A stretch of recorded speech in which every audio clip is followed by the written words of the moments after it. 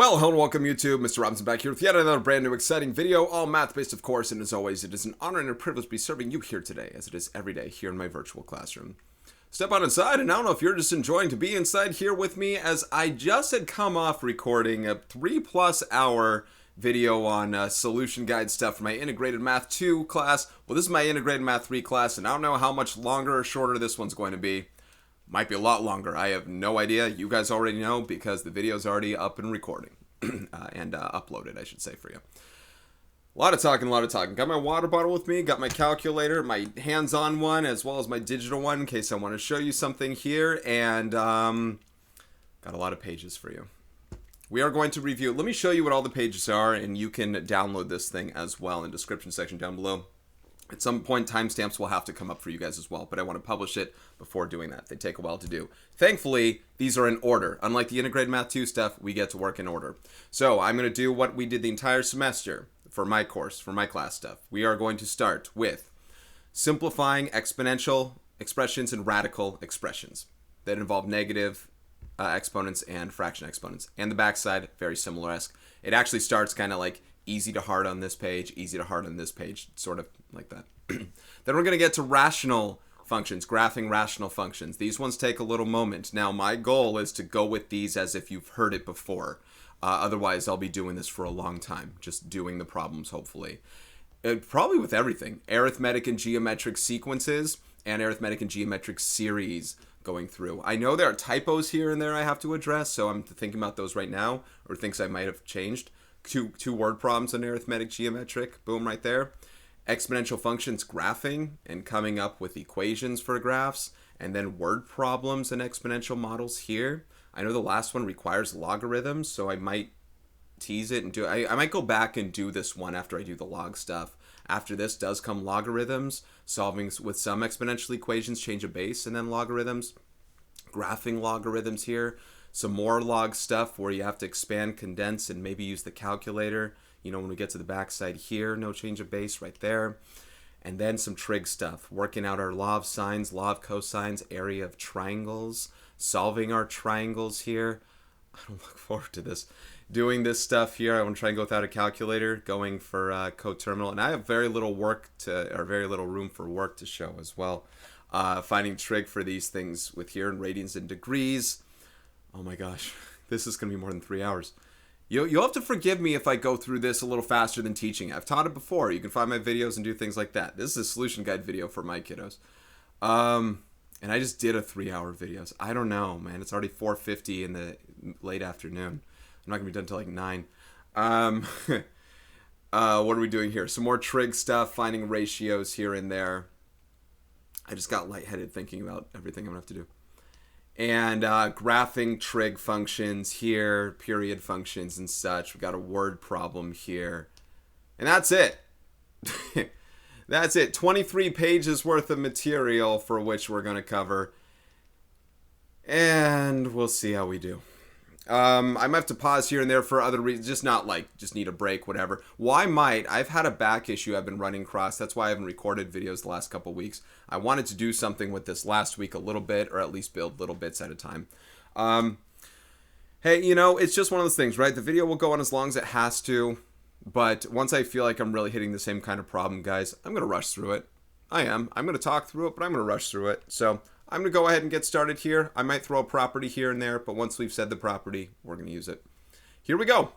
Starting off. Simplify the expression. Write your answer using only positive exponents. You must evaluate all numeric expressions. Yeah, there's a lot of simplification rules. When they say simplify, there are a lot of things I'm expecting us to see here. Positive exponents only. Fraction exponents should be written as a radical instead. No parentheses. Any n to the zeros, I'm going to get rid of that. You'll see how. Anything with no duplicate variables unless one's outside of a radical, one's inside of a radical. Just things like that. You'll kind of see more if I want to talk about them. But also evaluating numerical expressions. 2 cubed, I should turn into 8, Okay, so we got a negative exponent thing going here. First of all, n to the 0 power is 1. I'm just going to get rid of that right there because dividing by 1 is just that thing. But the fraction's still important because a negative exponent can be written positive if you write it in the denominator. So from numerator to denominator, negative exponent turns positive into the denominator. So on top is still a 1. On bottom I have a 2 squared and an m cubed. They turn positive in the denominator. End of the 0 is 1. It's kind of gone. So this becomes 1 over 4 m cubed. That would be the answer. Answers go on the right side, as you can see here. Number 2, I have negative 3 to the 4th over 3 to the 6th. Despite the fact that, because I want to talk about this, if these were parentheses, this would become a positive number. Because it's the negative without parentheses, it is negative, boom, 81 over 729. And yeah, we should reduce that fraction. But if you're having trouble with that, or, no calculator, whatever, let me give you another alternative. Keep in mind that when you divide things with the same base, you keep the base and subtract the exponents here. So instead, what I can do is divide all of, I can turn this into, the 3 to the 4th can just turn into 1, take out all 4 3's there, and take out 4 to the 3's down here, and you'll be left with negative 1 over 3 squared, which is negative 1/9. And that's what this is right here. That's negative 1/9 right there. All right, 2 times this squared. Now, order of operations says we square first, so we will.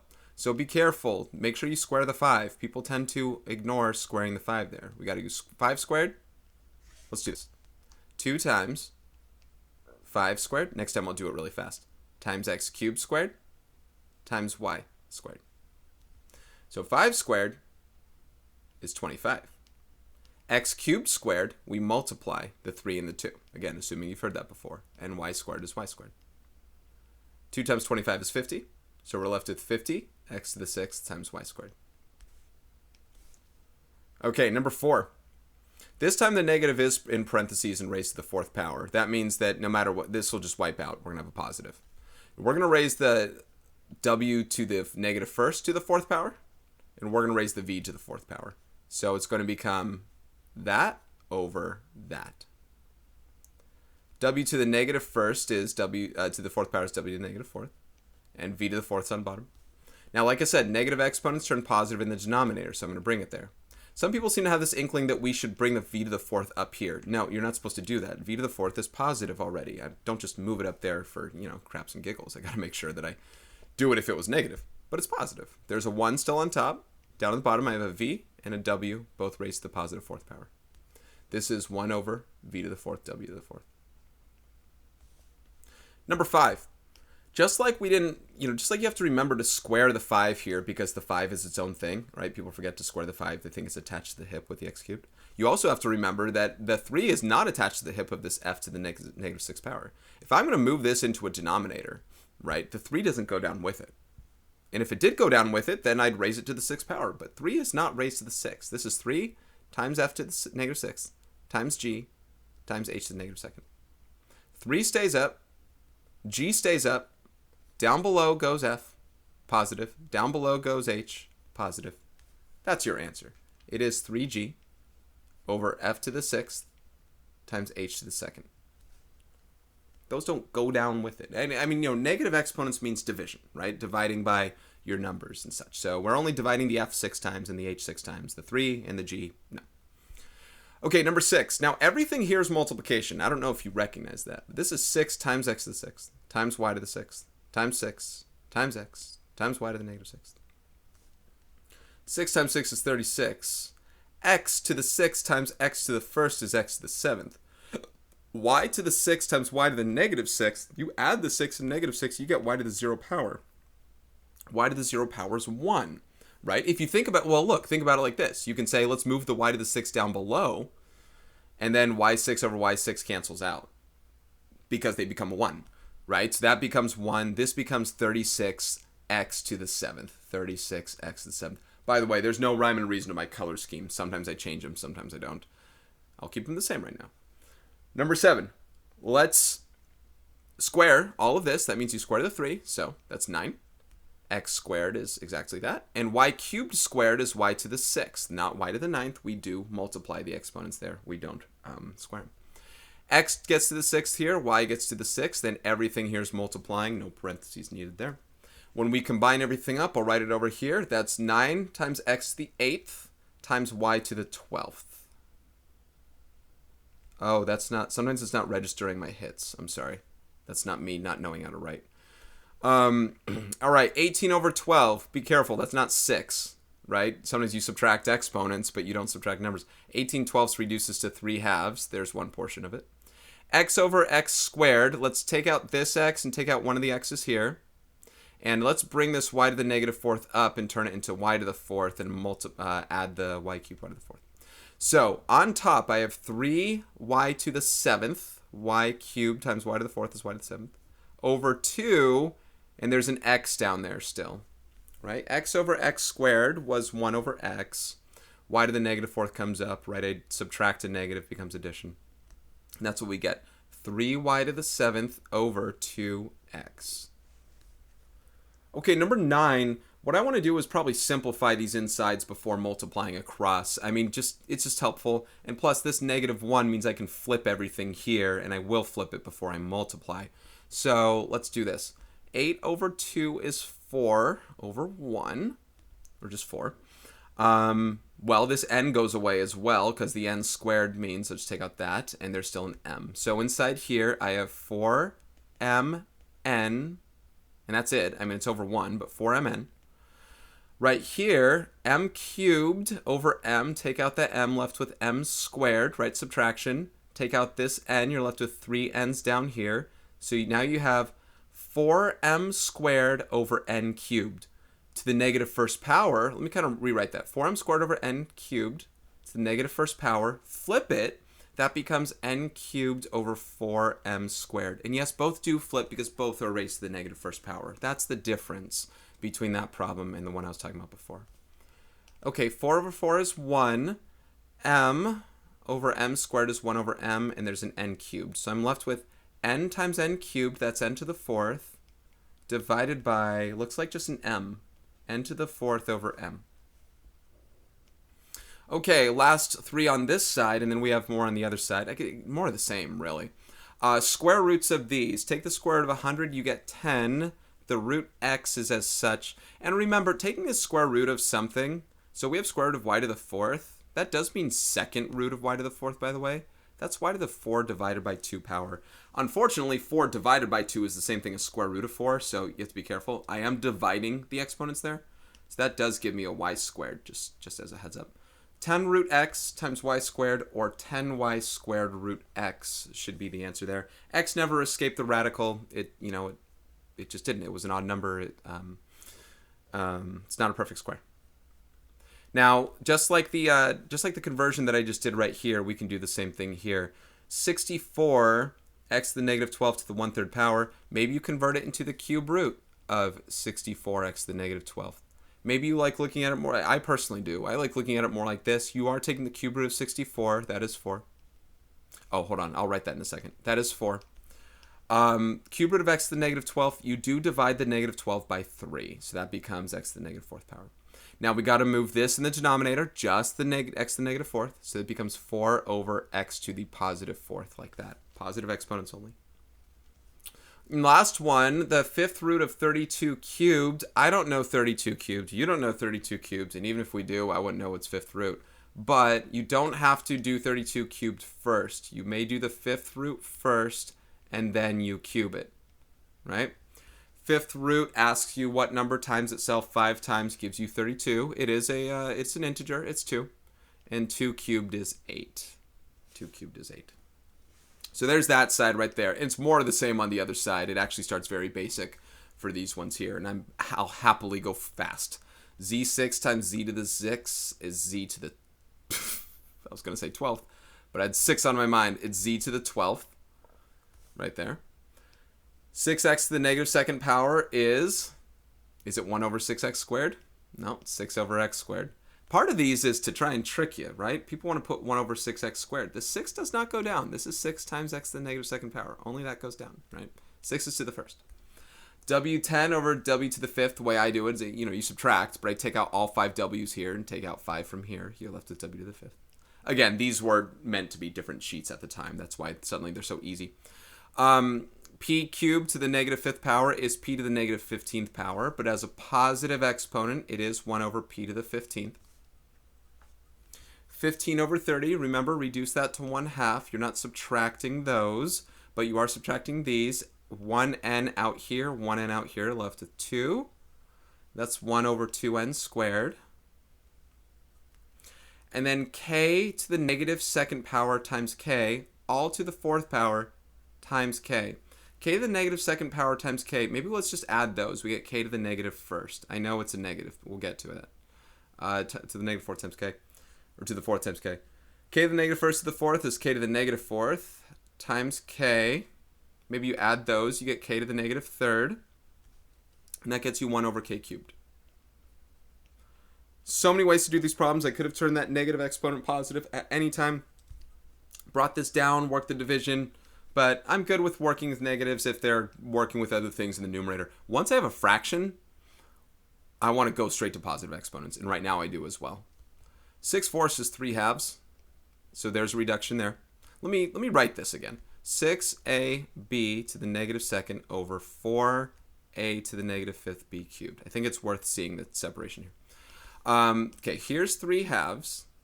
A to the negative fifth I'm going to bring up here and get a to the positive fifth. It's going to multiply with that a to the first.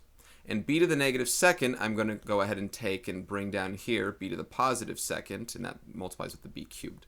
So in total I have 3a to the sixth on top. On bottom I have 2b to the fifth, the cubed and squared. And I think that's the answer. 3a to the sixth over 2b to the fifth. Why is my TV screen? Oh, my screen's black. I just noticed I turned around. I think my thing shut off. Hold on. There it goes. Let's see what's on. It's on the tube. Whoa! What is that? Oh, it's a dog. I thought it was like a thing with a mask. All right. X to the 0 power is 1. Automatically, you can get rid of that. It's kind of not needed, right? Maybe deal with the y cubed negative third after the fact. Let's raise these to the fifth power. 10 to the fifth. 10, 1, 2, 3, 4, 5. 100,000 times y to the negative 15th times z to the fifth power here. With a positive exponent of the y to the negative 15th, it's 100,000 z to the fifth over y to the 15th. Now we can square everything here, but I'd rather kind of simplify things first. Let's bring this up, get that x to the fourth, multiply that with x. And y over y cubed is 1 over y squared. So now we have x to the fifth over 9y squared. I can see where that can become rough writing for some people if you can't follow what it is that was written. Maybe I didn't. I hope I did. And that becomes x to the 10th all over 81. People forget to square that. 81 y to the fourth. Remember, multiply the 2. You're squaring x to the fifth. Boom. And squaring everything down there. There it is. All right, number 10, we have a negative root. That's uncommon to see, but it's the same thing as it's part of a negative exponent, right? It's like the denominator. So it is like 1 over the fourth root of 81x to the fourth. It's no different. Fourth root of 81 is 3. And the fourth root of x to the fourth is x, right? You divide the 4 by 4, and you get, oh, excuse me, it's just x. You divide the 4 by 4, and you get 1. So you get 1 over 3x there. Let me move myself to the other side of the page, though, into the screen. All right. Right here, we're raising these to the 1/2 power. It's the same as taking the square root of all this stuff. Okay, so the square root of, and this y to the, let's just bring the y to the 6th up already. 64x to the 10th y to the 6th over 25. So we're taking the square root of everything here. Square root of 64 is 8. Square root of x to the 10th, you divide 10 by 2, you get x to the 5th. Y to the 6, square root, divided by 2, you get 3, y cubed, over square root of 25 is 5. Finally, 128 to the 2/7 power, that's the same thing as the 7th root of 128 squared. And like the last time, maybe you don't want to square 128 first, but maybe take the 7th root of 128 first, and then you square it. 7th root of 128 is 2, just like the cube root of, or 5th root of 32 is 2. And 2 squared is 4. So you get 4. All right, that's simplifying radicals, rational exponents, negative exponents, things in parentheses, things with different quantities, da-da-da-da-da. And that's the review on that. And not too bad, 20 minutes in, but that's still 20 minutes in, only 2 pages. These pages might take a while. Graphing rational functions. Identify holes, vertical asymptotes, x-intercepts, horizontal asymptotes, and domains of each, then sketch the graph. Okay, so for me here, these first ones, whenever they're in this form, this f of x equals a over x minus h plus k, I really like to get in the nitty-gritty of every single point we can get because they are so pristine. These ones I get a lot more general for. Apologies to that, but these ones I just have it in a different way. The h and k are your vertical asymptote, horizontal asymptote. So this is a plus 0 here. So I have vertical asymptote here at x equals 3 and a horizontal asymptote here at y equals 0. So I can start by graphing right here. And x equals 3 vertical and y equals 0 horizontal asymptote. Come on. Like I said, I'm going to do this kind of fast. I've taught these before a long time ago, but these ones take a while. I can't linger too long in these, otherwise I'll lose out myself. The domain is also x can't equal 3. The vertical asymptote is the equation of the line that we make. The fact that x can't be 3 because we can't divide by 0 is that. The points on the graph are found by you kind of a vertical stretch factor of 4. Every time I distance myself this many units from the vertical asymptote is whatever I'm dividing 4 by. When I distance myself 1 from the asymptote at x equals 4, that's 4 over 4 minus 3, 4 over 1. 4 over 1 is 4. That's a point on the graph. I go 2 away. 4 over 2 is 2. 4 over 3 is 4/3. I don't care about that. 4 over 4 is 1. And I try and get some other points sometimes. Like I'd love to get 4 over 8. A little far away, but that's 1/2. But 4 over 1/2 is 8. I can get that. And you can start to see this approach of the asymptotes here on this side. Not very well graphed. That's okay. On the left side here, when we go 1 to the left, here, that's like -1. 4 over -1 is -4. 4 over -2 is -2. 4 over -4 is -1. 4 over -8 is -1/2. That's a good one to fit. 4 over -1/2 is -8. So those are my specific points I love to get on that one. Can get it pretty fast as well. Obviously, I'm saying them out loud with you. But those are nice ones to kind of understand the approach and stuff that these graphs will do. As all of them will do, but for different reason and different things. I know that number 3, because I taught to my students about this the other day. Number 3 is the same kind of problem, so I want to do this one first before 2, and then all of those are going to be kind of similar-esque. So let me start with this one. Now this one's not quite that x minus h scenario because x is negative. So what you need to do is you have to factor that negative out of here and really treat the a like the -1, right? -1 over x minus 4. So I'd rather write it like that. F of x is -1 all over x minus 4. So we'll do the same thing as before. Now your k is 0 again, right? Plus 0. You know, I didn't identify my x-intercept, y-intercept thing here. Their x-intercept none. Sorry about that. That's more useful for the other ones where I have to get points to do the graph. Here, I do the graph to get the points. The y-intercept, this would be -4/3, right? That would have been dividing 4 by -3 there. No holes. All right. Here we go. Let's do it again. Vertical asymptote, x equals 4. The value that you plug into here to divide by 0. It's, you know, what we don't want. Horizontal asymptote, y equals 0. Again, it's the k. So we are here and here. Hold on.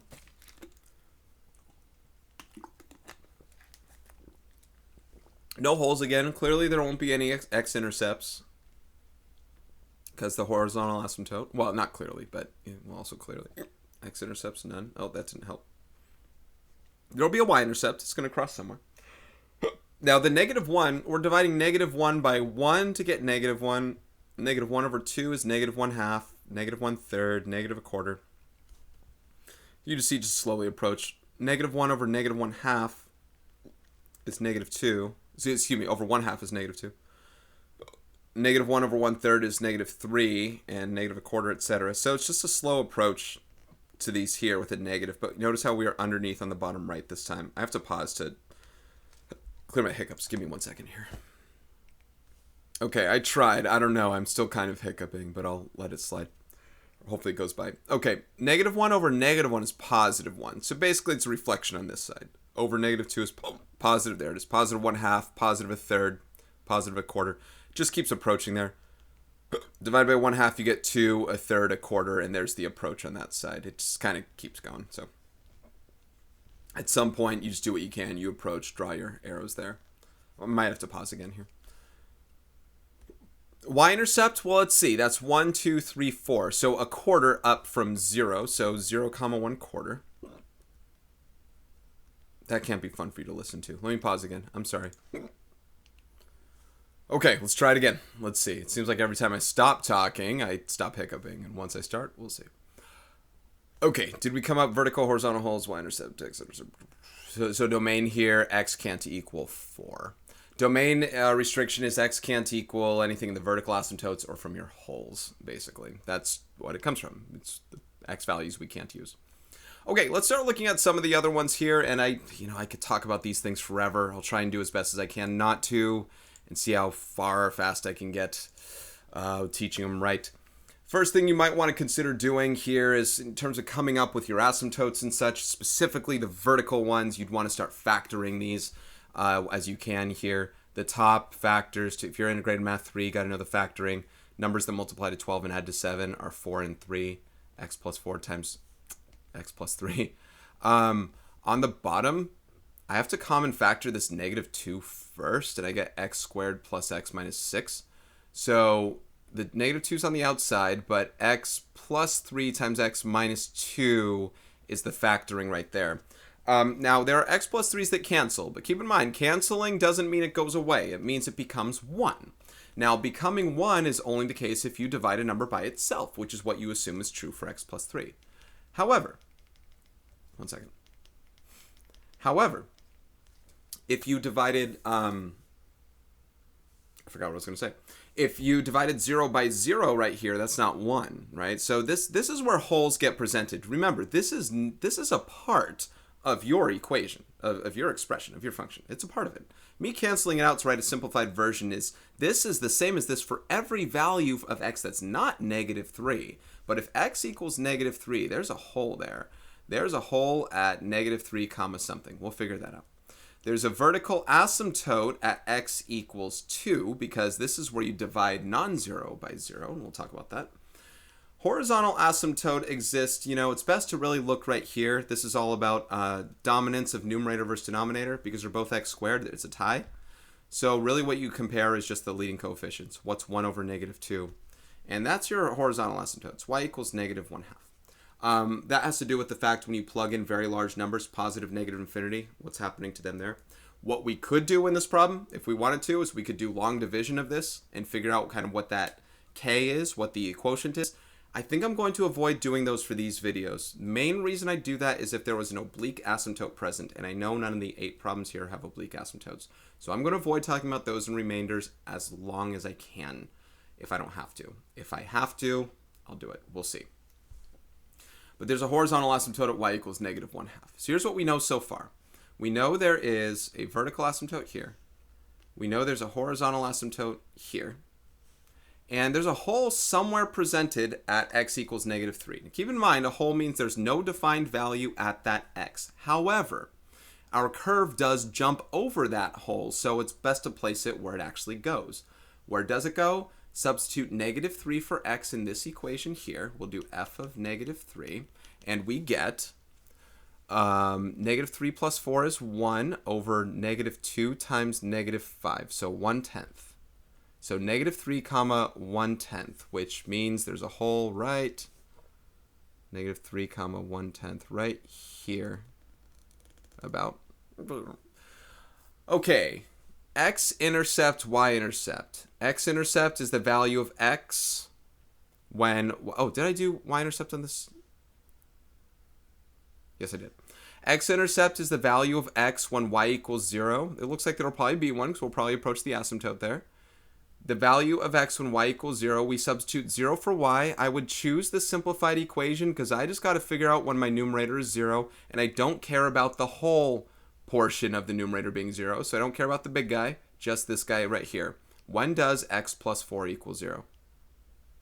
Well, at x equals negative 4. So the x-intercept is at negative 4 comma 0. which is right there. That seems to kind of fall in line with the whole right there. The y-intercept is the value of y1x equals 0. But here's where I like to use actually the original equation, because you plug in 0 into terms that just have x's in them, they just go away. Boom, boom, 12 over boom, boom, 12. 12 over 12 is 1. F of 0 is 1. Therefore, the y-intercept is at 0, 1. So that is right here.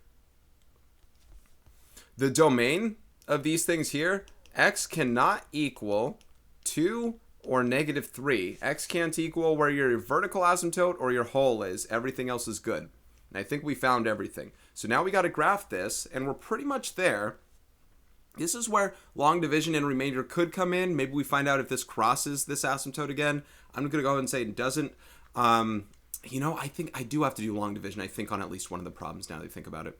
Although I didn't do it, I think I saw the answer key, and we'll look into it. But anyway, what we're going to do in terms of graphing is ask ourselves, well, here are critical points that we cross through. So clearly it looks like the graph's got to do a number of approaching from here, striking through there, and hitting these points, boom, boom, and coming down and approaching here, never coming back up, right? Jumping the hole and all that. On this side, I don't have any x-intercepts, holes, anything like that, so it doesn't look like it comes from the top. Otherwise, it would approach and hit. It must come from the bottom. To avoid hitting all those things, it must be coming from this side right there, and there is our graph. We're all good. You can see why these might take some time. The less I talk and teach over it, the faster I'll go. And, it's just, there's a line, right? There's a line. Anyway, let's factor again. Common factor of negative 3 on top, I have x minus 4. On bottom, this turns into x minus 4 times x plus 1. So that's me going faster. When I cross those things out, that gives me, ooh, this one's good. So that gets me negative 3 over x plus 1. And I say that's good because that simplified version is something I know how to graph on a point-by-point basis. There is a hole, however, and I will feature that. I'll feature that without having to plug anything in for you even. I'll show you what I mean by that. There's a vertical asymptote at x equals negative 1. There's a horizontal asymptote. See, this is the a over x minus h plus k set. There's a horizontal asymptote at y equals 0. That's good. So, or not that's good, but I mean, I know exactly where it is. So right here, we have y equals 0 and x equals negative 1. And that negative 3 is our a value here. So we have points. Oh, so there is a hole. At x equals 4, what's the y value? We'll figure that out. And I can figure it out with you just by graphing these. So given that nature of this stuff here, and that stuff, we'll do 1 over negative 3 over 1 is negative 3. Negative 3 over 2 is negative 1.5. Negative 3 over 3 is negative 1. Negative 3 over 4, I don't care. Negative 3 over 5, I generally wouldn't care. But because it's the whole, that's at negative 3 over 5. Negative 3 fifths. That is where that is, negative 3 fifths. And if you wanted to figure it out, you'd plug 4 into here. Oh, negative 3 over 4 plus 1, negative 3 fifths. So I was going to say, I just want to do it from the graph, though. Negative 3 over 6 is negative 1/2. Okay, that's pretty good. And negative 3 over 1/2 is negative 6. And on this side, we'll do the same thing. There's just no hole on this side. Over 1, over 2, over 3, and over 6. And over 1/2 is 6 right there. So this is our graph here. Now, one thing I can mention about the original function is, remember in the last problem with the horizontal asymptote, I said compare the leading terms. I had a quadratic over a quadratic, right? X squared over x squared. Neither dominated the other, so I just compared the coefficients. Well, here, the denominator dominates the numerator. This is x to the first, this is x squared. When you have that scenario, your horizontal asymptote's y equals 0. That's because this thing becomes so incredibly large here, when you get big numbers, that it dominates in x, no matter how large this coefficient is. So it approaches y equals 0, and that's where this came from, but we got to factor to also recognize that. So that just very much helped. I didn't know that happened in the problem, but it did. Okay, there's that one. Let's see. Y-intercept. See, through the graph, I have the y-intercept. Y-intercept is 0, negative 3. X-intercept, there is none. And then domain, it's based on your holes and asymptote. x can't equal negative 1. Whoa, where's my whole? Or 4. X can't equal negative 1 or 4. All right, 4 more of these. Here we go. Let's move myself. Okay. Factoring, if we can. I have a common factor of negative 2 on top to get x squared minus 2x minus 8. That factors into x minus 4 times x plus 2. On bottom, that factors into x minus 4 times x minus 1. So I got x minus 4s that can go bye-bye.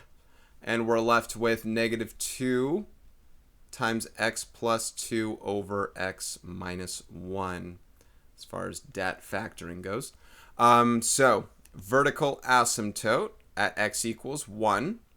Horizontal asymptote, we compare numerator, denominator here. They're both x squared, so negative 2 over 1 is negative 2. Y equals negative 2. Let's go and graph those to start. So x equals 1. Let's change the color here. X equals 1. Y equals negative 2. There is a hole at 4, comma, negative 2 times 6. 4 plus 2 is 6. So negative 12 over 4 minus 3. Negative 12 over 4 minus 1 is 3. Negative 4. So 4, negative 4. I hope I did that math right. So 4, negative 4. There's a hole there. X and y intercepts. You set the other equal to 0. So x-intercept set y equal to 0. That's going to be, for this part, 0 equals negative 2 times x plus 2. X plus 2 equals 0. X equals negative 2. So negative 2 comma 0 right here. There's a y-intercept. Set x equal to 0. Do it on the top. We get 16 over 4. That's 4. So 0 comma 4 right there.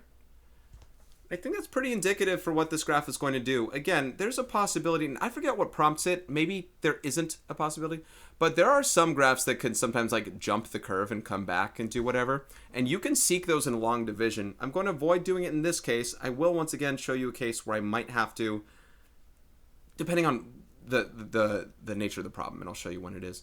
And then domain, of course, x can't equal 1 or 4 based on your vertical asymptote in your hole. So let's do the graph from there. It looks like it just has that kind of like, you know, we're hitting through here and approaching.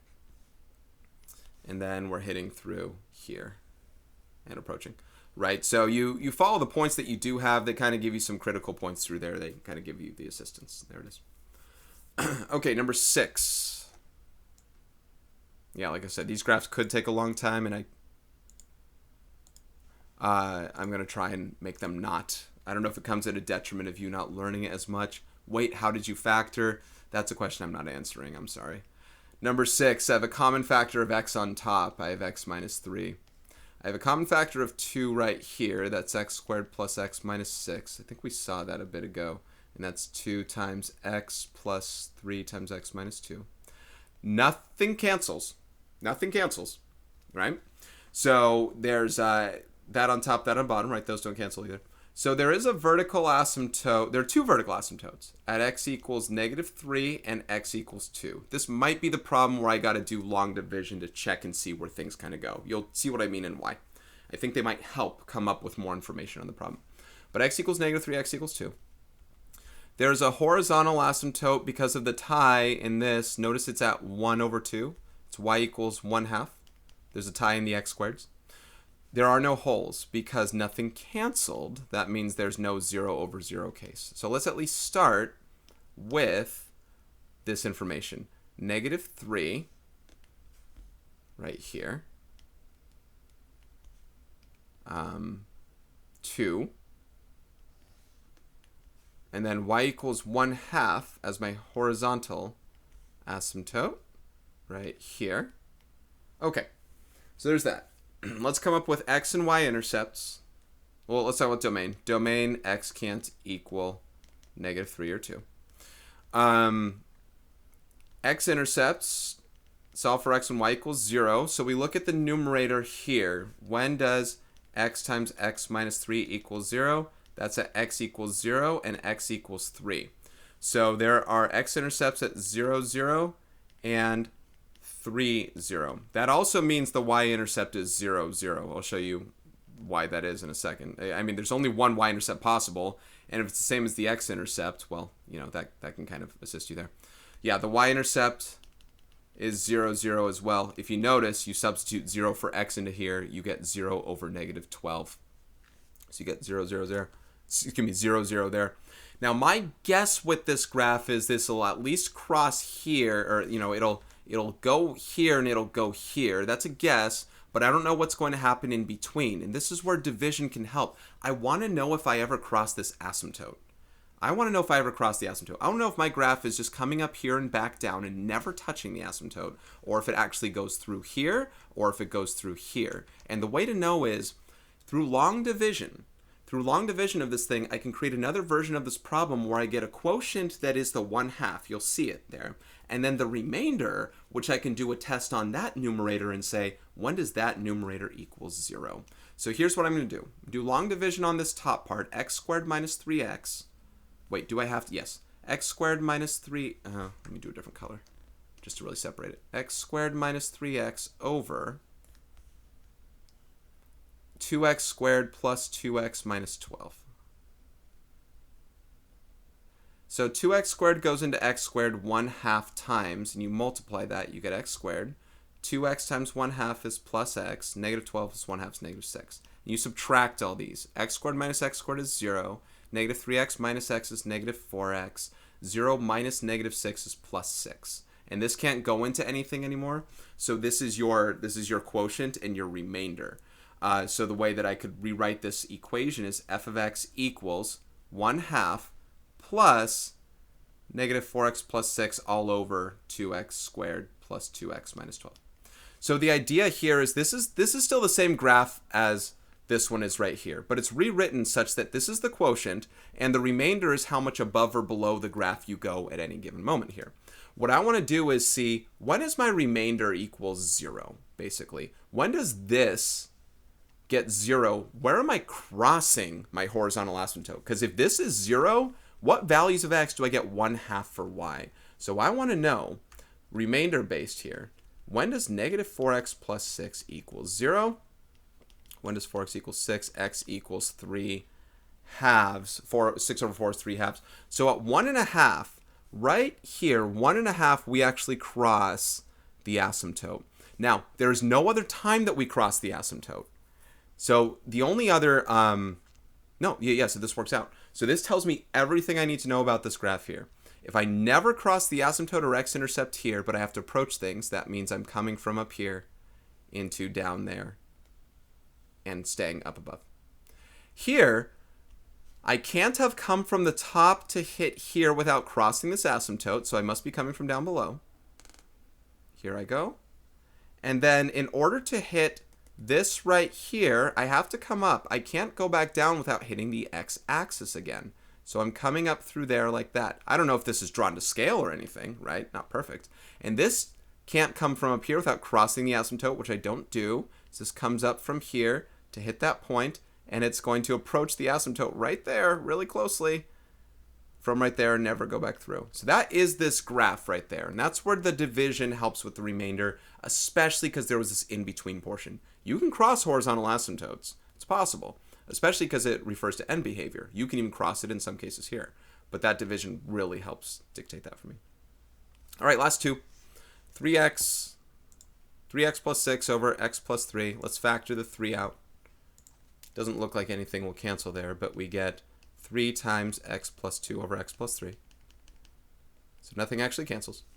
Did I list domain restrictions on the last one? Yes. Okay, so vertical asymptote here at x equals negative 3. Horizontal asymptote, same thing here. So it's at y equals 3 over 1, y equals 3. So let's go ahead and graph those two. X equals negative 3. Y equals 3. Okay, so domain, no holes. Domain is x can't equal negative 3. Holes, none. Okay, You know, you can, I'm trying to remember if these are the ones with long division where I could graph it like those other ones. If not, I'll just do the x-intercept stuff. X-intercept, substitute 0 for y, so when does 3 times x plus 2 equals 0? That's when x plus 2 equals 0, so x equals negative 2. So negative 2 comma 0. Y-intercept is you set x equal to 0. 6 over 3 is 2.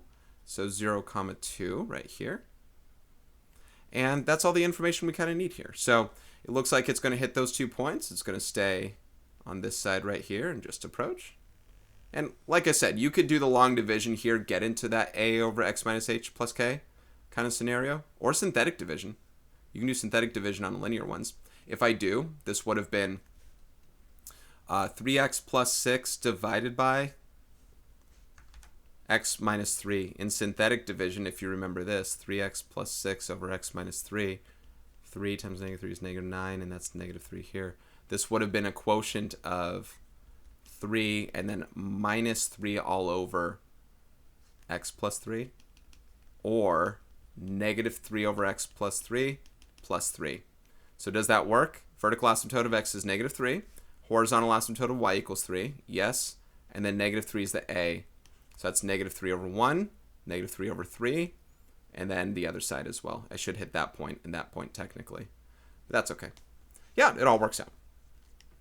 You probably don't know the synthetic division part. You can use long division if you're uncertain. Okay, last one, number 8, and then we get to move on to some new stuff. Number 8 here. X squared plus 5x plus 4. Let's just write that down below because I used a lot of space. X squared plus 5x plus 4 all over x squared minus 1, I think I saw. So the top factors to x plus 4 times x plus 1. The bottom factors to x plus 1 times x minus 1. Off goes the x plus 1s. And you're just left with x plus 4 over x minus 1. Okay, so in this case here, you have a vertical, let's do green again, vertical asymptote at x equals 1, horizontal asymptote at tie, y equals 1, because it's 1 over 1. You could, again, you could do the division and get the AHK form if you wanted to. I'll save it this time. You do have a hole at negative 1 comma, negative 1 plus 4 is 3. Negative 1 minus 1 is negative 2. Negative 3 halves.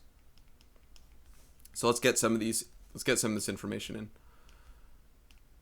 1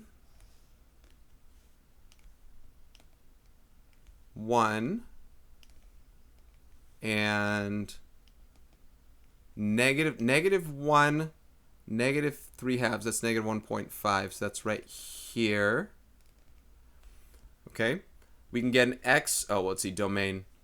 Domain, x can't equal 1 or negative 1, that's the vertical asymptote and hole. X-intercept, set y equal to 0. So when does x plus 4 equal 0? Well, that's x equals negative 4.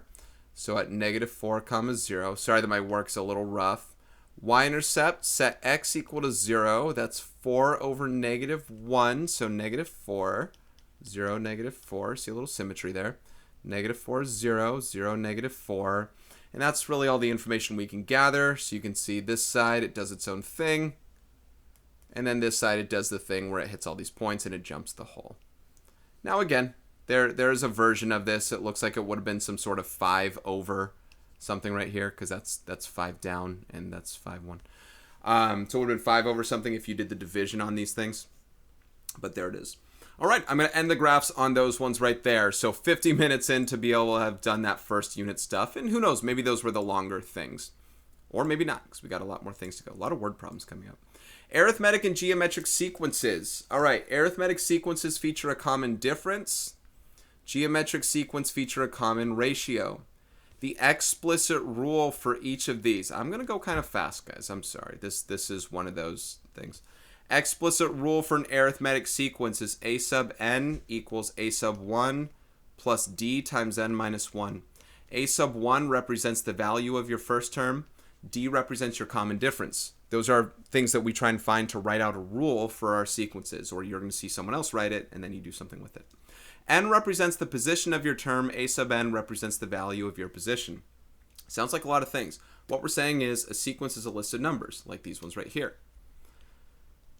18 is the third position of this. The value of it is 18. So n would be 3. A sub 3 would be 18, for example. You can find the value of any term in a sequence with a rule just by substituting the position in. If I knew the rule for this, I could substitute 100. I could find that 100th term by substituting 100 in for n. I just need the first term and the common difference. Now, let's determine, geometric sequence, sorry. Geometric sequence, you take the first term and multiply by the common ratio, n minus 1 times. If you kind of need the stories for these things, it's like, to find the 100th term, I'm going to add the common difference 99 times from the first term. Or multiplied by the common ratio 99 times from the first term. That's where the n minus 1 comes from. It's one less than the term you're looking for. All right. Are the following sequences arithmetic, geometric, or neither? If they're arithmetic, state the value of the common difference. If they're geometric, state the value of the common ratio. This clearly, and I'll stay clear as long as they are clear. This clearly has a common difference of 6. Adding 6 each time, that makes this an arithmetic sequence with common difference of 6. This one, you add 5 and then you add 6. Yeah, I can imagine you add 7 next, and that's great that there is a pattern. That doesn't make it a common difference. This is not arithmetic. Geometric asks you if you're multiplying by the same thing. Are you multiplying by some r value over and over to get from one to the other? And you may not know, you may guess, but to be certain, the 6 times what is 11? You do 11 divided by 6 to figure it out, right? If 6r is 11, r is 11 over 6. The other one, 11 times what is 17? 11 times r is 17. R is 17 elevenths. Are 17 elevenths and 11/6 the same thing? They may be close. I don't know if they are. They may be close. It's somewhere between 1 and 2. But they're not the same. If I can't reduce them to be the same fraction, they're not the same value. They don't have a common ratio here. They don't have a common ratio. It's not a geometric sequence. It wasn't arithmetic either, so it's neither. You don't identify a D or an R for this one. This one, it's clear as day. You multiply by 7 for 14. 14 times 7 is indeed 98. 98 times 7 is 686. I think I did this problem with my kiddos already. So that is a geometric sequence. And again, you can test this in a couple ways. Use a calculator. Try and do times 7 once you know what it is. Or do 14 over 2 is 7. 98 over 14 is 7. 686 over 98 is 7. R equals 7. Now these ones you divide by 2. I think you guys can agree to that. We divide by 2. But a ratio is asking what you multiply by. 160 times what is 80? And it's not negative 2. It's 1/2. You have to remember that. This is a geometric sequence, but the ratio is not 2, and it's definitely not negative 2. I gotta sneeze, I think. Oh, did I balk? I think I did. It's not negative 2 either. I'll show you how a negative works with this thing, but the common ratio there is 1/2. This one right here looks like I'm, if you're uncertain, you could do the subtraction business. What's negative 25 minus negative 40? That might not help people, but that's 15. It looks like you're adding 15 each time, right? Getting more positive. So you are. That's an arithmetic sequence. Common difference is 15, positive 15. If you were going down in your numbers for an arithmetic sequence, it would be a negative. It's what you're subtracting or the negative that you're adding. This is a case where you're multiplying by 3, but notice how the signs are changing. And this is allowed for sequences, specifically of the geometric variety. You are multiplying by negative 3. And this is what a geometric, this is what a negative common ratio looks like. The numbers could go down if you got a negative fraction, but this is what a negative does. This is what a fraction does, right? Dividing by something is multiplying by the reciprocal. So there's that one. Only one was neither. Okay, I do recall this. There's a typo on the screen here. 4C, turn this into a 26. We are going to find the rule for the arithmetic sequences here. So we will apply this rule that you have up here. Hopefully you have it written down. I'll give you a simplified version of each one as well. They do actually say don't forget to simplify. So, okay, we'll do that. So in these arithmetic sequences, you must identify the value of the first term. This says find A. You got to find A sub 1. A sub 1 is negative 10. That's the value of the first term. The common difference here, there will be 1, and it is 6. If you can't find it from the other numbers, do 2 plus 8. Do 2 plus 6. Whatever. 2 plus what is 8? 8 plus what is 14? Outside of typos, because they all do have a common difference, find the 2 easiest ones to do, and you're set. So common difference is 6. Your formula is a sub n equals a sub 1 plus d times n minus 1. This is the rule to find the value of any term n. To simplify it, I could distribute the 6 right here. This is an answer. This is fine. This is fine. But if in multiple choice, you don't know what's going to pop up. So you could distribute the 6 here, and you get negative 10 plus 6n minus 6, which is negative 16 plus 6n. Or 6n minus 16. I mean, it really is, addition's commutative. So you could write 6n minus 16 or negative 16 plus 6n. The 6n minus 16 is a lot more y equals mx plus b form, and that's really where this kind of originates. That's why they sometimes teach this first before that. But there's another version. There are 2 of those. Okay, so I'm going to make sure to do both of those each time.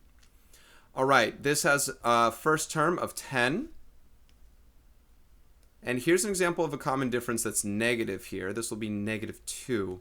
So this is a sub n equals 10 minus 2 times n minus 1, the quantity n minus 1, and that's fine.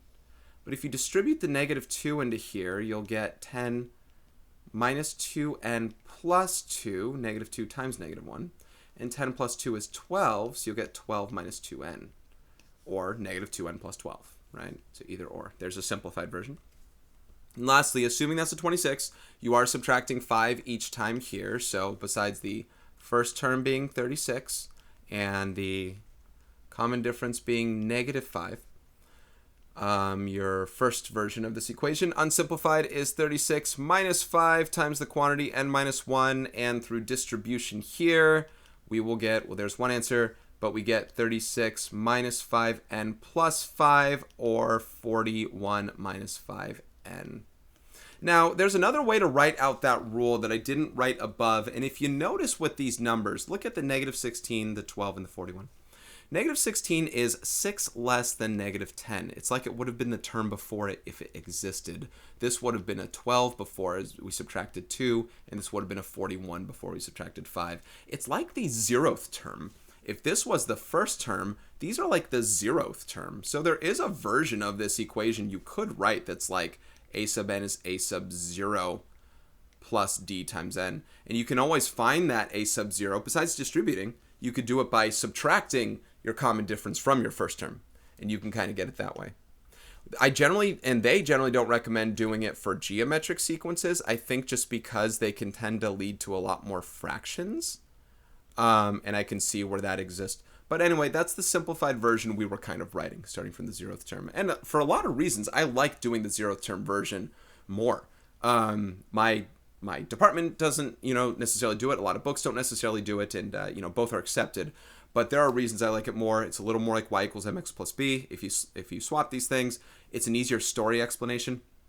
You add d, your common difference, the same number of times as the term you're looking for. To find the 100th term, you add it 100 times instead of 99. But I see purchase for this one as well, especially when you're substituting certain numbers. So you're fine either way. Okay, geometric sequence is based off this one right here. It's the same kind of idea, but a common ratio. And exponentiation is the way. And after the arithmetic geometric things, we're diving into exponents. So I think this is the lead-in unit-wise into it.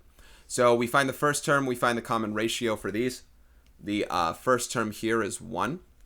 The common ratio here is 3 times 3 times 3. So a sub n equals 1 times the common ratio 3 to the n minus 1 power. You can see why the 0th term might not be as good here. The 0th term would have been 1/3. Right? So that would be a sub n equals 1/3 times 3 to the n power. Maybe not as good for people to try and find. I can see that. That's your answer there. That's good. You might also see it just as 3 to the n minus 1 power because clearly the 1 is, whatever. All right here, keep in mind you are dividing by 2, it appears, but you're also then therefore multiplying by 1/2. So the first term we do have as 12. The common ratio we have is 1/2. And you know what? I might put 0.5 in this case. I often wouldn't, but they showed a decimal here. maybe you work off a decimal with it. I don't know. Maybe that's the go-to. So your a sub n in this case will be 12 times either 1/2 to the n minus 1 power or 12 times 0.5 to the n minus 1 power. Either way is fine. They're both the same.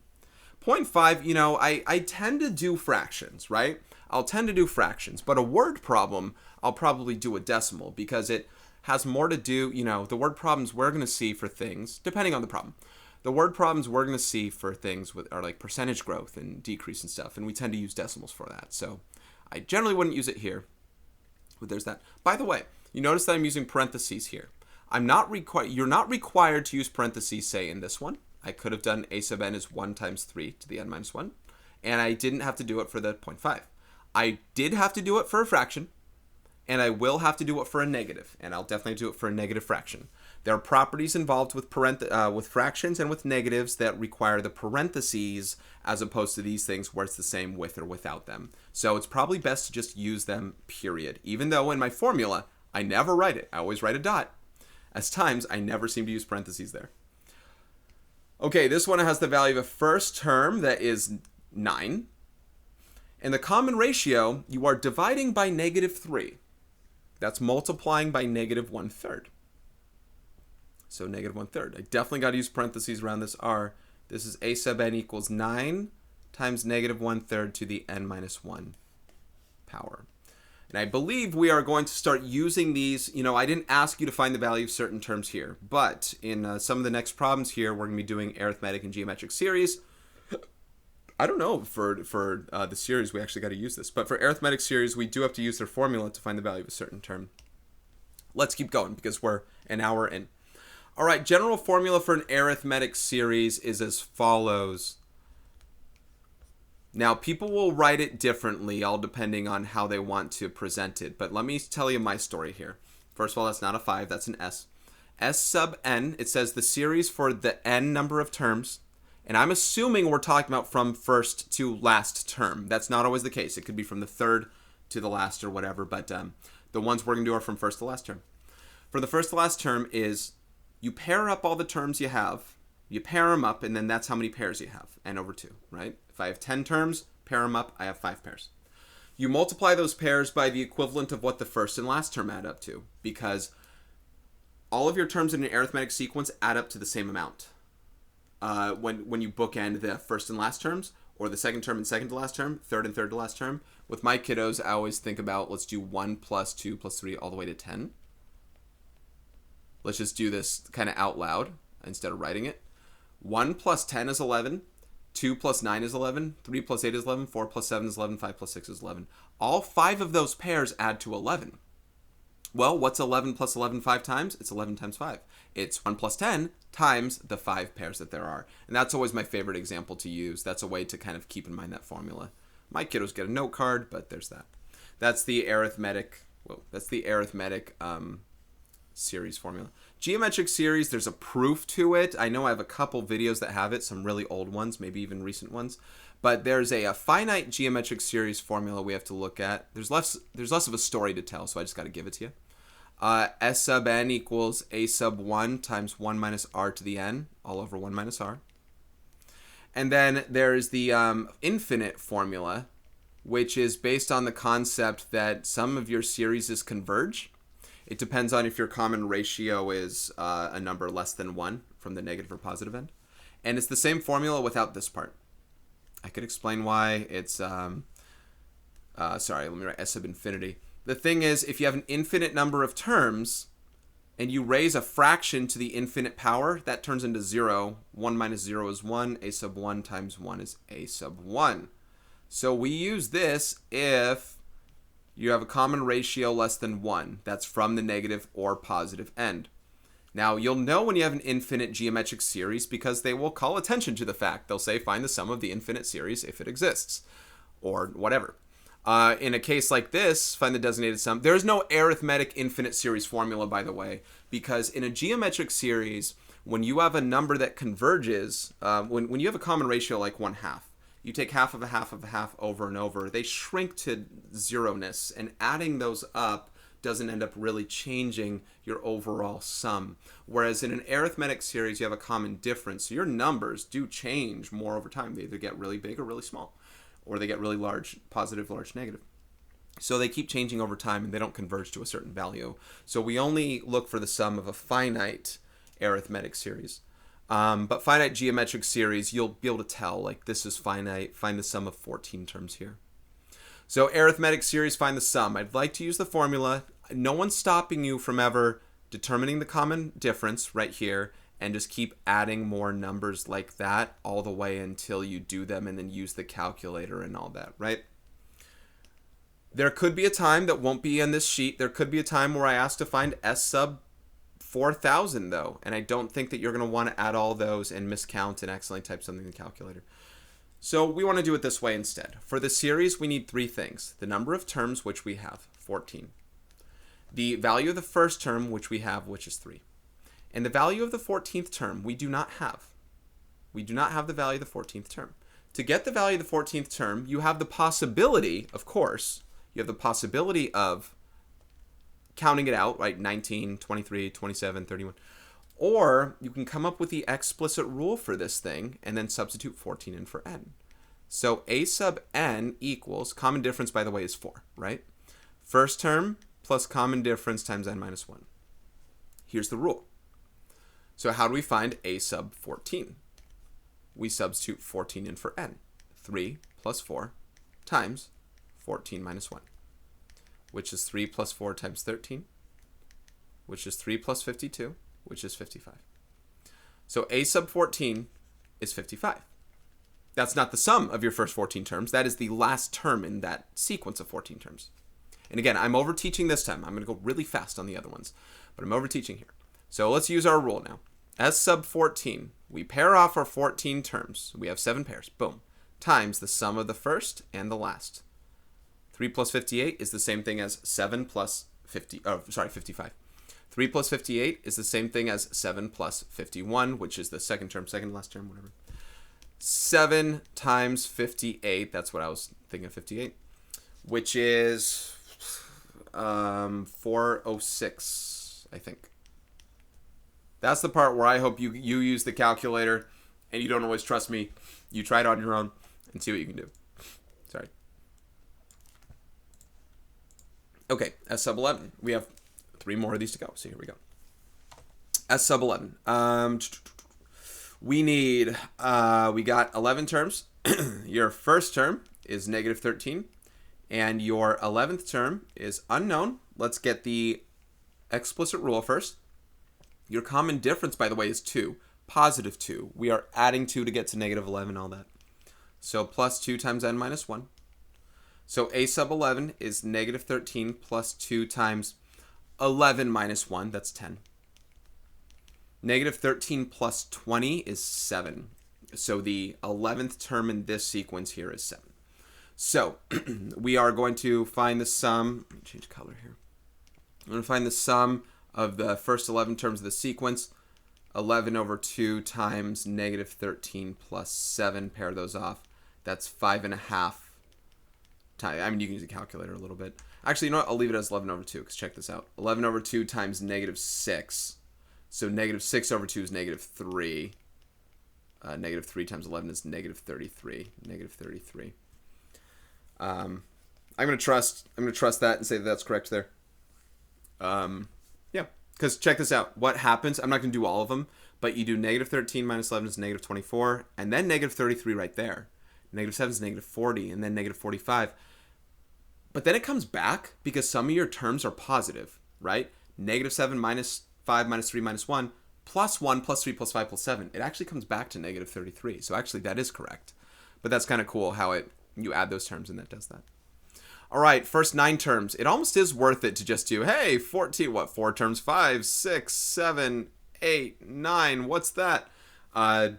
But it's the same diff. Now, that is the 9th term right there is 6. Let's just go ahead and confirm it the way I did before. Because, again, the idea, and you can do this. I'm not stopping you. But what if I wanted 90 terms? And there's nothing stopping me from doing that on a test. It's actually no harder if you have a calculator. It literally is not. Because you won't be doing this. You'll be doing the formula. So the first term is 22. Your ninth term is at 6. Let's see. The explicit rule is the first term. Common difference is -2 this time. So it's going to be 22 minus 2 times 9 minus 1 is 8. 2 times 8 is 16. 22 minus 16 is 6. So there is your ninth term. So you are pairing those off, right? 22 plus 6, 20 plus 8, all that. They're both the same thing.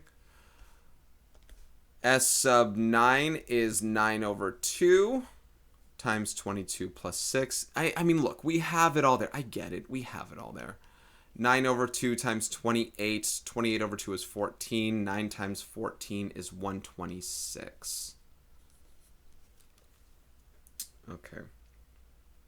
And last one here. So this is one that you definitely want to use this for.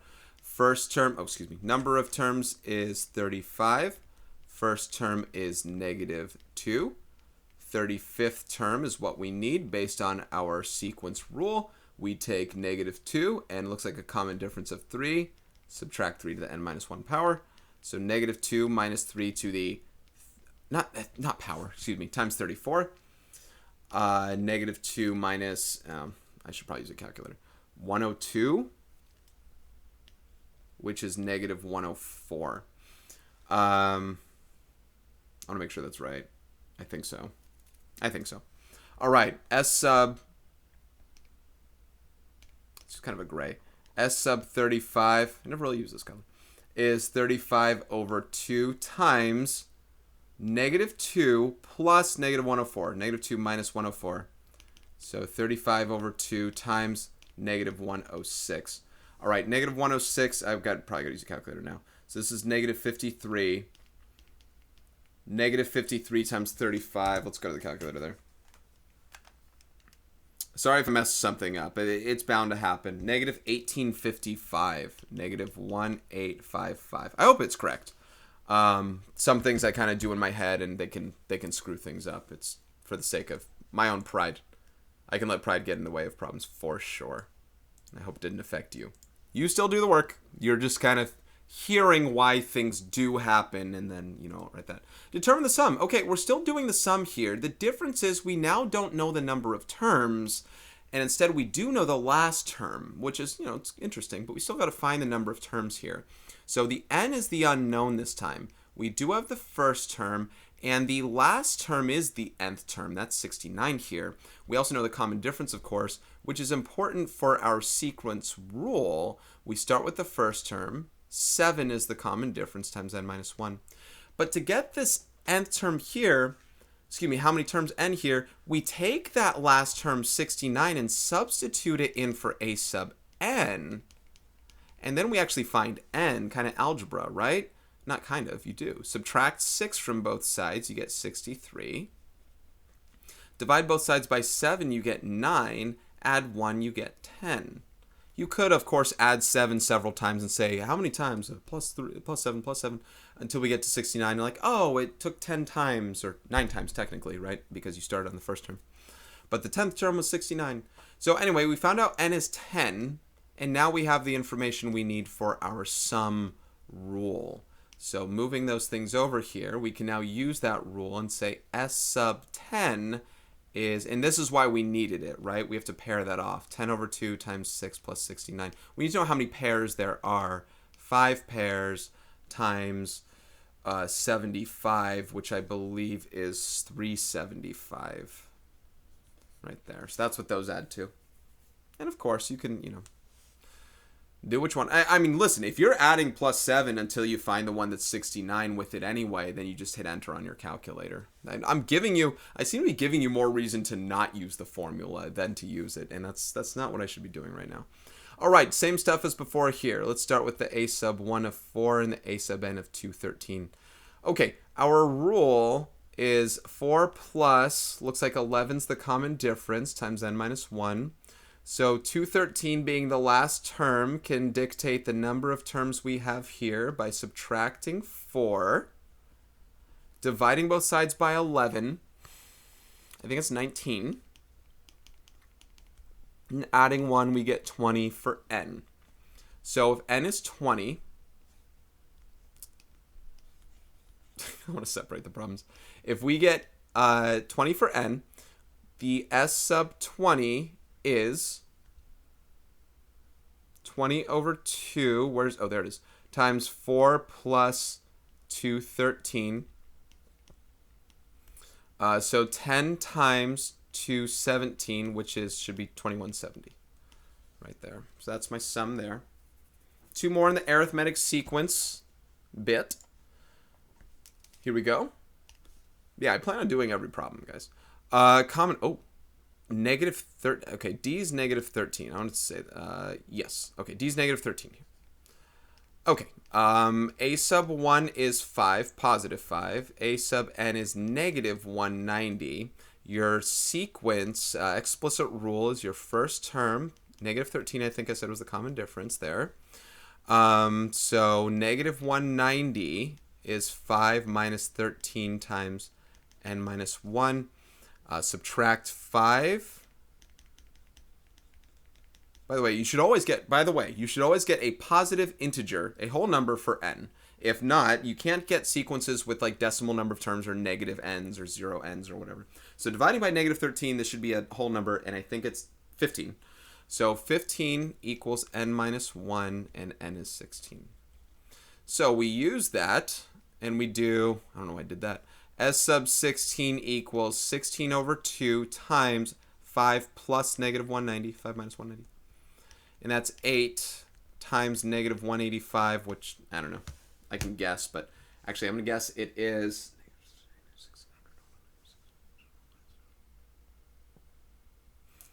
negative 1480. 8 times negative 185.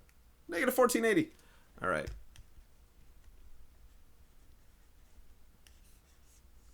How did you do that? All right. Well, okay. The answer here is 0. Now, if you notice what's happening, you're adding 100 and then 90, 80, all the way, it's going down. It's going down to 0. And then you're adding negative 10, negative 20, negative 30, all the way to 100. You're bookending your 100 with negative 100. You're pairing them off, you get 0. The answer is going to be 0. Let's work it out conventionally. Your A sub 1 is 100. Your A sub n is negative 100, right? You're already bookending these pairs for an arithmetic sequence. How many terms? You might know there are 21 terms. 10 terms from 100 to 10, 10 terms from negative 10 to a negative 100, and plus the 0, plus the 1. But your sequence is 100. The common difference is negative 10 times n minus 1. Negative 100 goes here. Subtract 100. Divide by negative 10. Add 1. You get 21. 21 terms. Okay. Your S sub 21 is, again, all of it's kind of moot, is pair off 21 over 2 times 100 minus 100. So what is 21 over 2? Honestly, I don't care. 21 over 2 times 0 is 0. Yes, the sum can be 0. You're adding positives with negatives over and over, right? So anyway, you're getting 0. All right, those are arithmetic sequences, or series, excuse me. Let's do geometric series. And you can tell these ones are finite because it's limited to numbered terms, 7 terms, 13 terms, etc. Some of these sometimes better off just doing this. Now, I don't think I've ever had to call attention to this before, but in a geometric series, you're not multiplying your values. You are adding them. They are just separated by a common ratio, something like 4 times 2 is 8 times 2 is 16. But you are adding the 4, 8, and 16 and all that. To rewrite here, this is your finite geometric series formula here. And honestly, besides the fact that it's sometimes a formula people have trouble remembering, people have trouble operating with it. I got to use my calculator a little bit to assist you guys on the nature. Sometimes the numbers get huge. I might even have to use my other calculator with this, and I hope I can paste in what some of those answers are if they get too big, because I know some of my students were wrestling with that. And sometimes you want to do some conventional math without actually using the calculator right at this moment, because you might forget parts of parentheses, order of operations, just things like that, right? So you might want to just be rounding early with these fractions and stuff. Just be very careful. I was almost forcing my students to use exact answers, exact fractions with these, and they were not having it, and I get it. I get it. All right. So what do we need? We need the first. We don't need the last term this time. We need the first term, the common ratio, the number of terms. We have the first term of 4. We have the number of terms as 7, and the common ratio of, looks like 2. So we have everything. So S sub 7, the value of the first 7 terms here, the sum of the first 7 terms, is your A sub 1 times 1 minus common ratio. Please use parentheses around that because it can change. Common ratio to the 7th power divided by 1 minus common ratio. Oh, 1 minus common ratio. So S sub 7 equals 4 over 1. I know this one. 1 minus 128 all over negative 1. So something that can help you before you use the calculator, maybe do 4 over negative 1, right? That's negative 4. And then times negative 127. I don't know that number there. I can, obviously I like to do it. 508. Negative 4 times negative 127 is 508. Now, other things, there are like negatives all about subtracting and all that. And, you might have negative common ratio and just be careful with things. You should get a positive answer, right? You're adding positives over and over. You should get a positive. So if you get a negative, maybe you miscalculated, something went wrong. Just be careful there, right? Just be careful.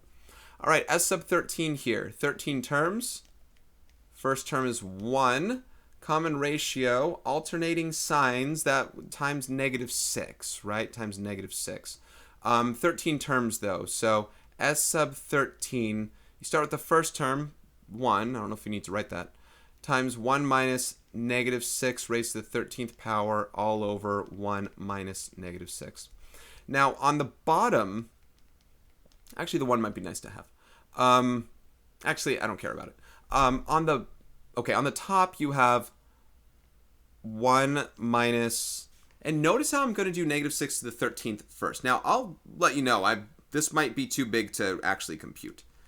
Yeah, negative 6 to the 13th, it's a little too big to compute on my thing right here. If I use the calculator on my computer, I can get more things. Let me show you what I mean. 6, I don't know. Oh, here's the negative symbol. Negative 6 to the 13th power. And then I'll make the point I was making a second ago. So it's this number right here. Even my calculator gave up on fitting this. So it's that number there. We're going to divide this by apparently 7 because 1 minus...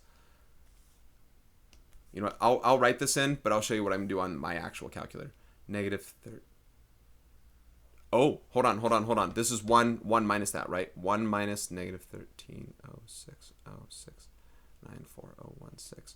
All over 1 minus negative 6. 1 plus 6 is 7, right? Anyway, yeah, so we'll calculate that. Great. That becomes 1 plus, right? 1 plus this all divided by 7. So... the point I wanted to make here was, although it doesn't affect this current problem here, notice how minus and negative becomes addition.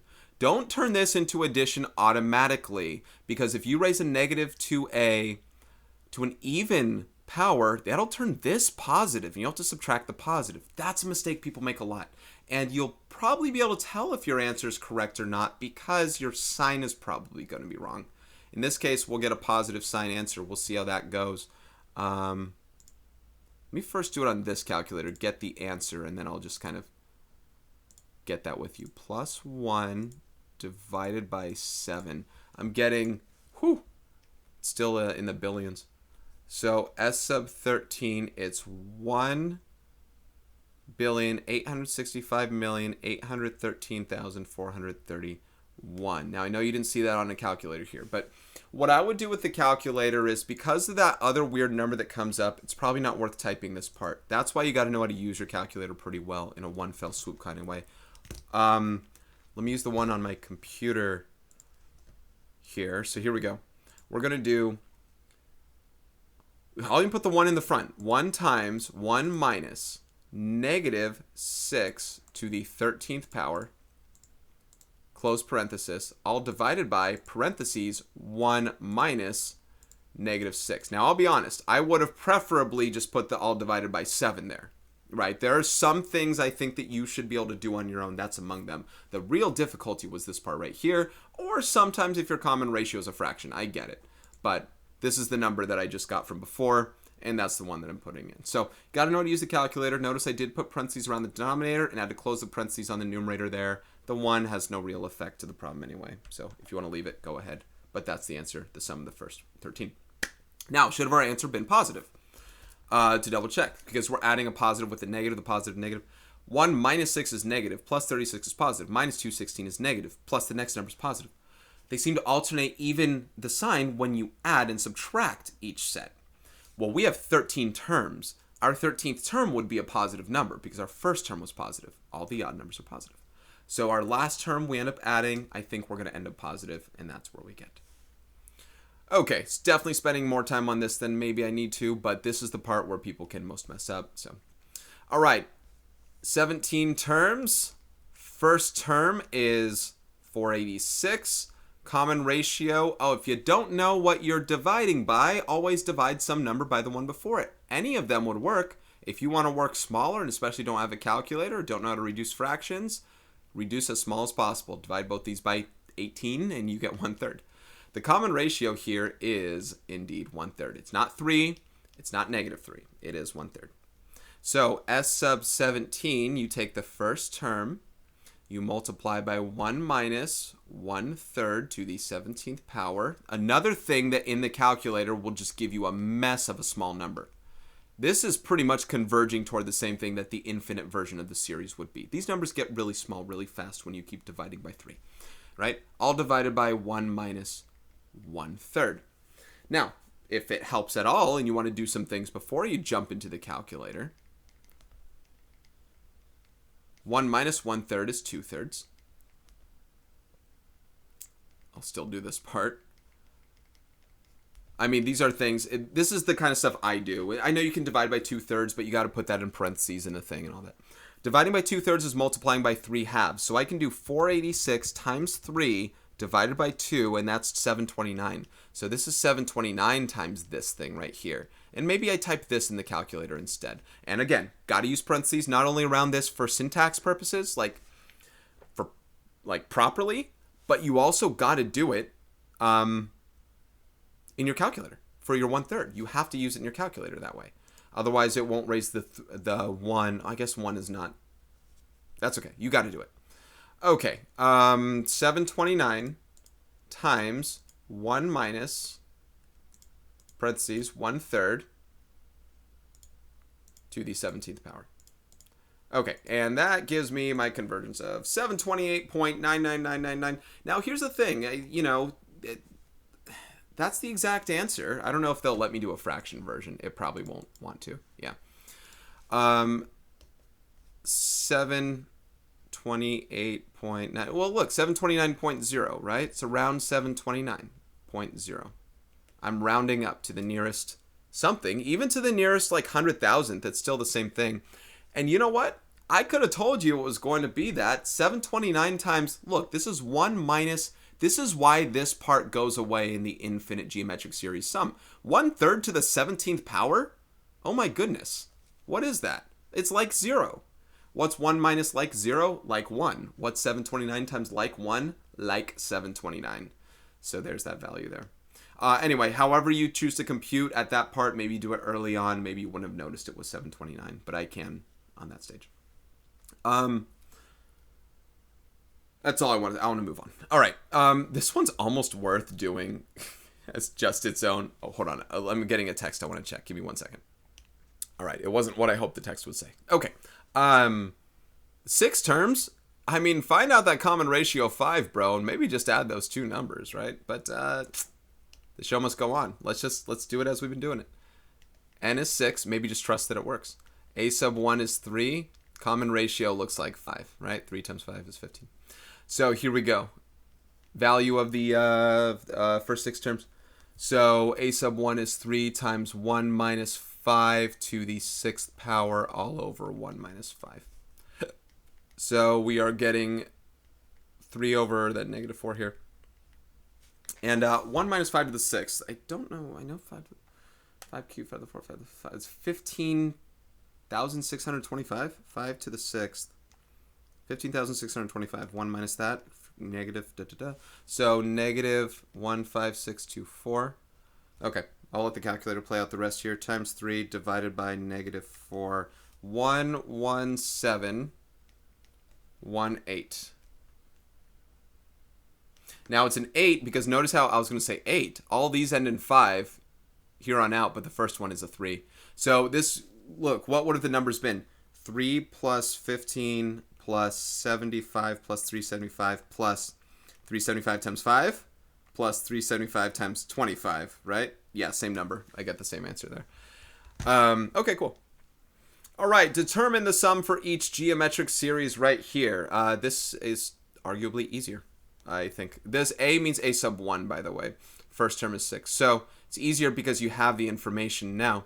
So S sub 9, sum of the first 9 terms, it's 6 times 1. Well, I don't know what kinds of problems they're going to give you. 1 minus 2 to the 9th power over 1 minus 2. 1 minus 2 is negative 1. So guess what? That top part I'm going to call negative 6. You okay with that? I hope so, because you can't respond to me. 2 to the 9th is 512.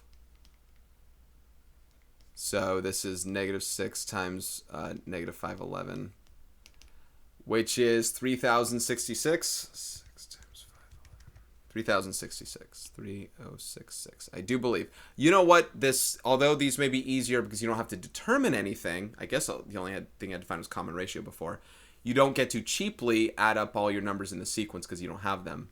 You can list them, but whatever. F of 1 is the same thing as A sub 1. It's the value of the first term. So I hope you're okay with that. S sub 12, value of the first 12 terms here is the first term 2 times 1 minus common ratio. Here's an example where you need the parentheses here. Over 1 minus negative 2 there. So although the bottom is 1 plus 2, and that's 3. The top right here, you do not turn this into a plus. You got to do negative 2 to the 12th first, which is positive, and then you're doing 1 minus that value, and I think that's 4096. 2 to the 12th is 4096, or 496. So, I mean, at some point use the calculator, right? But I'm going to at least punch these in. So right there. All right, 2/3 times 4095, or negative 4095. So negative 2730. Now you should also, let's say you type something wrong and you get a decimal. Would you have expected a decimal when your first term was 2, your next term is negative 4, and then 8 and negative 16? They're all whole numbers. They shouldn't add to a decimal in that case if they're all going to be whole numbers. So there's that. The last term should be negative because your first term was positive. There are 12 terms, 12 terms negative, and you're adding, swinging positive, negative, positive, negative. So I expect that. And if you had a plus, you'd have a positive answer. You'd probably have a decimal, and none of that would make sense. So at least let that be a red flag for you if something like that happens. Goodness gracious, this is going to be a huge number. Let's see where C goes. First term is 729, and then it flips sign. The flipping signs actually helps it keep it smaller because you alternate your sum. It's not just adding onto one side, but you're going to do 15 terms with a common ratio of negative 3. Here we go. I'm probably going to use my big boy calculator for it, the one on my computer. Sorry, I'm just going to type out what this thing is in a second. S sub 15 equals 729 first term times 1 minus negative 3 to the 15th power over 1 minus negative 3. Now, just to help you out, on the bottom, that is 4. 729 times 1. And you know what? Help you out. This will be 3 to the 15th here, because raising to an odd power will keep that negative and then the plus. So at least I know what I'm going to put there. And I think I need the big calculator, or my computer calculator. So I'm going to do 729 times, I know you can't see this. Oh, hold on a second. Let me do this again. Let me do 1 plus 3 to the 15th. 3 to the 15th power. Oh, maybe that's not too big. I thought that was going to be bigger. It's 14 million something. Okay, no, you know what? Actually, well, whatever. You can probably do, times 729. That might be too big. That's 10 bits. Divided by 4. Maybe if you type everything out, ultimately, your calculator might be able to fit billions, but this is a billions value. This is 2,615,000. I don't know if it does. 615,088,483. And the 15th term should be positive, so I expected a positive there. Okay, last. okay, this might be too, at least there are 8 terms, but this might be too big. Well, you know what's interesting about this one is, this would be, as a sequence, this would be 2,700 plus 27,000 plus 270,000. I'm not saying I could do it in my head. Maybe you can. Maybe there's no carryover. Maybe it's like a 92999. Oh, these might be a bunch of 9s, actually. Anyway, it's like that 8 times. That's the interesting part about it there. But let's see. I think it starts with a 2, I think, and then I think it'll be a bunch of 9s and then end in a 7. How many? I don't want to mess that part up. So I don't know if this will be too big for that calculator, though. So let's use my computer calculator again. We are going to do S sub, what are we doing? S sub 8. So first term is 2,700. This is 1 minus 10 to the 8th power all over 1 minus 10. Now I can clean some of this up on my own. That's a negative 9 down here. 2,700 over negative 9 is negative 300. And this is 1 minus 10 to the 8th, whatever. I think it's 100 million. But still 1 minus that. So let's try it in this calculator first. Negative 300 times 1 minus 10 to the 8th. Yeah, it kind of has a 9, 7s. I mean, I could write this thing out, but I know that you guys would have trouble. So let me just type it here. I'll copy and paste it. Negative 300 times 1 minus 10 to the 8th. Okay, so it's 29 billion. So here we go. So yeah, what I expected. 29,999,999,999,700. 29,999,999,700. I didn't make the problems. All right, for the following problems, find the sum of the infinite geometric series if possible. So notice they do say infinite, so you know there is no, what is n? N is infinity. That's not what you're bothering with. We're just working off this formula here. S sub infinity is a sub 1 over 1 minus r. We only use this if your r, absolute value of r, is less than 1, meaning if it's somewhere between negative 1 and 1. If it's more than it, it would diverge. There is no sum that it converges toward. This one has an r value of negative 1/2 because we're multiplying by negative 1/2 each time. Your a sub 1 is 1. So your s sub infinity is 1 over 1 minus negative 1/2. And I implore you to not use the calculator on these. The whole goal is to get the exact decimal and not round something. So right here, I mean, your calculator can work it sometimes, but I feel like you're more likely to make mistakes on the calculator than not. 1 plus 1/2. That's 1.5 or 3/2. 1 over 3/2 is 2/3. This is a version where your calculator would say 0.6666667, and you might say, oh, that's like 0.7 or whatever, and you can't do that. Or 0.6 repeat. You could do that, but 2/3 exactly. That's good. Okay, 2/5 plus 4/25 plus 8 1/25. Well, your first term is 2/5. Do you know the common ratio? I was going to say, do 4/25 divided by 2/5 and figure it out. I think you guys are less inclined to do that. 2 times what is 4? 5 times what is 25?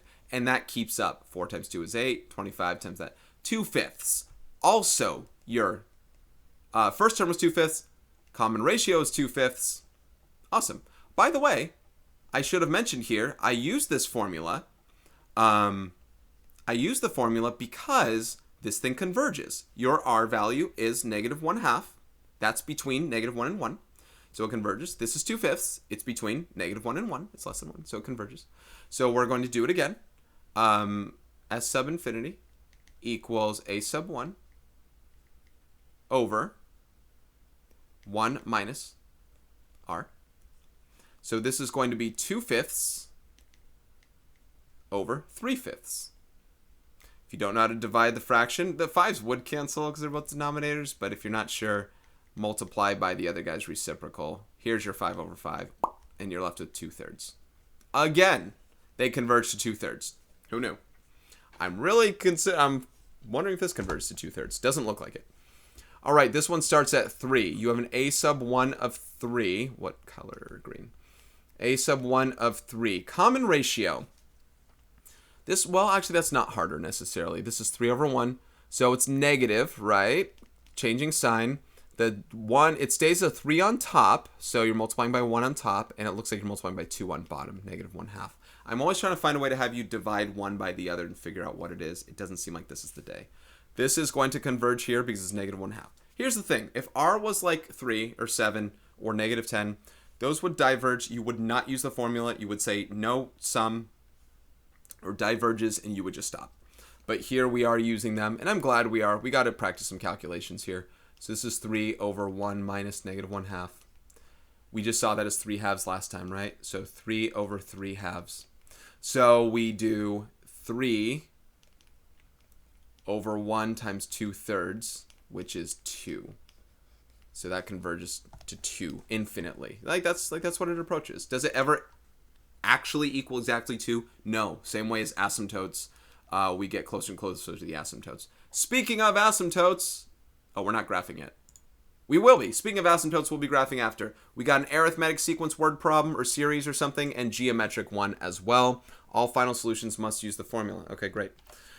A recovering heart attack patient is told to get on a regular walking program. The patient is told to walk a distance of 5 kilometers the first week, 8 kilometers the second week, 11 the third week, and so on for a period of 10 weeks.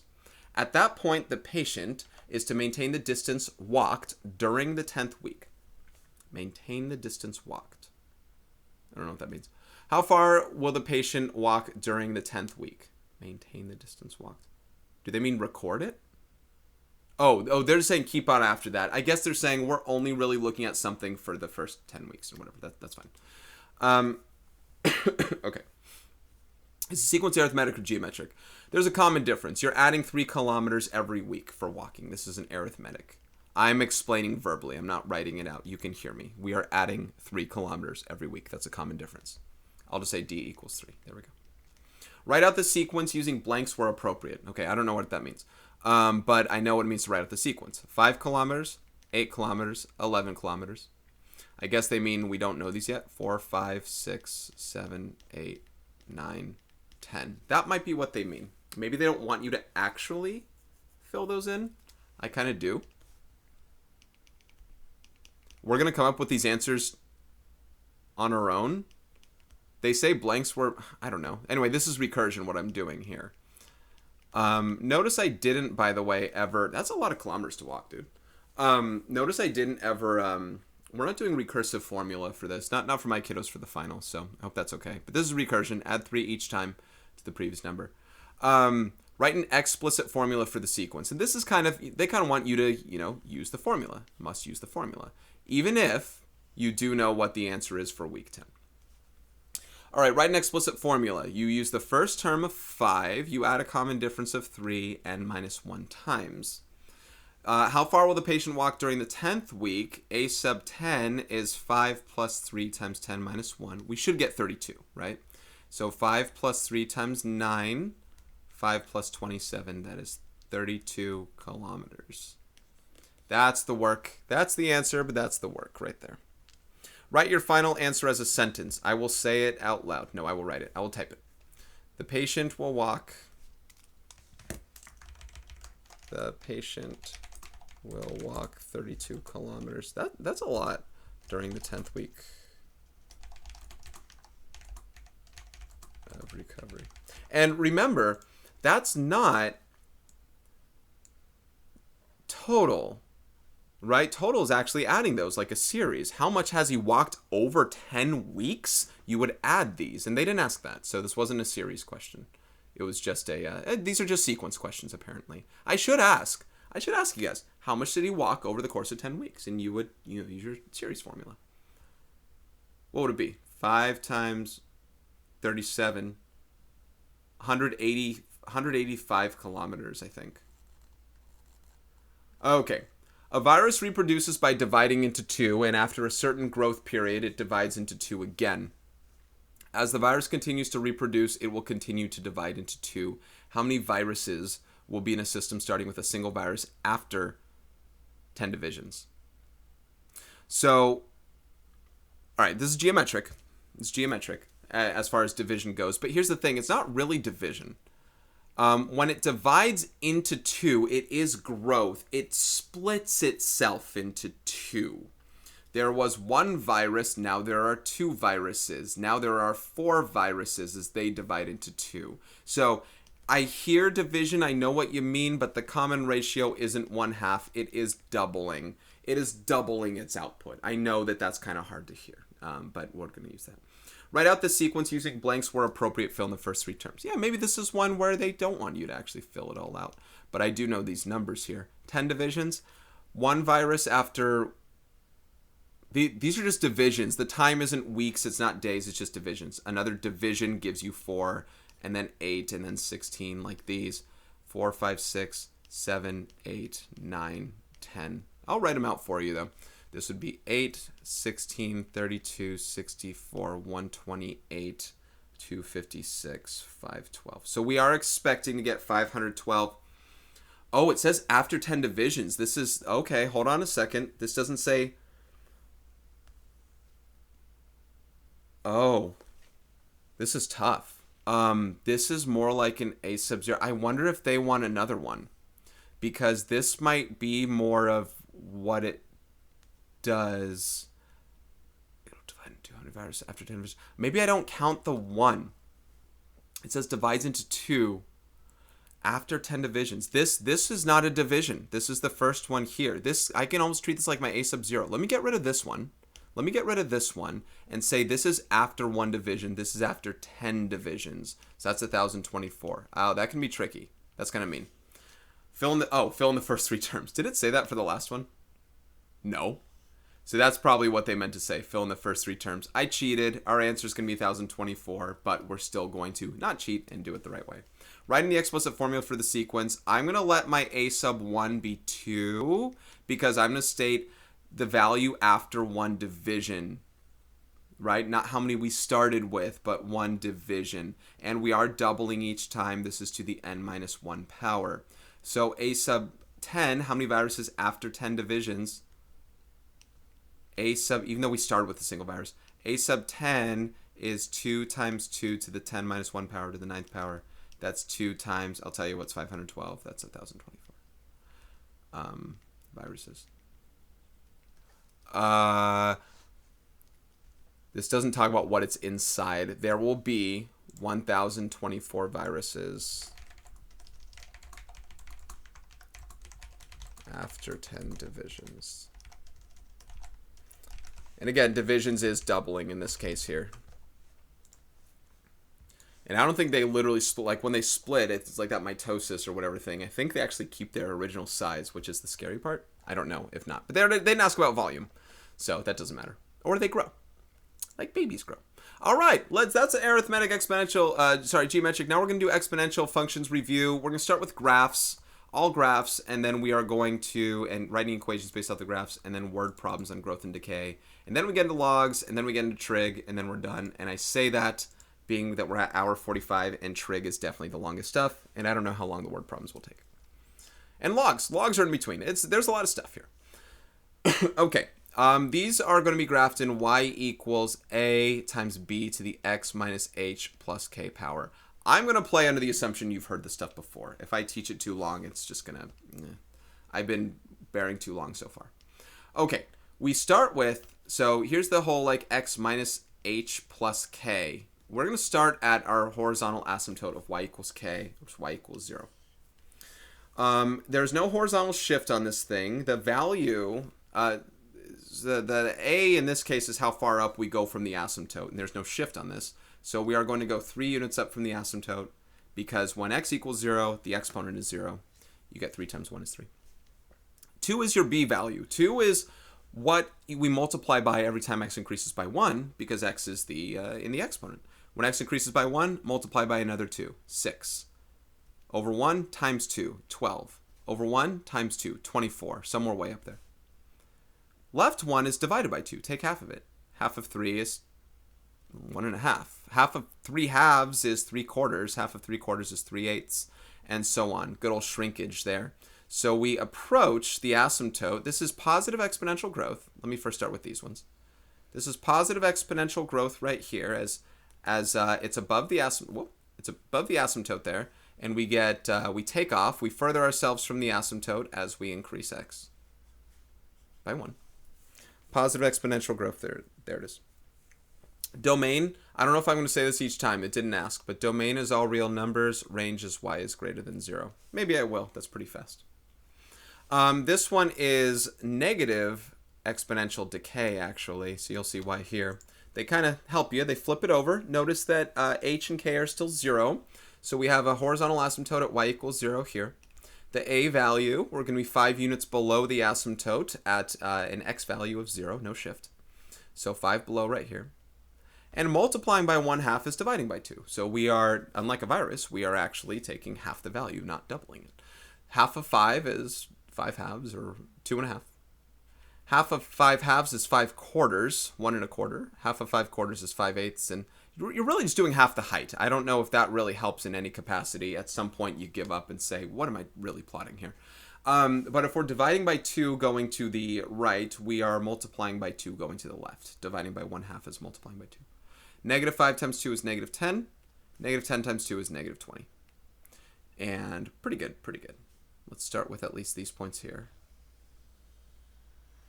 Okay, let's work our way over. Sorry about that one.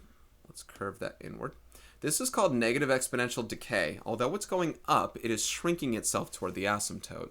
Negative is underneath. Decay is shrinking toward the asymptote as x increases. Domain is all real numbers. All exponential functions, all real numbers here, with unless it's a word problem. Range is y is less than 0 underneath the asymptote. Okay, I might pause this after these next two graphs. Need a back break. Not breaking my back. My back's been having trouble the last couple weeks. If I haven't stated, that's one reason I haven't been recording. Yeah, I need a back break in a second here.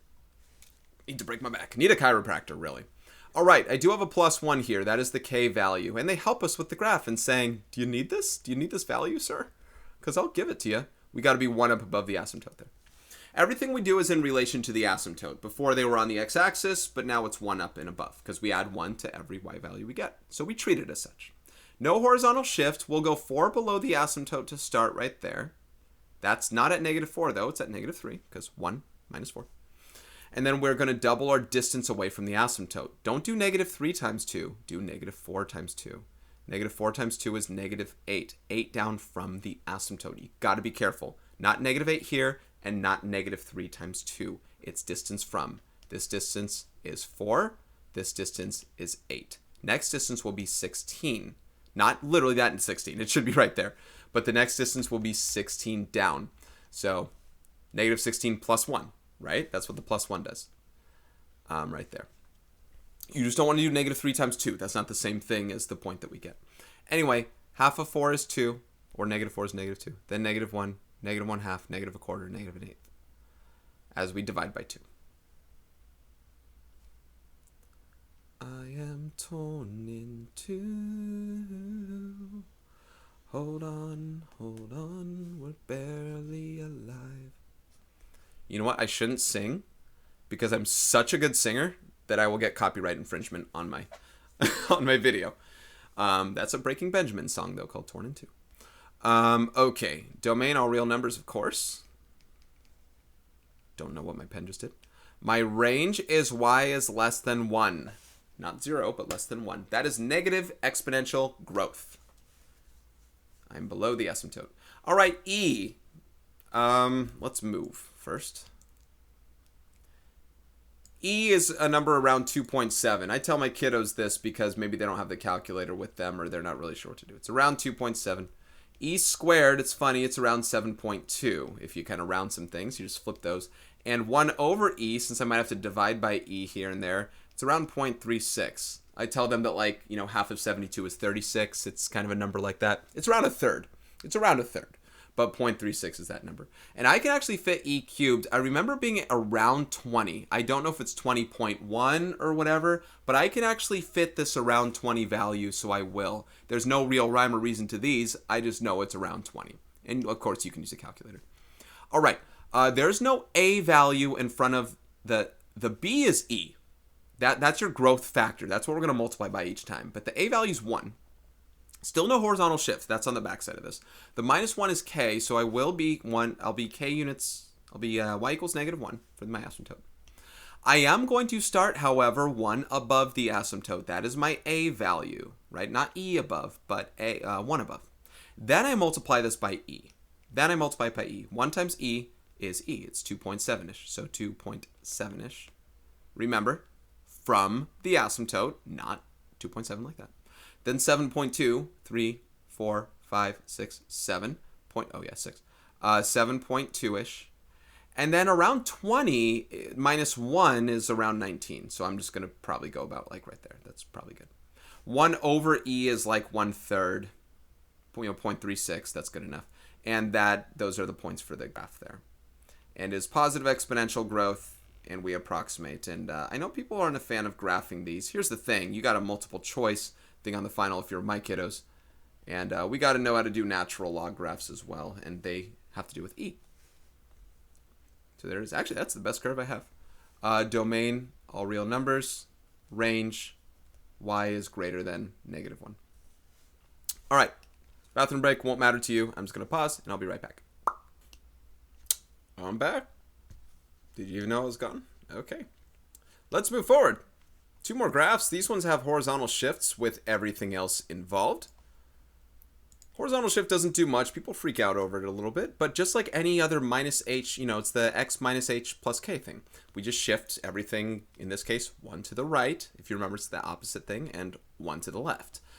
I could explain more as far as what causes the shift. I try to. I think at this point, we just got to graph it. So we have a k value of y equals 1. Asymptote, horizontal asymptote of y equals 1.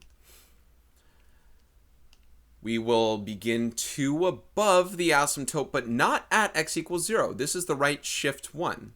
If I can say, think about it, it's when you plug in 1 for x, you get 0 up here. 3 to the 0 is 1.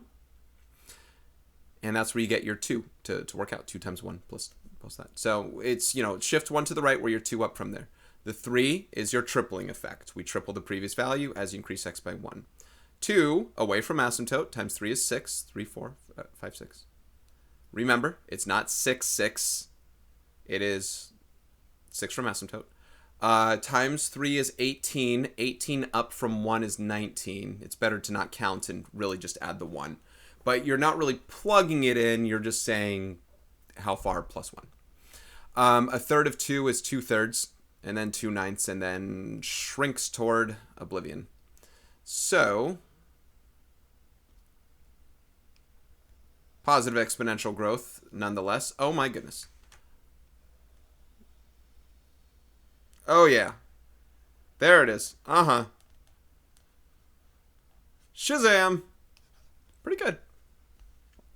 Domain, all real numbers. Range, y is greater than 1. Okay, y equals, last graph for my end, y equals -2 times 1/2 to the x plus 1 power plus 2. Plus 2 is my horizontal asymptote. Y equals 2. I will be 2 down from the asymptote if I shift myself left 1. That 1 comes from this plus 1, x minus h. H is -1. If I plug -1 into here, right, that's where I get my -2 from. And then the 1/2, I got to take half of -2 is -1. Half of -1 is -1/2, and -1/4, and -1/8, and you get the gist. And then divide by 1/2 is like that, so multiply by 2. -4, -5, 6, 7, 8. Wait, 8. And then 16. What's 16 to 14, right? What's 16? 14. 16 down from 2 is -14. That's what I'm trying to say.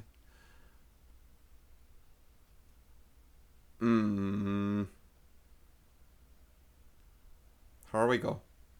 That's pretty good. As Rex Kwon Do would say from Napoleon Dynamite. All right, it's pretty good. Domain is all real numbers. Range y is less than 2. Negative exponential decay.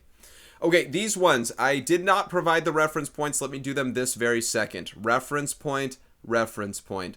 Given these reference points, this is where I want you to provide me the A value and the H value. Okay, basically those are the shifts I want you to think about with them, and then you can find other points from there.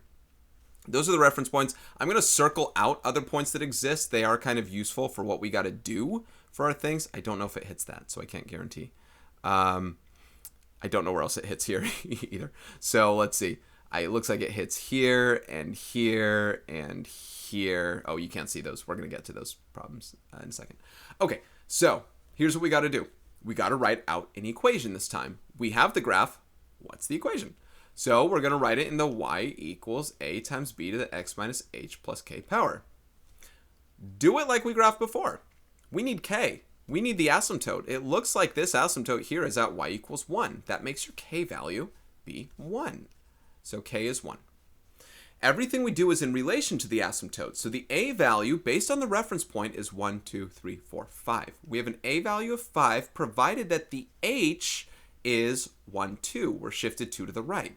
Keep in mind in the formula it says x minus h though, so we will be subtracting 2. Now b is based on, this is why the green point matters here. This distance is 5. This distance looks to be, I think 10. I think 10 right there. So yeah, this point probably isn't hit. It's probably 1 up. So the question is, to go from 5 to 10, what did you have to do? You had to double it. The b value is 2. And that explains why there's no other integer that we hit here. This must be half of 5, 2.5, and then 1 1/4, things like that. So I think those are the values there. So our equation is going to be y equals a times b to the x minus h power plus k. Like that. Now, there's more than one equation we could have written. Technically, this also could have been written 10 times 2 to the x minus 3 power plus 1. These are both the exact same equation, but this was not the reference point I asked you to choose. The point is, I can be 10 up from the asymptote as long as I'm shifted 3 units to the right, though. These are the same equation. You get the same exact graph. But based on the reference point, that's why I asked for a reference point, so we're not choosing different ones, and you don't have to shift this time, but I'm going to force you to shift this time. You know what I mean? So on this next problem here, I'm forcing that shift. I found some other cool points it hits, though, to confirm that this is going to be what I want it to be. By the way, domain, all real numbers, range, y is greater than 1. It's a really bad all real numbers. All right, number 8. Looks like a horizontal asymptote, which we want for k, of 1, just like last time. So k equals 1. Based on the reference point we're looking at, that is an a value of negative 2. Remember, it's a negative 2. Now, the h is based on a there. We are shifted 1 to the left. Your h is negative 1. And the b value, ask yourself how we distance ourselves from the asymptote from there. This is negative 2. This is negative 4. This is negative 8. This must be negative 16. It looks like we are doubling. The b never turns negative, right? These are negative numbers that we are doubling, and they stay like that. So I guess that one's 2 as well. Oh, well. And by the way, half of negative 2 is negative 1. So this equation is going to be y equals negative 2 times 2 to the x plus 1 power minus negative 1 plus k is plus 1 there. There's our equation. Pretty good. A lot of other reference points we could have had, though, right? That does change your a and your h together with it if we do. The domain is all real numbers, no change there, and the range is y is less than 1. Okay, that's the exponential graphs right there. Let's go to growth and decay formula and principal compound interest formulas with them as well. So the first 3 questions we're going to do, and I think I need my calculator for all of these, is we have this formula here, y equals a times 1 plus or minus r to the t power. A is some original number we start off with, whatever we start with and what we do to it. R is the percentage rate. We gotta write it in decimal form, the percentage, and t is the time period or the number of times that you're going to occur something here. Write an exponential function and then answer the question based on what's happening. Round things appropriately based on it. All right, every time Pinocchio lies, his nose grows at about 20% of its size. Hey, a little Dr. Seuss. Originally, his nose is 2 inches long. That's our a value in this case. A is 2.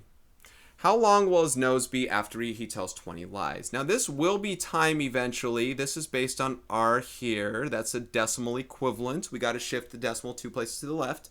Point 2, eventually I will use this for t. And I say eventually because the model will still contain t itself. So his equation, the number of inches on his nose is based on 2-inch long nose to start with, and we have 1, that's part of the formula, I'm going to explain why in a moment, plus 0.2 raised to the t power, simplified, is 2 times 1.2 to the t power.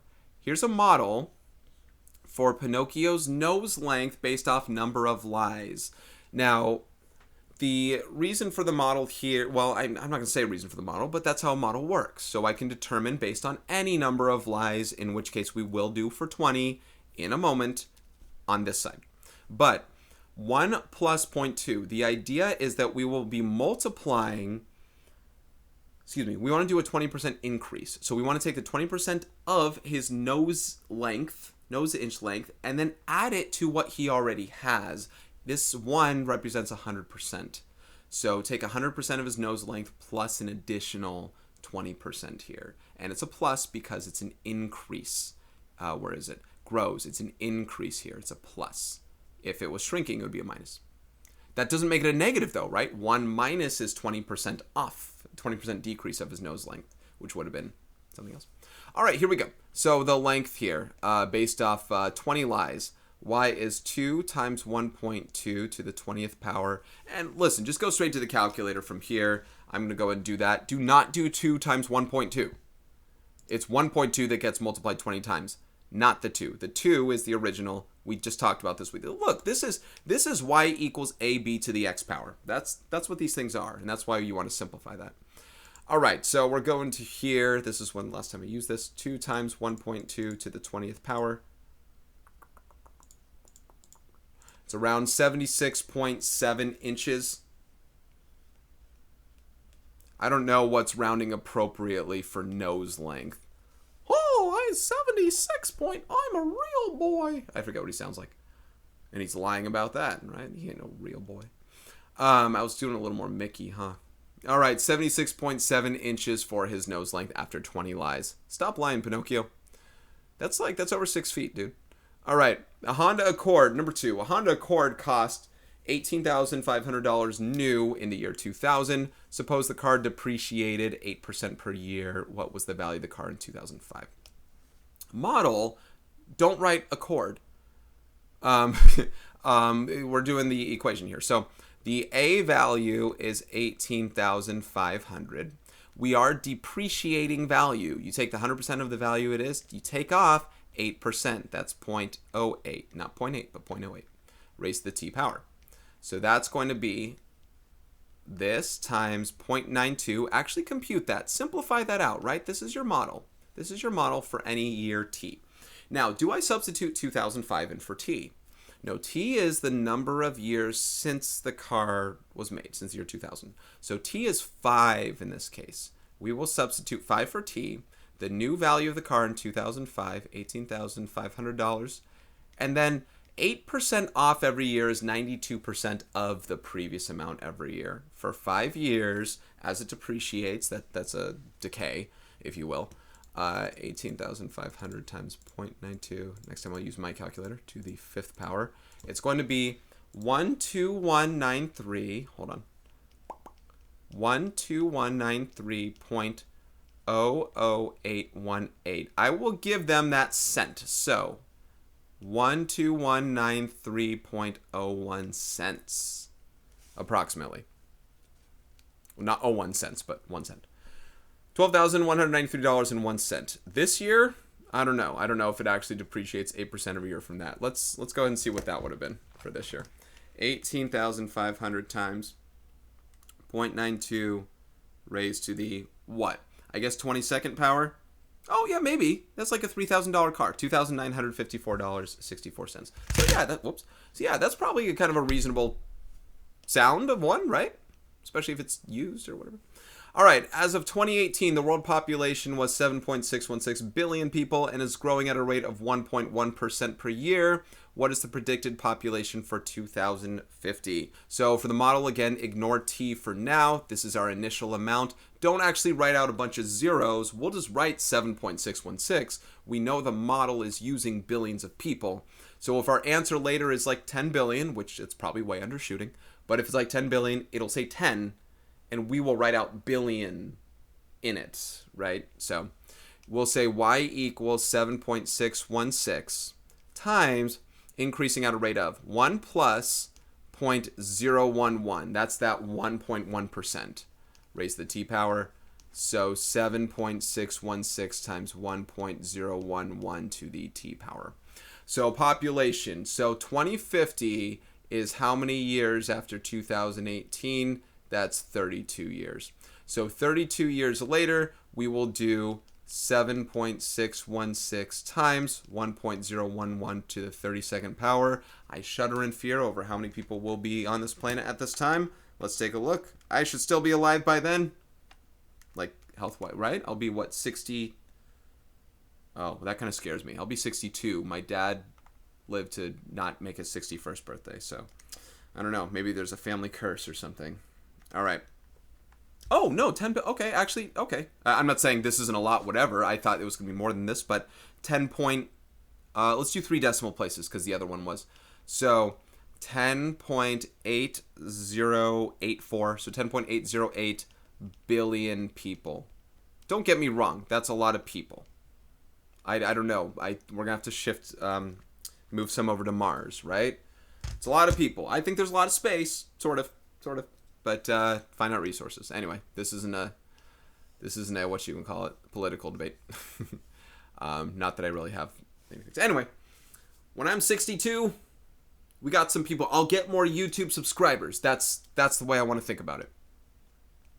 Compound interest formula. Okay, there's one mistake. This shouldn't say plus or minus. It should just say plus. Let me kind of erase that and then just put the plus there. So I tried to copy and paste over the previous one, and I didn't negate that portion. So this should just say plus. All right, this is the same thing as before. There's a change. Instead of y, this is a. Instead of a, this is p. Instead of a plus or minus, it's just a plus. And instead of r, it's r over n. Instead of t, it's nt. I mean, there are a lot of differences, but it's still y equals ab to the x power.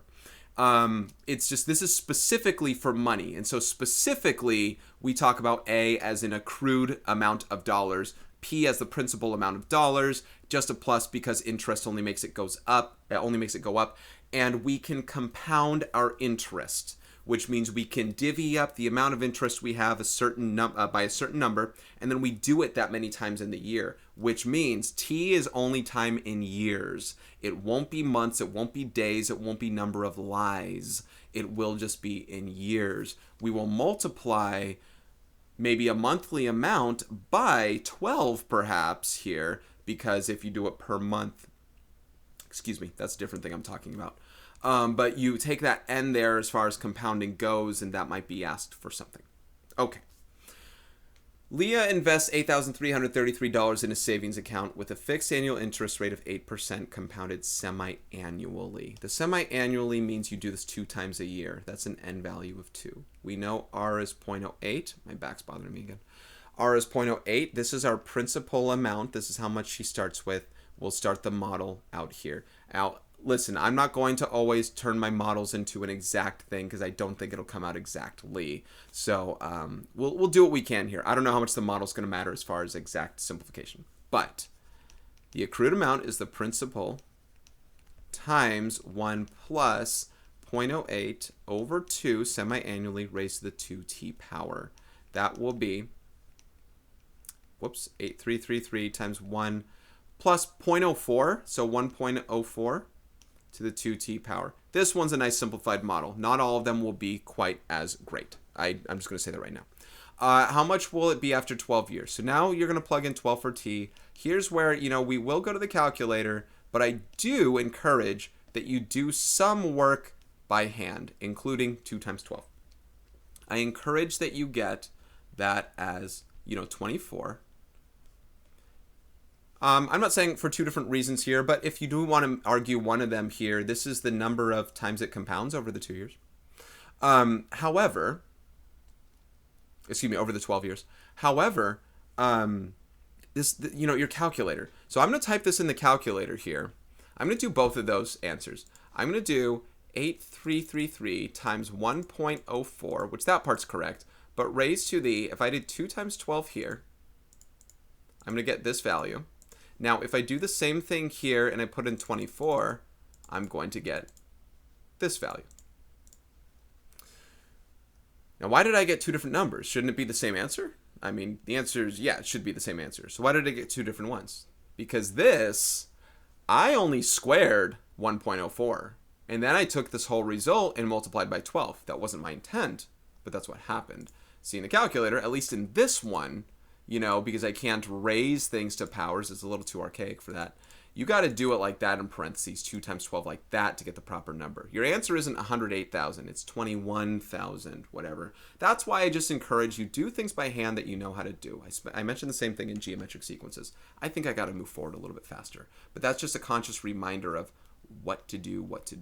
So that is $21,360.01. We're really on the 1 cent wagon on these pretty recently.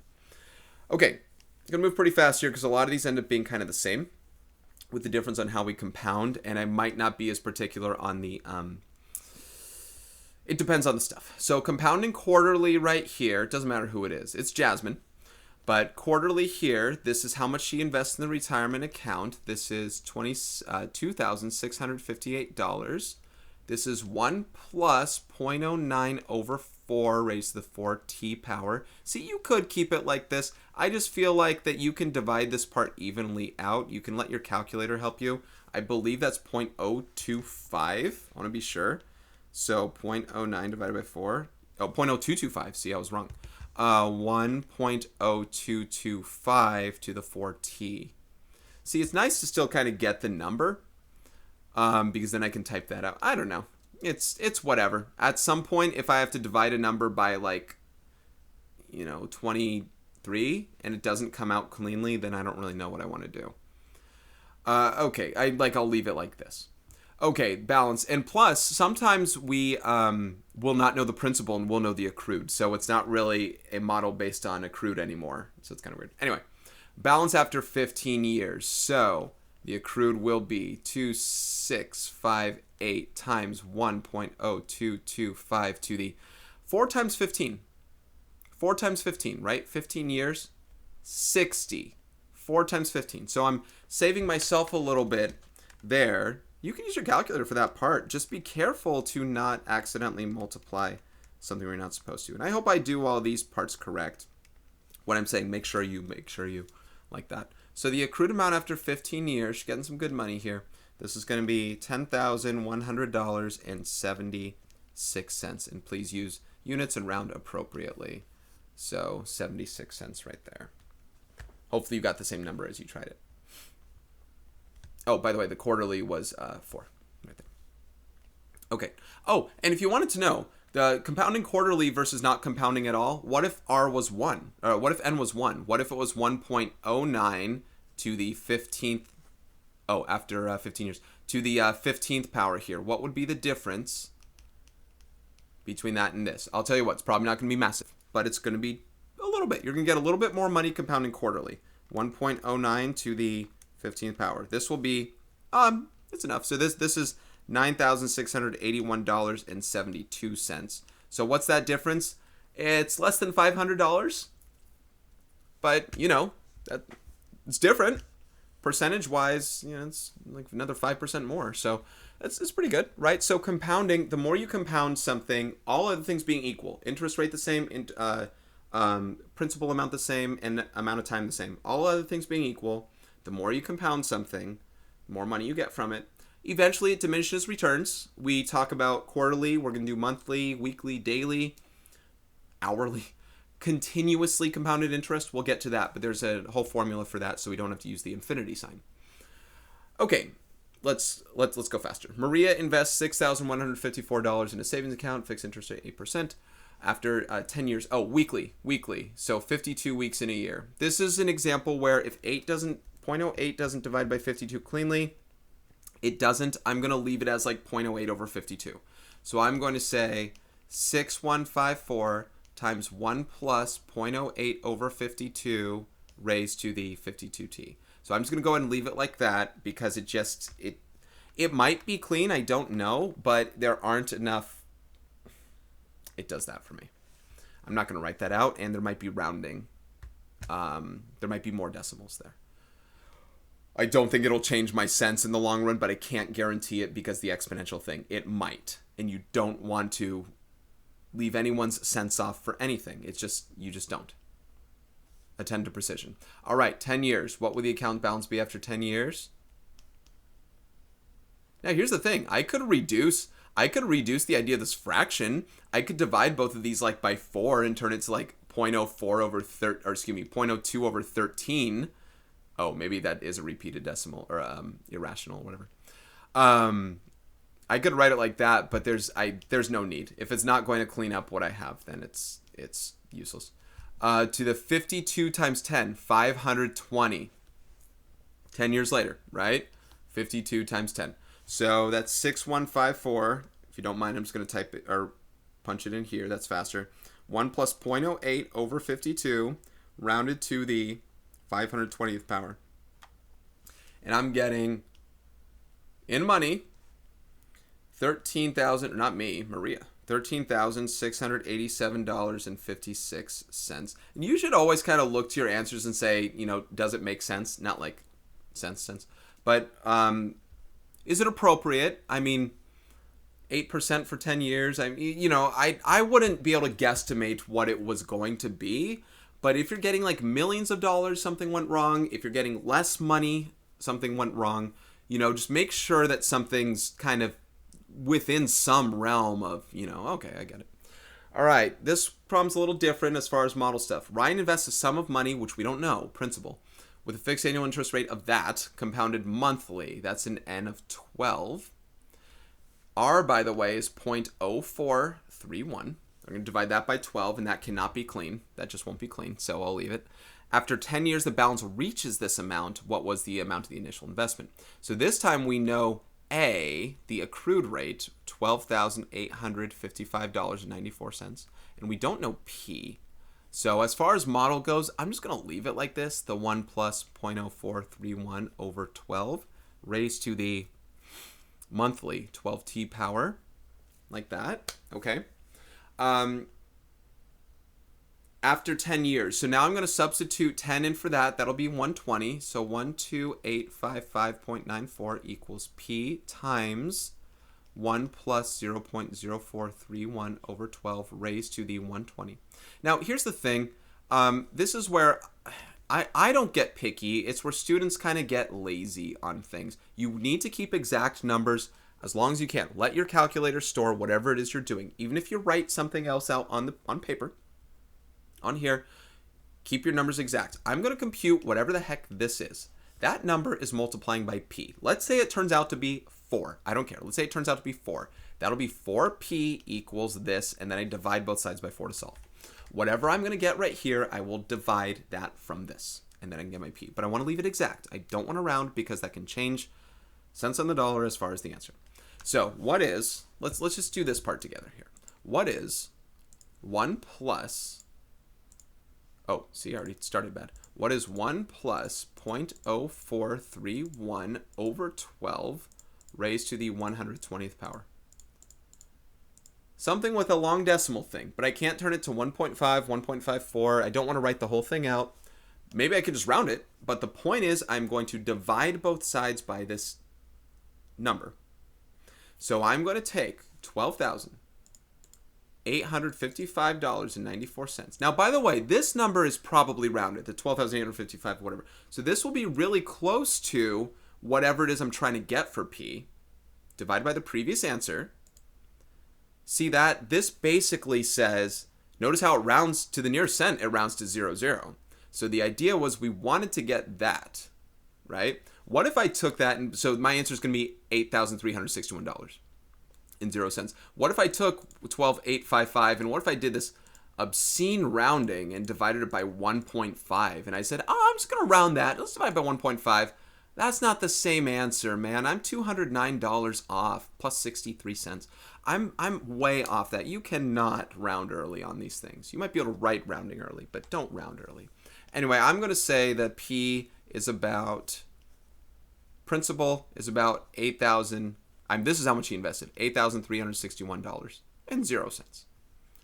This will allow us, if I use this in the other direction, to actually let me round to this 94 cents value. So this is actually how much he did invest.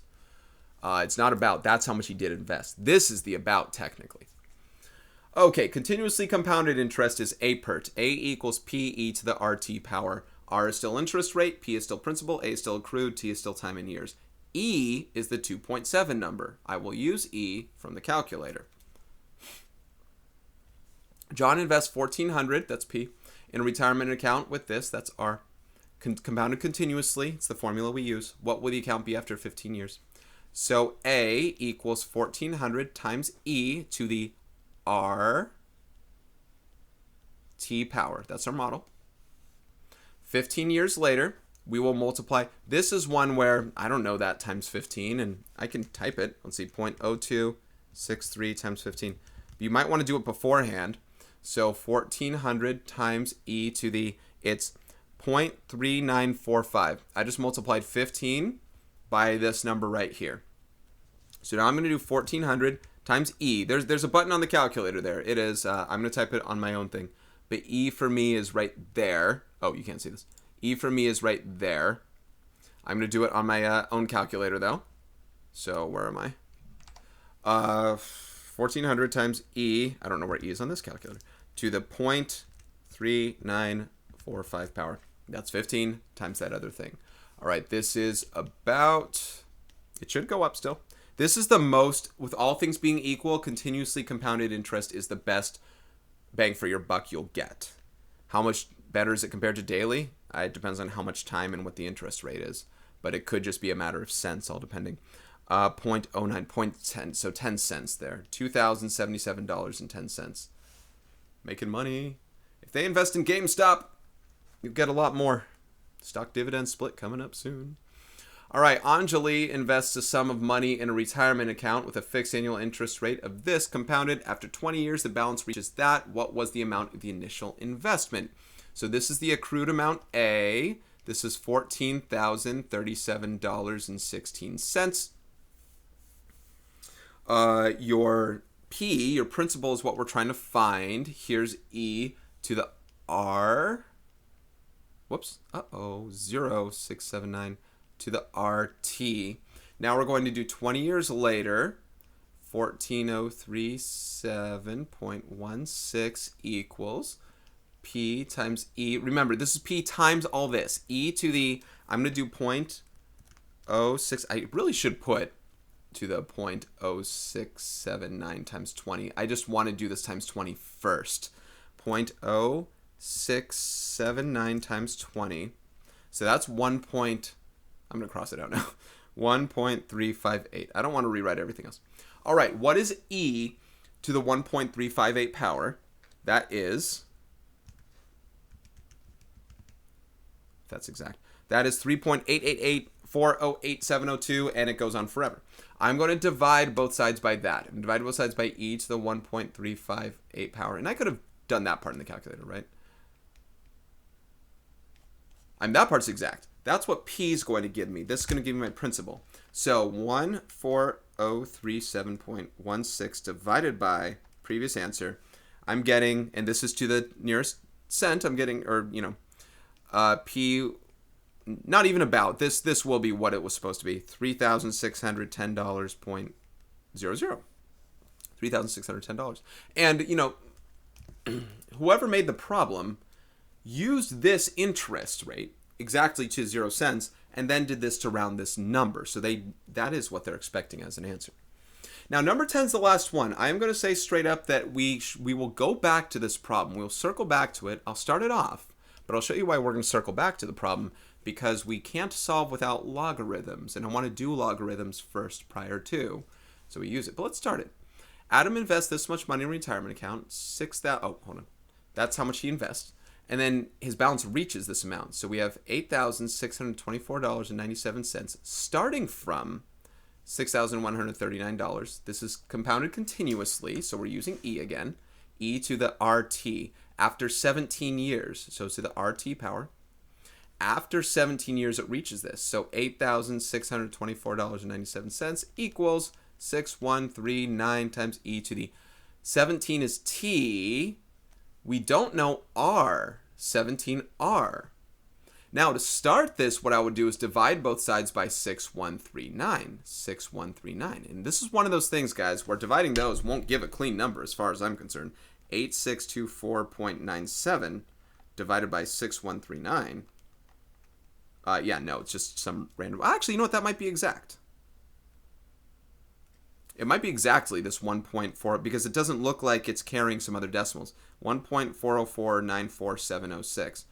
I mean, that's pretty big as far as writing it out, but that might be exact as far as a number goes. I'll check that later. But this equals e to the 17r power. We got to solve for r there, and to solve for r, you got to use logarithms. It's in the exponent. That's our variable. Remember, e is not your variable. R is. So you got to use logarithms for that, specifically natural logs. Now, again, I don't know whether that is exactly to that. That's how they're married. I'll go back to that, circle back to it later. Let's use logs to solve that later. We'll check it out. We wouldn't use trial and error. Okay, I am 2.5 hours in. We still haven't done any logs or any trig. Let's go to logs here. Actually, we don't start off with logs. We are starting off with matching bases, solving each equation. I don't even need the calculator, moving it off to the side. So, not going to go over this one very slowly. Going to be kind of quick. If you have matching bases, 2 to this power equals 2 to this power, exponents equal each other. You want to match bases, so you set the exponents equal. That's what we'll do. Simple algebra, not going to waste any time on this. Add x to both sides, subtract 2 to both sides, divide both sides by 3. X is -1. That is the answer to this. I'm done. Come on. Number 2, I want to match bases here. This is 6 to this power. This is 36 to the first power. If I rewrote 36 as 6 squared, suddenly I've matched bases here. If I have matched bases, I set the exponents equally to each other. 3x is 2, negative 3x is 2. X is -2/3. You can see where I'm going to kind of go quickly. Number 3, 2 to the 5th power. Now, here's the thing. 2 to the 5th power does turn into 32. That's great. But 64 isn't 32 to some power. 64 is 2 to some power, however. So let's leave this as 2 to the 5th. That's fine. 64, let's turn into, I think it's 2 to the 6th. Turn into 2 to the 6th to the -2p power. I've attempted to match base, and I'm on my way, but my base is still 2 to the 6th. I need it to be 2. Just call it a base because there's another exponent. But I do have exponent raised to exponent, which means we get to multiply those exponents into -12p. So now I've matched my base. No parentheses. 2 to this equals 2 to that. I can set -12p equal to 5, and p equals -5/12. Yeah, these answers aren't like trial and error, figure it out. It's just some integer. Not always. No. This one gets a little tricky because neither of these are very enticing bases on their own. However, when you look at 1/6, hopefully you recall that negative exponents, that comes from negative exponent. 1/6 is 6 to the -1st power. So I can rewrite that guy here as 6 to the -1st power. And my whole hope for this problem here is that 216 is 6 to some power, which it is. 216 is 6 cubed. And that's good. Now, -1, I get to multiply with -2b minus 3. It distributes into them as multiplication. It's a quantity. -1 times -2b is positive 2b. 6 to the 2b. -1 times -3 is positive 3. 6 to the 2b plus 3 equals 6 cubed. Okay. So 2b plus 3 equals 3. What did I just write? 2b plus 3 equals 3. Subtract 3. Divide by 2. b equals 0. Apparently, 1/6 to the -3rd power is 216. I agree with that. That is true.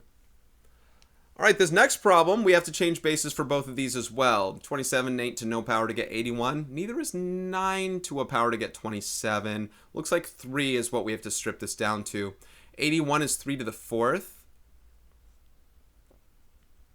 27 is 3 cubed. And it looks like we got to multiply into both of these. 4 times this as a distribution is -12x minus 8.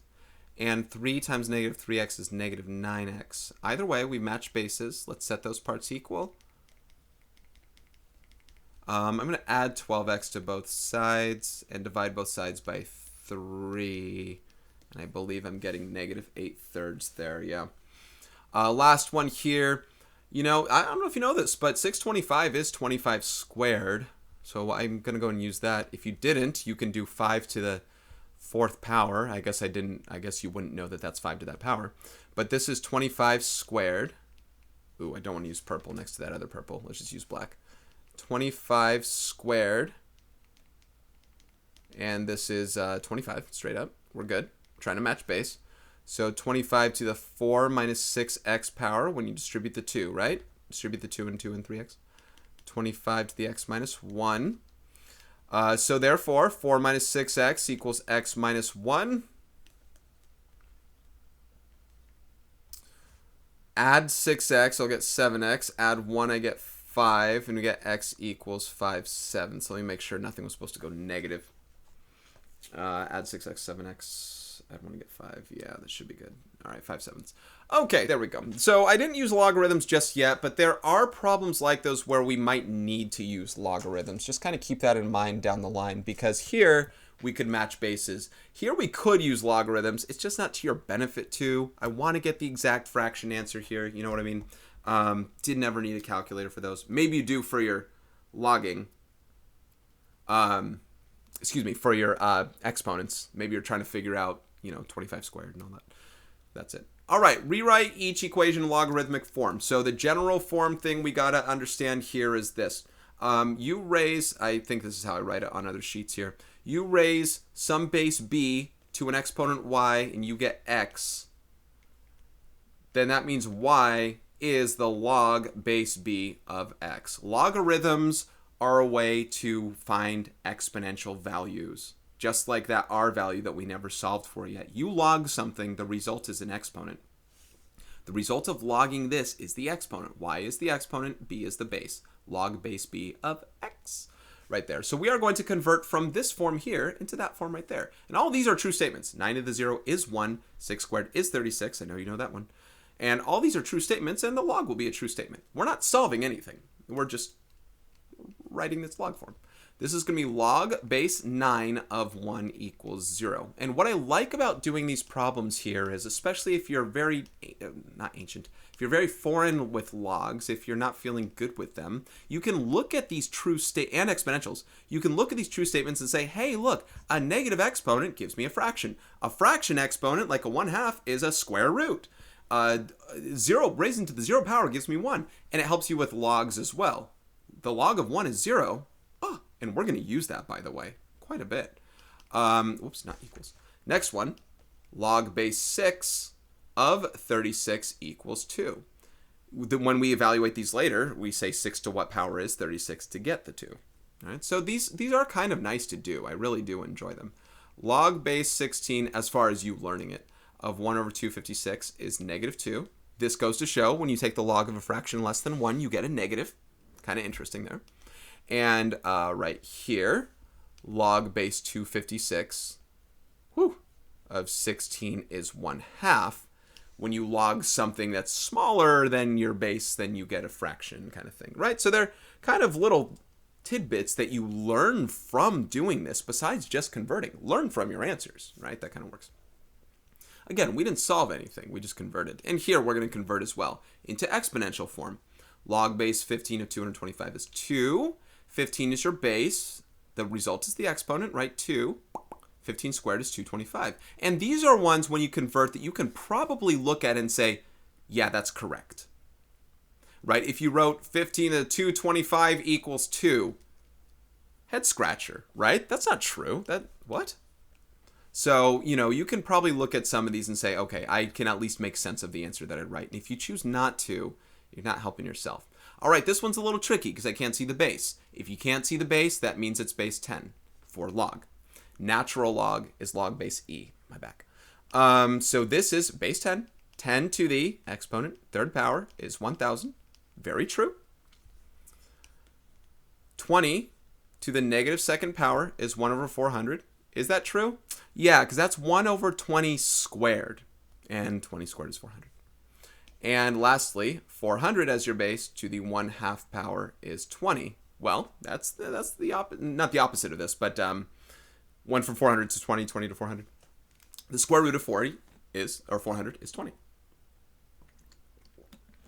Okay, now we're going to evaluate expressions. This is where maybe converting forms can help you. Log base 17 of 289. What I generally ask my students to consider doing, it's up to you, it depends on how much you know logs and don't. Assume no calculator, by the way, is, in your final, use the calculator to your heart's content, I guess, but do you know how to change base on your calculator, right? That's part of the question. So log base 17 of 289 equals what, right? That's what we're trying to find out. What might be to your benefit is maybe put a variable there. Convert this to exponential form so you truly see what's being asked in the question. 17 is your base. The result's the exponent. 17 to what power is 289? That's what's being asked. I'm not saying, therefore, you don't divide both sides by 17. That's not what you do. You just get your question posed in a way so you can tell what's actually being asked in it. So what do you what do you raise 17 to get 289? It's 2, so x equals 2. Really, you probably shouldn't say x equals 2. You should really go more in the realm of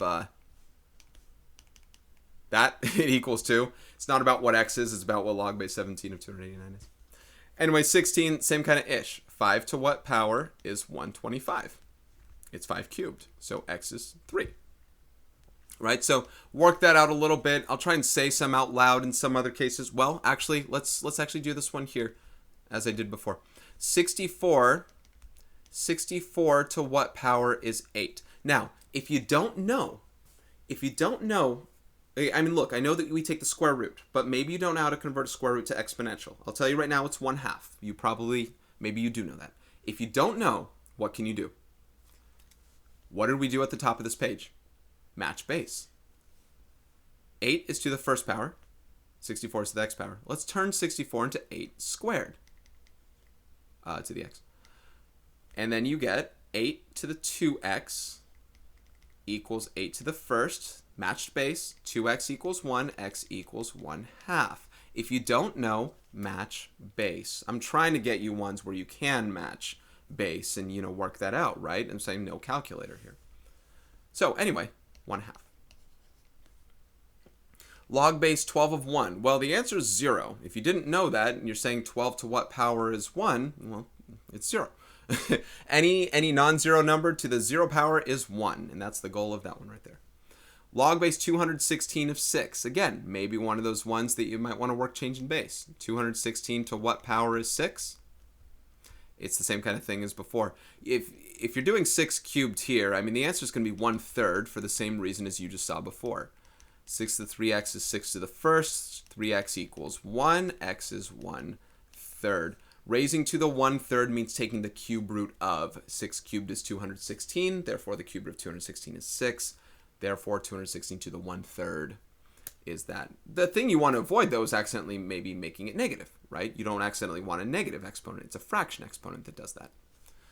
Negative exponents do something like give you a fraction, like this one. However, this also is a smaller number. So, what do we do? 144 to what power is 1/12? Now, the answer, I believe, is supposed to be negative 1/2. The negative making it a fraction, the 1/2 taking the square root of. So, once again, if you don't know, start with this. 12 squared. Here, maybe change the 12 to the negative first, right? So, 12 to the 2x power is 12 to the negative first. And this is one of those reasons why I wanted to do the matching base thing first. Even though this is now logs, we match bases. 2x is negative 1, so x is negative 1/2. So there's the idea there. Maybe you know it off the top of your head. Like I kind of do, right? Maybe you know these rules off the top of your head. Otherwise, play the matching base game, and it really works out. Okay, let's graph some logs here. And then we have a whole nother log thing after this. Still property-based, solving more logs, things like that. Now, this general form of these graphs here, this is y equals a times log base b to the x minus h power plus k. Now, on these graphs, I intentionally avoided having any negative x's. However, I will still talk about domain and range here. They should be the inverse of what we did for exponential functions. Range is all real numbers. Domain's limited by your vertical asymptote. And it's really limited by the fact that we can't take log of 0 or log of negatives. If you think about it, raising something to a power to get 0 or raising something to a power to get negative isn't possible in these situations. So I kind of start off with domain because that helps us get our vertical asymptote. The domain is that x plus 8 has to be greater than 0. Therefore, x has to be greater than -8. That means we graph to the right. All of these graphs will go to the right. But that gives us a vertical asymptote at x equals -8.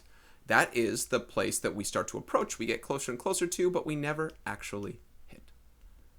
Where's that blue? Here it is. So x equals -8 is our vertical asymptote. Domain is we graph it to the right. As all of these will graph to the right, but that is the domain. The range, I might as well put it, for all of them. Range is all real numbers. How about that? All good. All right, here's your domain then. Okay.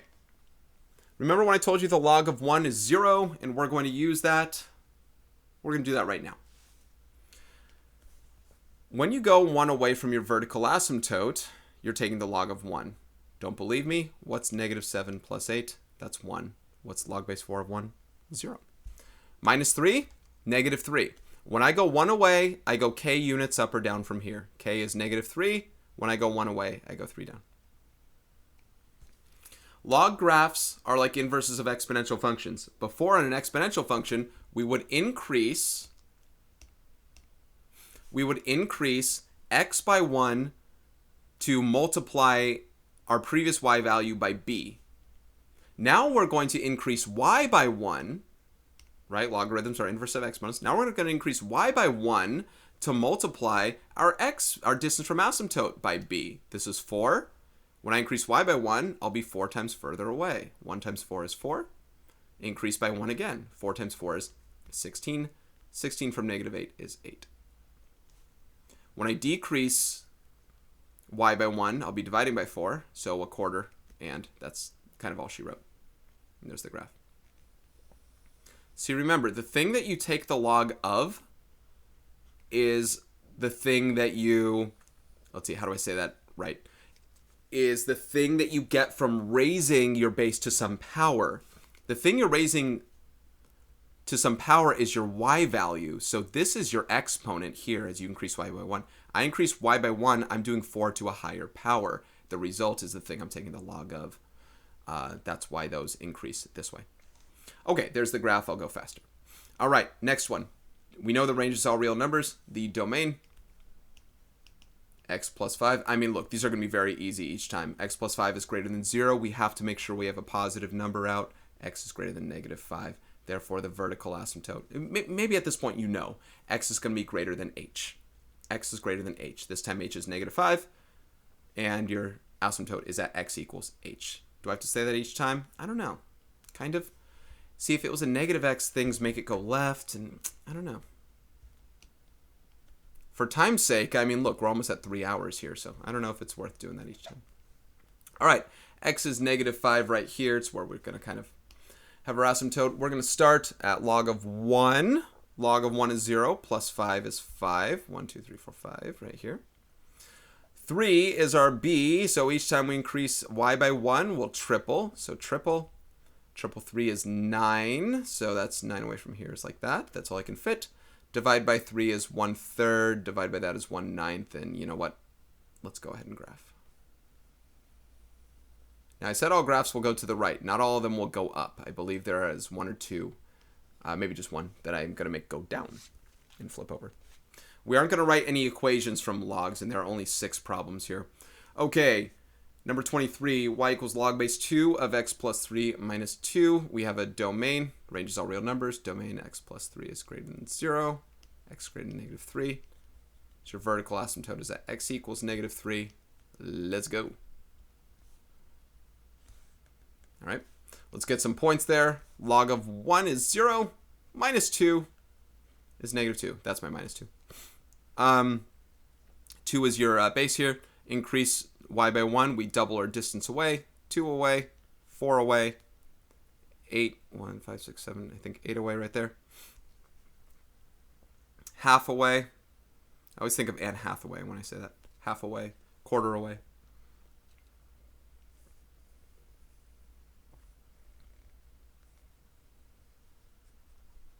And curve. And go. Okay. See, I gotta make haste. Natural log. Natural log is log base e. I mentioned that so you know that we're going to be multiplying by e each time. It's that 2.7 value. Natural log will come into play a lot more later. All right, natural log right here. Once again, it looks like the domain, it's still plus 3 minus 2. That didn't change. The only difference is the base e versus base 2. So what? Let's repeat exactly what we did before. Negative 3. We start at that negative 2, the one away, and we're at negative 2. That doesn't change. Difference is instead of times 2, it's times 2.7. So 2.7. And then what? E squared is 7.2. 3, 4, 5, 6, 7.2. And I can't fit that 20-ish thing. And about a third this way, right? 0.36. Graphs almost look the same for the most part, but there's a little bit of difference. This thing takes off. Multiplying by 2.7, even just twice, really does make a big difference compared to times 2. Look at that. Really does make it a... I mean, just for 2.7. Imagine if you do it 10 times. All right, where's my base right here? Well, it's 10, right? Base 10.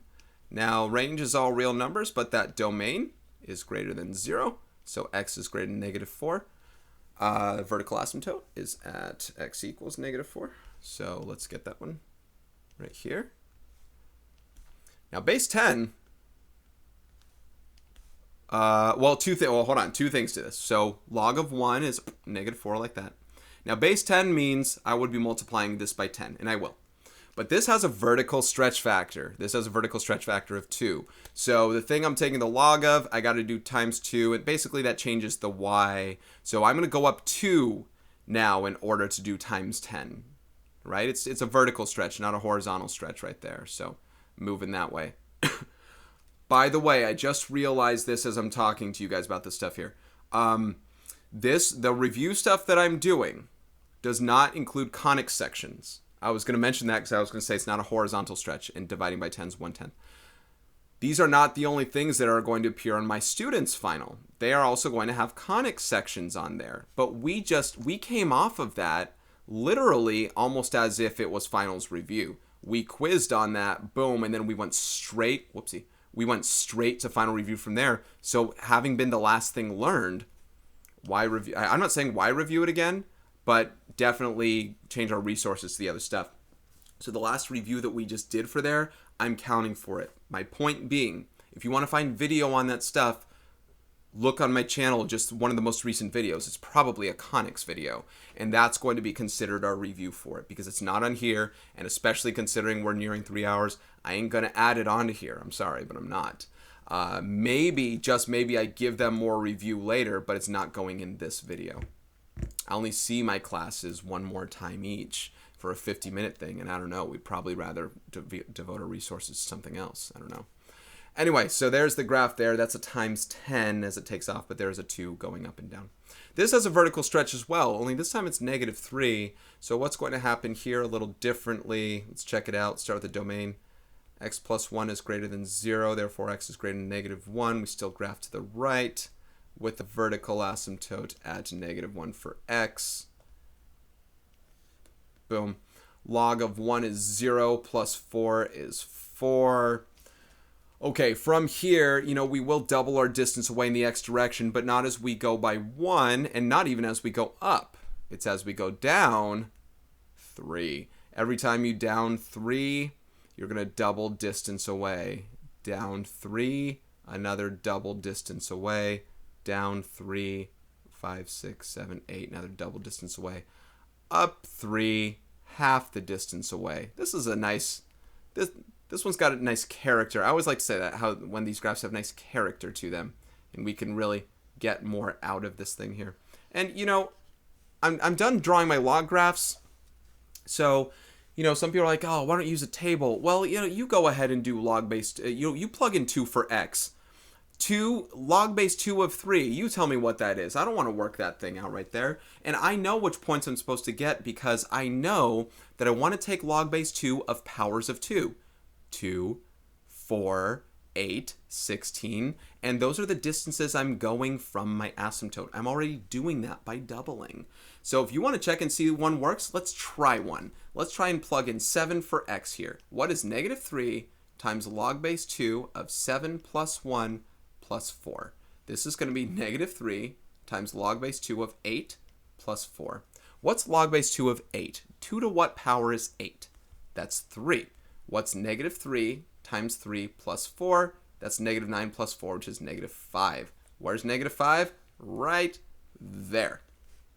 I got the point, right? So it's there, and we got it in a quick fashion. Do you want to do that for every problem? I don't think so. So I'm trying to help you out with those things on how those work. And I'm not saying you don't think I am, but in case you ever had reservations as to, I have an easier way. Well, I'm giving you not only easier, faster, and efficient, but with knowledge on what logs are doing and how logs are working. I mean, I talked about the log of 1, and I talked about how it's an inverse of exponential functions and things like that. And you're really working out the numbers you're plugging in for x are the ones where you can take log with that base of cleanly.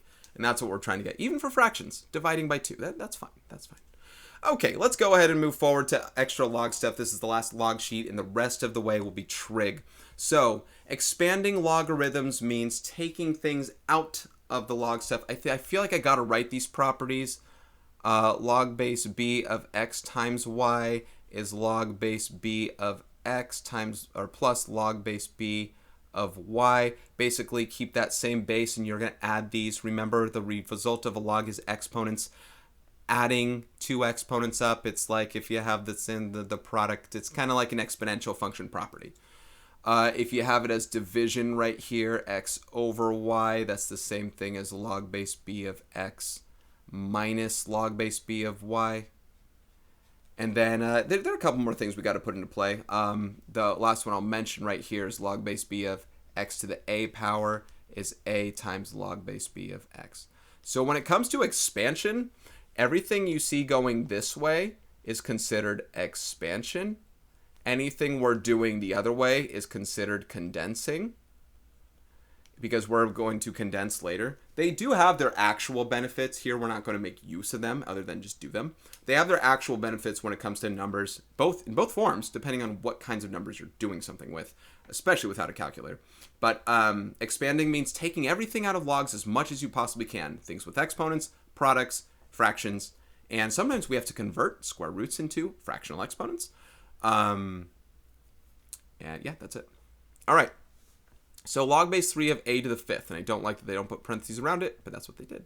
You take the 5 and place it in front. Multiply by log base 3 of a. I mean, if the result of a log is an exponent, and you have an exponent inside the thing you're taking the log of, then that's part of your result. The exponent is part of your result, and that's what's happening. Log base, I don't have much room for this.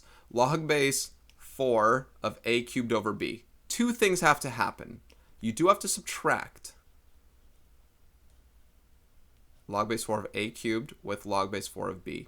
But then that 3 and that exponent needs to, let's change color, needs to multiply in front of the log base 4 of a.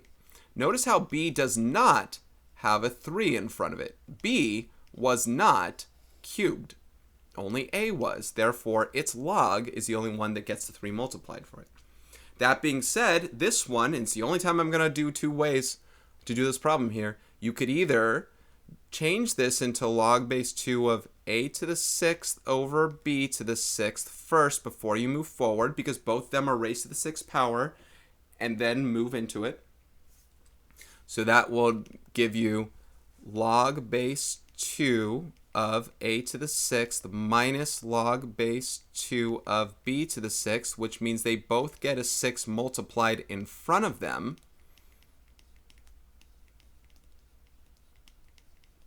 Or you keep them as both to the 6th power. You put the 6 in front to begin with.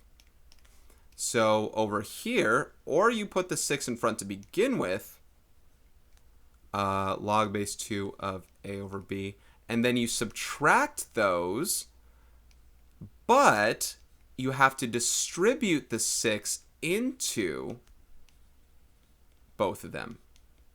So then it equals that. So either way you get there. Now I'm not going to spend a long time doing that for each and every problem, and this is getting too messy to the point that I don't know if it's worth me writing things like that. In fact, for a lot of these, what I'm probably going to do here on out, and I don't have a lot more to do, but what I'm probably going to do here on out is if I have something where I got to subtract and bring an exponent with, I'm going to do them on the same step. For the most part, they might be one-step answers. for me to get to. One-step solutions. This one, not so much. I have to convert the square root into a fractional exponent. Log base, because I got to pull out a fraction, right? This is x times y times z all to the 1/2 power. The square root is raising to the 1/2 power. The 1/2, this is where I'm just going to do one more step. The 1/2 is a part of the log, the thing you're taking the log of. So that 1/2 is going to go in front with this whole product, which means I'm going to add x, y, and z as different logs, and they're all going to be multiplied by 1/2. Multiplying by 1/2 is fine. You can put 1/2 in front of all of them if you'd like to. I'm going to write them as divided by 2. Multiplying 1/2 is divided by 2. So log base 3 of x over 2 plus log base 3 of y over 2. Remember addition from the product inside the log. Plus log base 3 of z over 2. Okay, and have them as separate terms. Have them as separate terms because the idea is these will. Like, look at that one. They have separate terms there. It's kind of like the same kind of answer, actually. All right, number 5. We have this whole, I'm just going to give you the answer. This is a product of these things inside log, so we will add these all. This is log base 9 of x plus log base 9 of y plus log base 9 of w. And by the way, you can't forget writing the base there. Plus, this 3 will go out in front of the log with this one, 3 times log base 9 of z. Okay. Last one here, what are we looking at? Y times z squared times the cube root of x. Okay, I'll go ahead and do this in 2 steps. I'll go and separate these here. Y gets its own thing. Not a z right there. I'm sorry, that should be a 7. 7z squared. And then the x, cube root of x is x to the 1/3 power. So now as I expand a little bit more, that z squared, so log base 7 of y plus 2 times log base 7 of z squared, and we're adding these because this is a product, plus 1/3 times, or log base 7 of x over 3. There we go. There are the 3. Okay. That is expanding those. Condensing them is what I'm going to do next. And our goal here is to basically write them all into a single logarithm. And for the most part, or for all these, we can. Especially because they all have the same base. That's something you're supposed to look at, but I don't think they're going to trick you. But if this did have a 3, there's nothing you could do. You're just going to keep them separate. Got to keep them separated. But here they're the same. There is a subtraction here between these two, which means the result is going to be a log with that same base, by the way, of a fraction, one over the other. These might be easier for me to write. I've been writing so much today, like I said, a few hours. I'm getting a pressure, let's see if I can do this. I'm getting a pressure dent on my middle finger from my stylus right here. It is hurting right now. So I sure hope the trig stuff will not, that hurts. I hope the trigs, I'm going to have like a blister or something, or a nice sore mark. It's like callousing. It's very hard right now. Sorry, I had to complain there. 3 hours into this one after doing 3 hours from a previous one. After teaching this whole week. This is a Saturday, by the way. Okay. 4 times log base 9 of u. This 4 multiplied in front will go ahead and bring into the exponent inside the log. So I'm taking this and I'm condensing into that. So I'm going to take that and this becomes log base 9 of u to the 4th power. That's it. Okay, these are all going to be written as a single log because it's a sum of the logs here. It's going to be the log of a product. So this is log base 8. I kind of like condensing more, a little less writing, of x times y times z. That's it. This one here I'll write as 2 steps the first time out. This 4 will go in just with the a. This is log base 5 of a to the 4th power minus log base 5 of b. It is a subtraction of these two, but notice only a gets to the 4th power here. So this equals, I have to change my grip a little bit. I might get inferior handwriting. Give me a second. Log, or better, log base 5 of a to the 4th over b. I'm going to learn here that there's a better way for me to write in a second. No, that's a lot less comfortable. Now right here, let's try and do this all kind of in one step this time.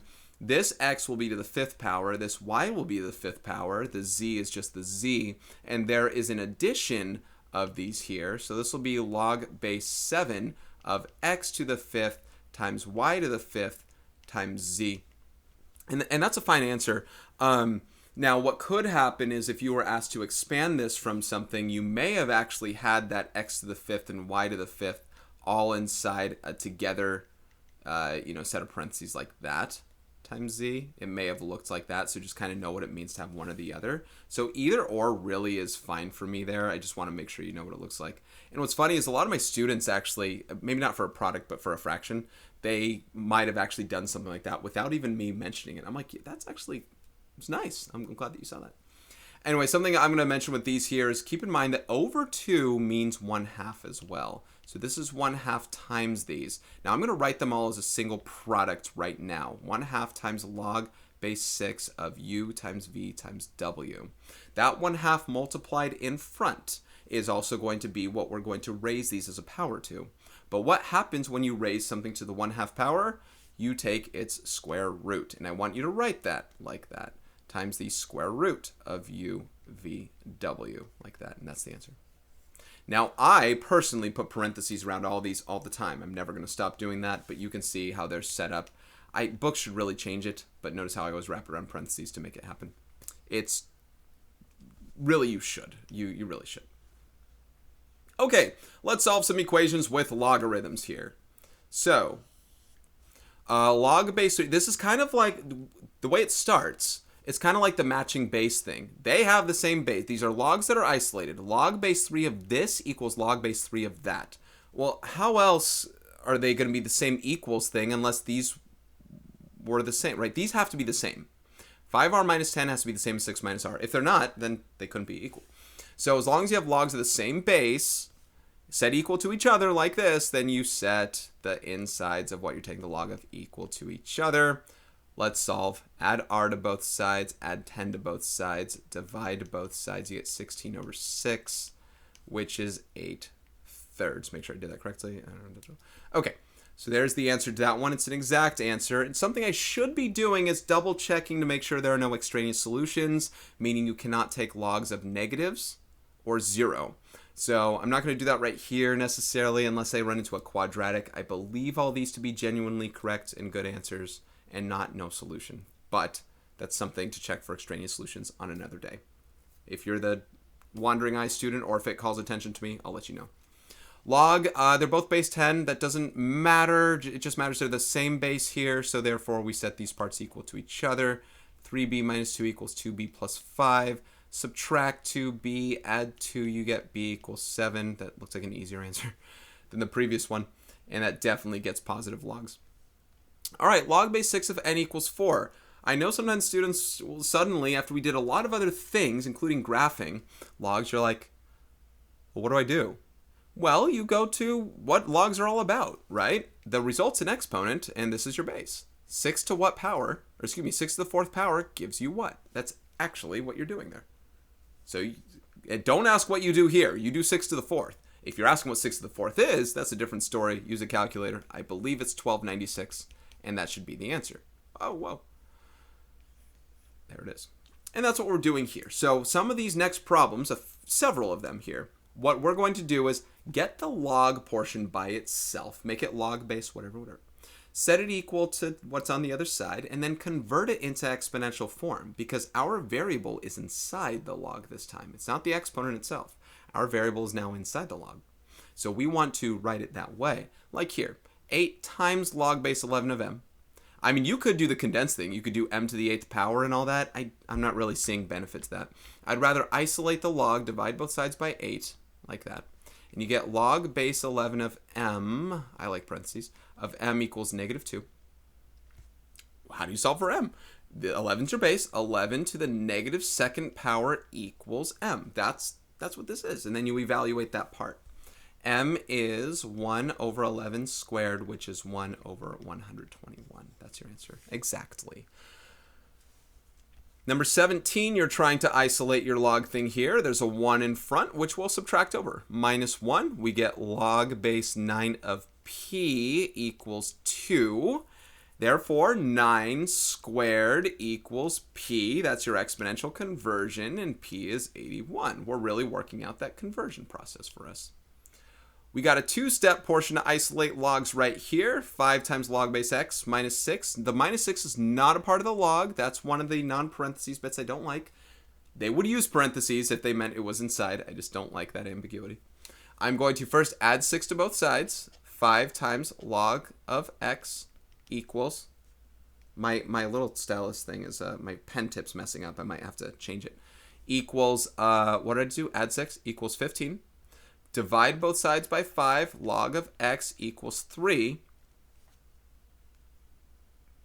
Base is 10. 10 to the third power is x. X is 1,000. Log of 1,000 equals 3. You can type that in your calculator. See, we haven't talked about changing base and log yet. I think it's about to show up, or pretty soon. But log of 1,000, sometimes you can't change these things on your calculator, but log of 1,000 you can do.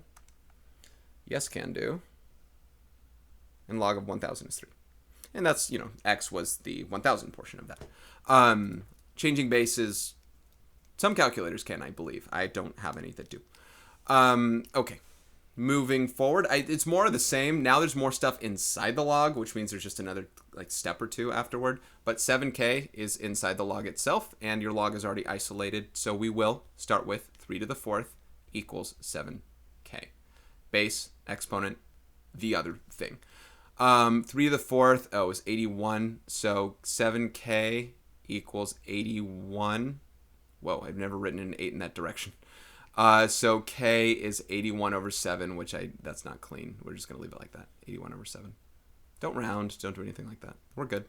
This should be a calculator-free enterprise unless you're doing 3 to the 4th. You know what I mean? Okay. Log of 2b plus 7 equals 9. I subtract 7 from both sides, and we'll get log of 2b equals 2. I think I see a highlight. I don't know. There's a highlight I don't want to watch in the background of my screen, and I kind of see in the corner of my eye. Okay. 10 is the base in this case right here, right? So 10 squared equals 2b, or 2b equals 100. Divide both sides by 2, you get b equals 50. B equals 50 there. So you can see, again, just kind of rock and roll, make this thing go fast. I think a lot of my trig problems, I'm going to be going fast like this as well. Just be ready. This log's already by itself. 6 to the first power. Well, check this out. Well, never mind. Well, I don't know if you know, but log base 6 of 6 is 1. So this inside guy has to be 6. How do I know that? Because 6 to the first power equals 4a plus 8. So that's a 6. Subtract 8 from both sides, and you get negative 2. Divide both sides by 4, you get a equals negative 1/2. Let's see if I did that right. Negative 2, yeah. Yep, negative 1/2. Just keep on going. Isolate your log here.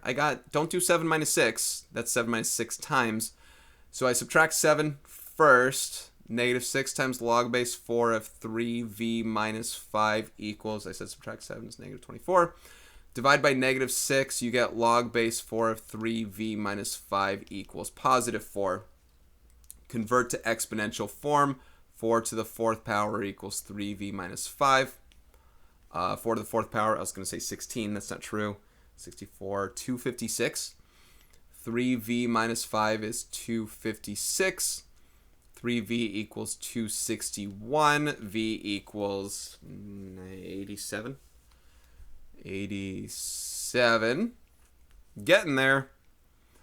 All right. This kind of problem's a little bit different here. We have two different logs, but I can't just raise to some power, blah, blah, blah, blah, blah, because they're not on their own side of the equation, isolated. It's like the same thing as square roots. I can't do square root of x plus square root of x minus 6 equals 1 and just square both sides. It doesn't work quite like that. Math is a little bit different in that regard. You got to be careful. What you can do for logs, though, is if I could condense this into a single logarithm, I think it would assist me in where I want to go with this. With a subtraction here, I can convert this into log base 2 of this guy divided by this guy. X minus 6 equals 1.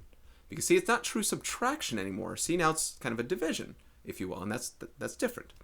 2 is the base, 1's the exponent. 2 to the first equals x over x minus 6. Now, I know some of you guys will still struggle in what to do here algebraically. I sure hope you got some inkling of it. I got an x in the denominator that cannot be there. Got to multiply both sides by x minus 6. Straight up, let's do it, and you got to quantify it.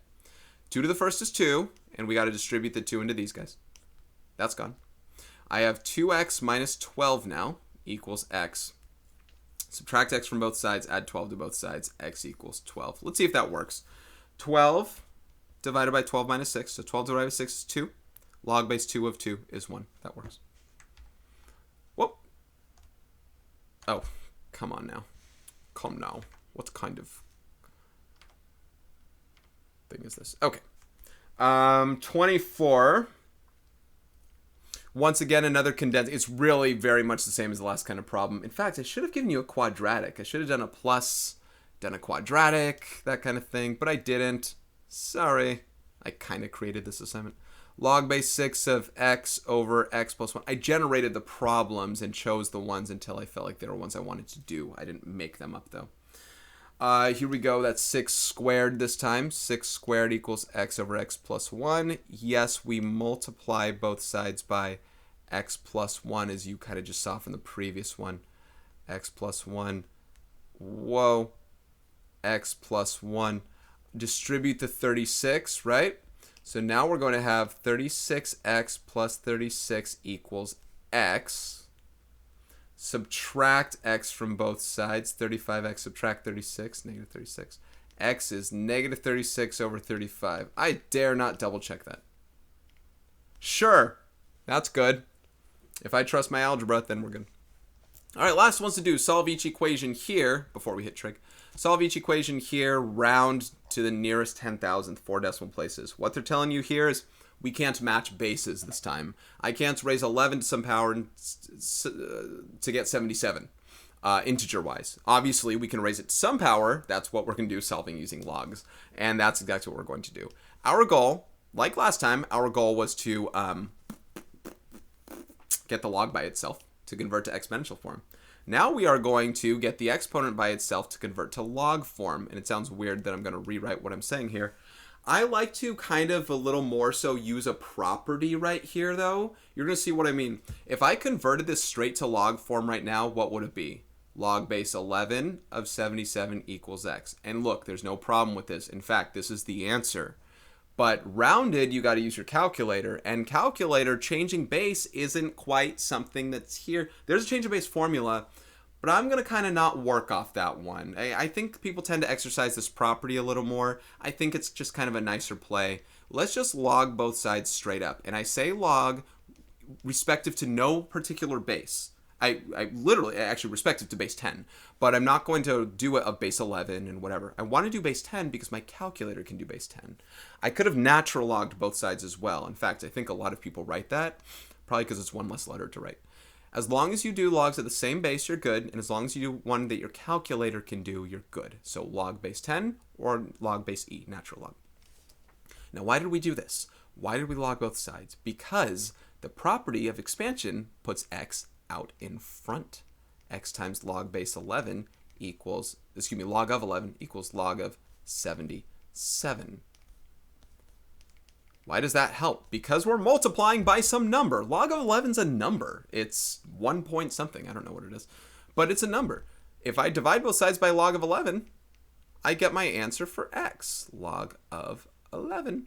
And x equals log of 77 over log of 11. Here's where I get to use, here's where I get to use my calculator. By the way, natural log of 77 over natural log of 11 would have given us the exact same answer, and I will show both. So let's do log of 77 over log of 11. Now, before I answer the question, it said 11 to what power is 77? 11 to the first is 11. 11 to the second is 121. It's somewhere between 1 and 2. So sometimes it's kind of nice to know what answer you're expecting, especially if you got something a little weird, assuming that you can kind of feel out what it's going to be. 1.8115. So 1.8115 is 4 decimal places. So, to double check, natural log of 77 over natural log of 11 should give the same thing because it's the same base. Now, if you do log of 77 over natural log of 11 or vice versa, that's not the right answer. Those are different bases suddenly. You got to make sure they're the same base when you do them. So anyway, x is about 1.8115. Basically, if you round 11 to that power, you get 77. That's what we were trying to answer. Now, this was also an exact answer, but a lot of calculators you can't punch that in for. This is the way that you punch it in. Log base 11 of 77 is log of 77 over log of 11. Log base b of a equals log of a over log of b, or natural log of a over natural log of b. So yes, it is possible for you to write it into this converting log form. I'd kind of prefer that you didn't get fully that way, especially because there are other parts you're going to have to solve. It's not too bad. I know that I know it, and sometimes, I don't know, sometimes it is better to write it that way. I don't know. But if you mess up the formula, that's not good. So it's kind of nice to just log both sides and work it from there. That's what I'm about to do here. Let's log both sides here. Log, boom. And what this does is this grounds my negative 10v minus 4. Negative 10v minus 4 is now multiplying in front of log of 6. And you have to quantify it. It's the whole thing. That equals log of 44. I will divide both sides by log of 6 to get negative 10v minus 4 equals log of 44 over log of 6. This is one of those instances where if you actually wrote log base 6 of 44 and you knew how to calculate it, it actually might make the problem look better. I will add 4 to both sides, add 4, and then I'll divide both sides by negative 10. And here's going to be my answer exactly. See, that's where it can look a little bit weird. You got to punch this in the calculator, but that'll look a little bit weird. If you wanted a better version of an answer, I would say v is, again, log base 6 of 44 plus 4 over negative 10. That looks pretty cool. But you got to use in your calculator log of 44 over log of 6. Or natural log. And you got to wrap parentheses around that numerator. So just be very careful on both of those fronts. And remember that negative 10. I don't like negatives in denominators. But let's go ahead and do that. Log, first parenthesis, log of 44 over log of 6 plus 4, close parenthesis, divided by negative 10 should give us our answer. And that is, for v, negative 0.6112. Negative 0.6112 for rounding. That means if you plug in that number for v in the initial equation, you will indeed get 44 out as a result. Don't take my word for it. See for yourself. All right, 16x to the x power plus 9 equals 12. Let's subtract 9 from both sides to first isolate this thing here. 16 to what power is 3? I don't know. Let's log both sides. I know 16 to the 1/2 is 4, so this is a little less than 1/2. A little less than 0.5. Let's log both sides. X times log of 16 equals log of 3. I mean, at some point, maybe you understand what the steps are here, but x is log of 3 over log of 16. All right. Let me just do this on this calculator now. Log of 3 over log of 16, 0.396. Well, it's less than 0.3962. So that's less than 0.5 like I expected. All right, that's proper rounding. Okay, number 28, 3 more of these. Subtract 6 from both sides to first isolate. Ooh, new color. To first isolate your log bit. 13 to this power is 3. If we log both sides, let's see if you kind of understand this now. Actually, here, look, let's write this in the conversion form. Log base 13 of 3 equals k minus 10.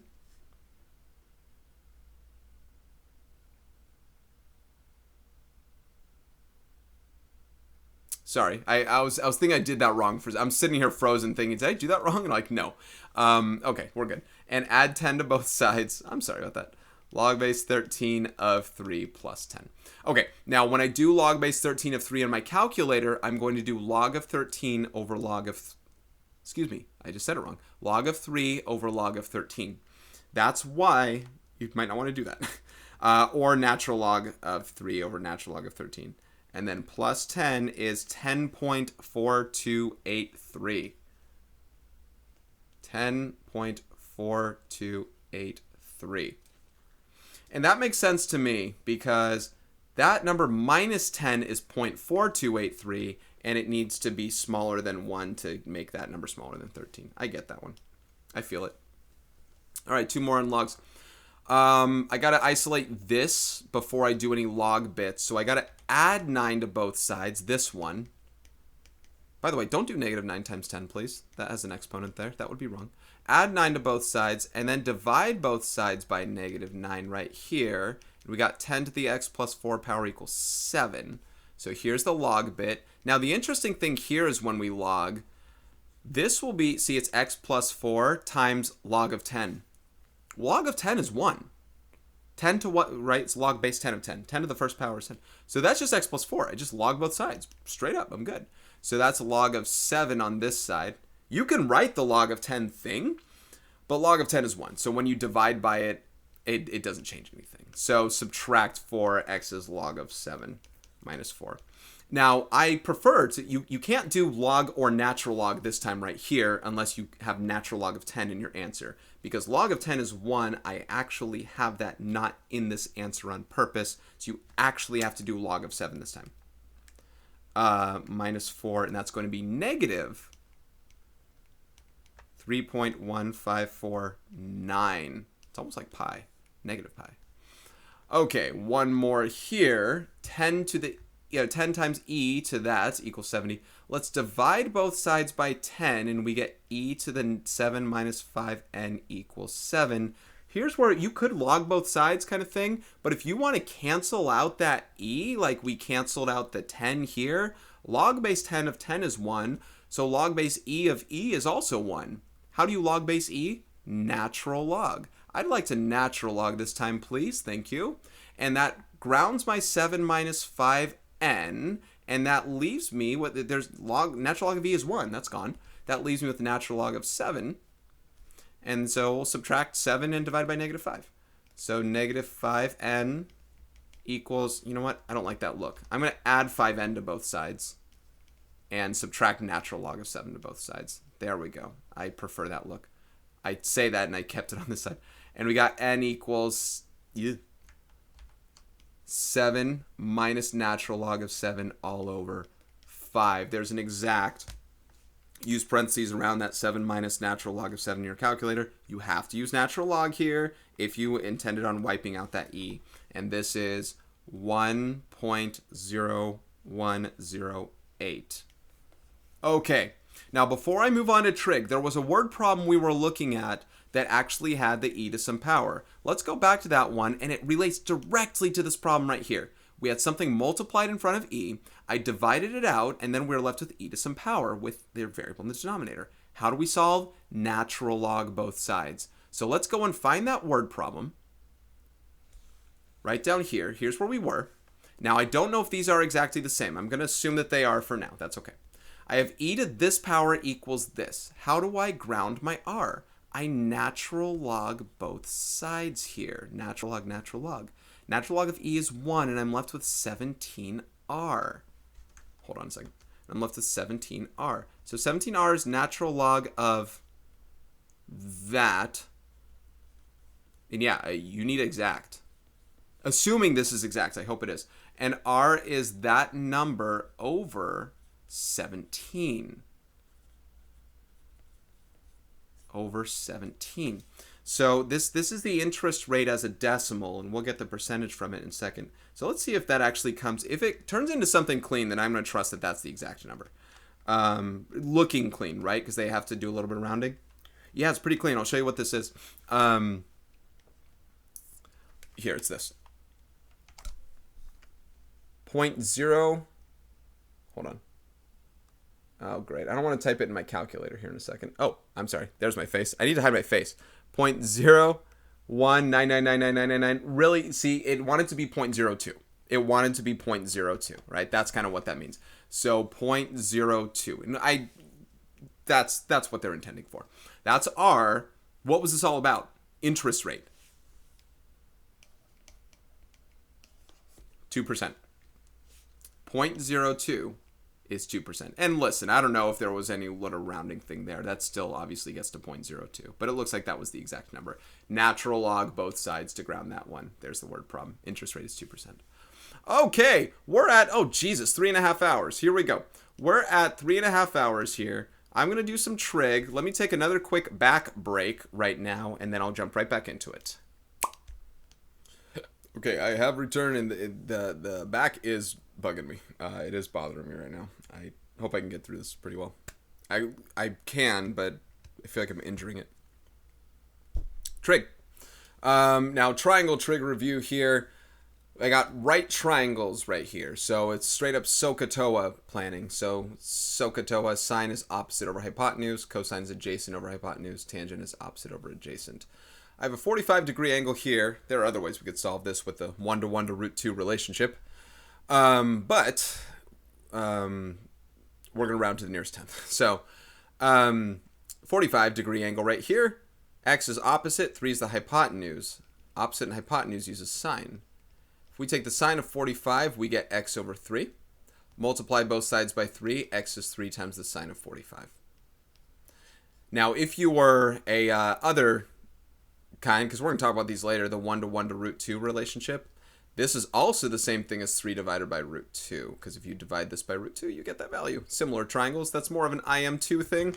What is either of those? Oh, by the way, make sure your calculator is in degrees. Let's check this out together. I'm going to make sure my calculator is in degrees. It is. 3 times the sine of 45 is this number. And you know what? 3 divided by the square root of 2 is that number. 2.1. X is about 2.1. So there we go. Okay. Yep. Make haste. 48-degree angle here. Opposite is 5. Adjacent leg is x. That is the tangent of 48 degrees, which equals 5 over x. Now I'm going to multiply both sides by x right here. And then I got to divide both sides by tangent of 48. In deep red. What happened was x and tangent of 48 switch places. And if that ever happens again, I'll just make sure to do that. So x equals 5 over the tangent of 48. And as long as you're in degrees, let's go to the calculator. Check it out. 5 over tangent of 48. I'm getting 4.5 about. 4.5 units there. Now, some of these things, as far as double checking goes, I talk to my other students about this sometimes, you should make sense of your answer. This hypotenuse should be the longest side, so that should be less than, in case you accidentally do something wrong there. 4.5, that, you know, with the x, it should be less than 5 because this is opposite a 48-degree angle. This is opposite a 42-degree angle, right? Those are complementary. So opposite the smaller angles, the shorter side, right? I'm not saying it's the right answer. Well, it is. But you know, if I got something more than 5, I know we did something wrong. So that's, you know, a good double checking measure for yourself. And in a multiple choice test, you could almost eliminate. You can cross out answers that you know won't work. Even if you don't know the answer, you can guess better.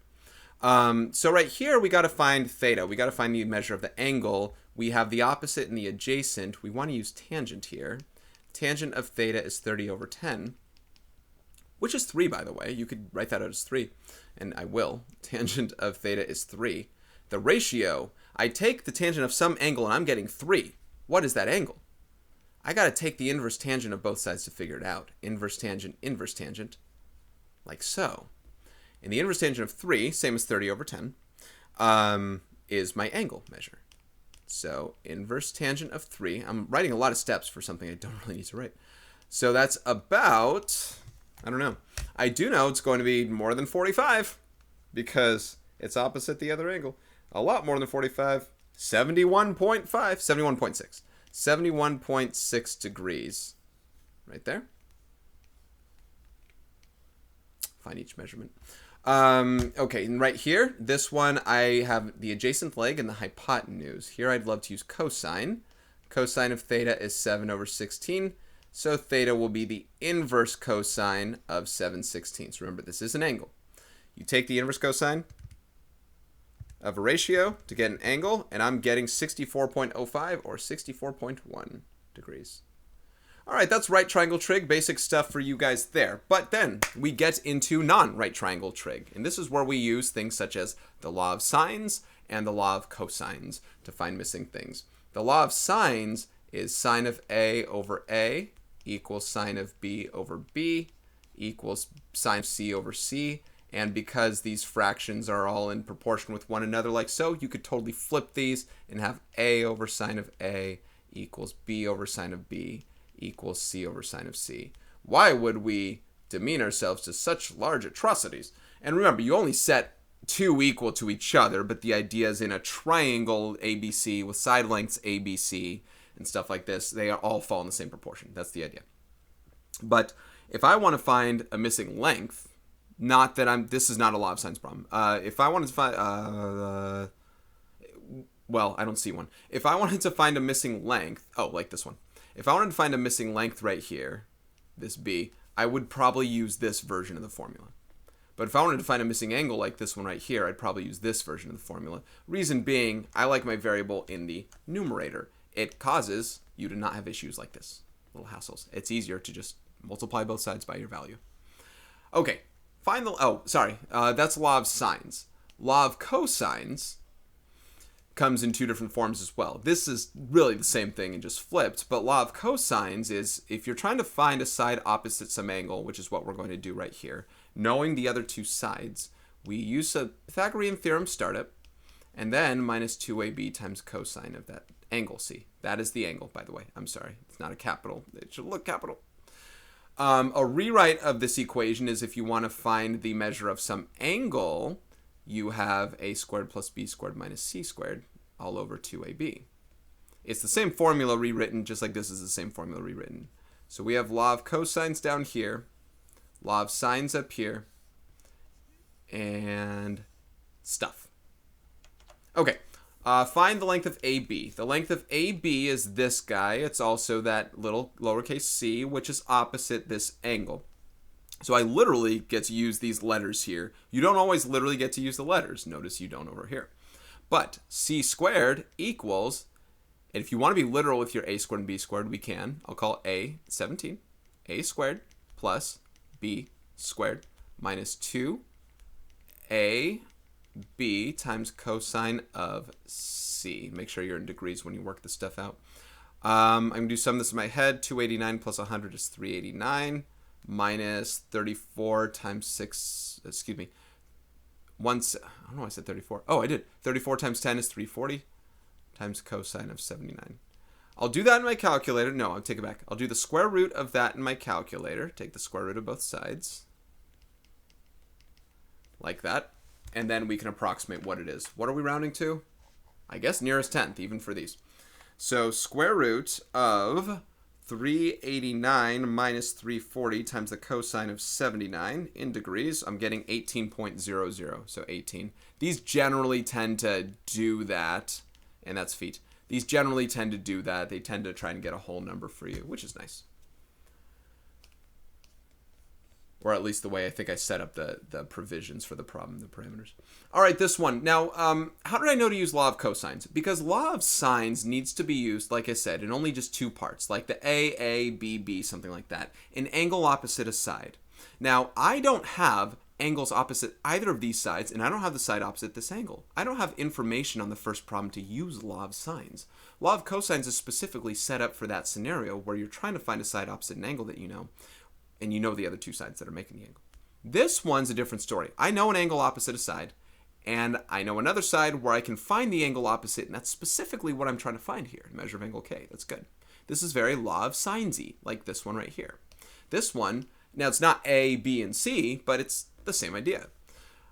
This k that I'm trying to find, sine of k over the side opposite, that's k, equals sine of the other ones I know, 52 over 15, like a b over b kind of thing. It needs to be the side, it needs to be the side opposite that angle.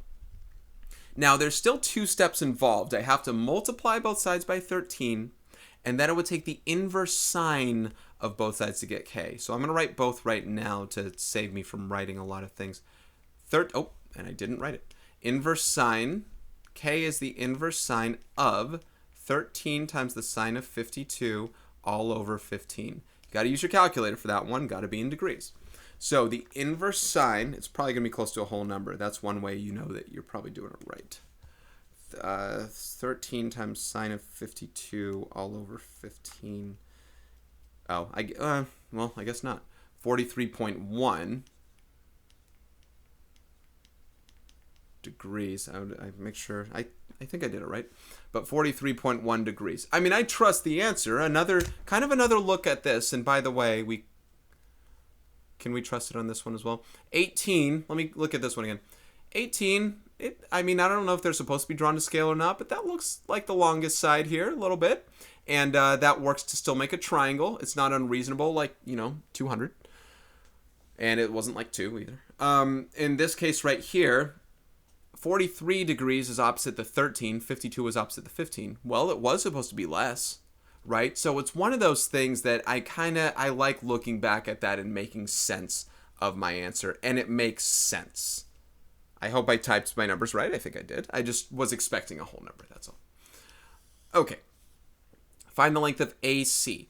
Now, AC, it's another law of science problem. I don't know why I thought it wasn't when I first looked at this. No, I did think it was. I'm sorry. All right, AC, it's that lowercase b right there. So this is one where I kind of want to put the side length on top, like b over sine of b, the angle opposite, equals a over sine of a, 28 over sine of 58. And now you just multiply both sides by sine of 31, right? So b equals 28 times sine of 31 degrees over sine of 58 degrees. That's not a 58. Sine of 58 degrees. So 28 times sine of 31 over sine of 58 is, so this is like a whole number thing again. Around 17 centimeters. Do I make sense of it? It is less than 28 as it should. All right, find measure of angle P. Now, I have the 3 side lengths this time. I need to find P, which is right here. Now, this is law of cosines. You have all 3 sides. That's kind of using this version of the formula right here. It's not kind of, it is. But kind of as in you need to make sure you know which letters apply to what here. Cosine of P is the thing I'm trying to find, right? So here's what I do cosine of P. The side opposite is 21. That is like the C that's right here, which means a couple things. My A and B are these two guys. These are the ones that are squared and added. They're the positive ones, and they're also the ones that go in the denominator. The C squared, this one is the one that gets subtracted, and it's not in the denominator. So cosine of P is, say, 23.1 squared plus, and I dare not do any of this in my head or just, prematurely, 16.7 squared minus 21 squared, all over 2 times 23.1 times 16.7. Now, this is just the ratio. Remember, you are going to have to take the inverse cosine of both sides here. In fact, I'm going to get that started a little bit. P is the inverse cosine of, and I'm going to go ahead and write out what this numerator is exactly. 23.1 squared. I mean, I could do this all on the calculator right now, but plus 16.7 squared minus 21 squared. So pretty nice. 371.5. I thought it was going to be crazy. Over 2 times, I should know 23.1 times 2, times 16.7. 771.54. Now, don't round any of that early, but this is what you should take the inverse cosine of, right? This will be your angle. And I'll make sense of the angle answer later. I expect an acute angle, maybe around 50, 60 degrees. I don't know. Inverse cosine of 371.5 divided by 771.54. 61. Oh, here we go. It's about 61.2 degrees. Cool. Now, I don't know. I don't have anything to say to that. Just where people will make mistakes is, again, order of operations. A student might say, Mr. Robinson, I got an error in my answer. It's probably because you took inverse cosine of a number that was more than 1 because you didn't calculate something correctly through and through. Just got to be careful. Okay, find the area of each triangle to the nearest tenth. Now your area formula is 1/2 AB times sine of C. And I gotta be careful when I say this A. I don't mean capital A like that. I mean area. So area. A and B are two side lengths. C is the angle in between. So you see a problem like this on number 9 right here. You're perfect. Here's your A. Here's your, I guess that's C.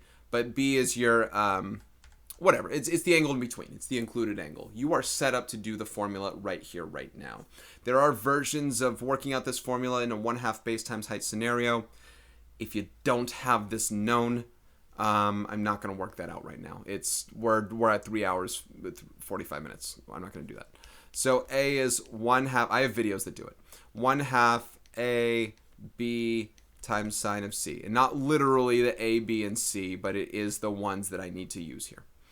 So, you know me. I like to work that 3 times 5 is 45.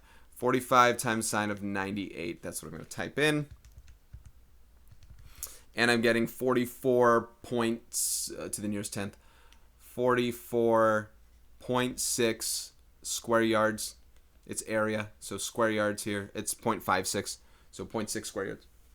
I got to do the same thing here. Now, in doing it here, I need to find an angle, and it doesn't matter which one. But whichever one you choose, you got to make sure you do the things alongside it. In other words, if I find angle F, I got to use these as the AB, and then sine of F. If I find D, I got to use these two. It's the sides that make the angle. And if I choose E, I got to do this one. Which one should I choose?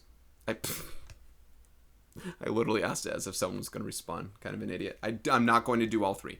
I'm going to go, I'm going to go ahead and do E. Main reason is because I want to, it looks obtuse, so I'm going to assume you're going to get an obtuse answer. I want to show that inverse cosine of a negative number gets you an obtuse angle. I want to show you that, law of sines, not law of sines, inverse sine would not get you an obtuse angle.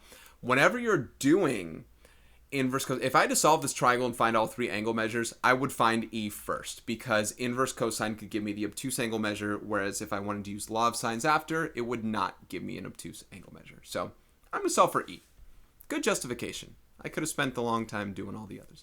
All right, cosine of E equals, now these are the two, A squared plus B squared minus C squared, 13 is the one that's opposite, over 2 AB. So E is the inverse cosine of these. I might be able to do this a little in my head here. 2 times 6 times 9 is 108. I got that. This is 36 plus 81 minus 169. That's going to be, I should do this on the calculator. 117 minus 169, which is negative 52. I'm going to do it on the calculator. I'm going to say negative 52. 6 squared plus 9 squared minus 13 squared. Why didn't I just do this? Negative 52. Negative 52 over 108. Now, although this fraction could reduce, there's no benefit to it. You're going to do inverse cosine anyway. Negative 50. Oh, I didn't do negative. Negative 52 over 108. And the difference between 52 over inverse cosine of 52 over 108 and negative 52 over 108 is this one will give me the obtuse angle measure. The other one would have given me an acute supplement of it. Wait, would it be a supplement? Actually, now I don't know. It might be the, it might not be the supplement. It might be the, let me check. I don't want to say supplement anymore. It's not the supplement. The acute, when we do unit circles. So my answer, by the way, is like 118. So like 118, however far away that is from 90, this is the same distance from 90. So the symmetrical answer. No, you know what? That is a supplement. I'm an idiot. Can I edit that out? All right.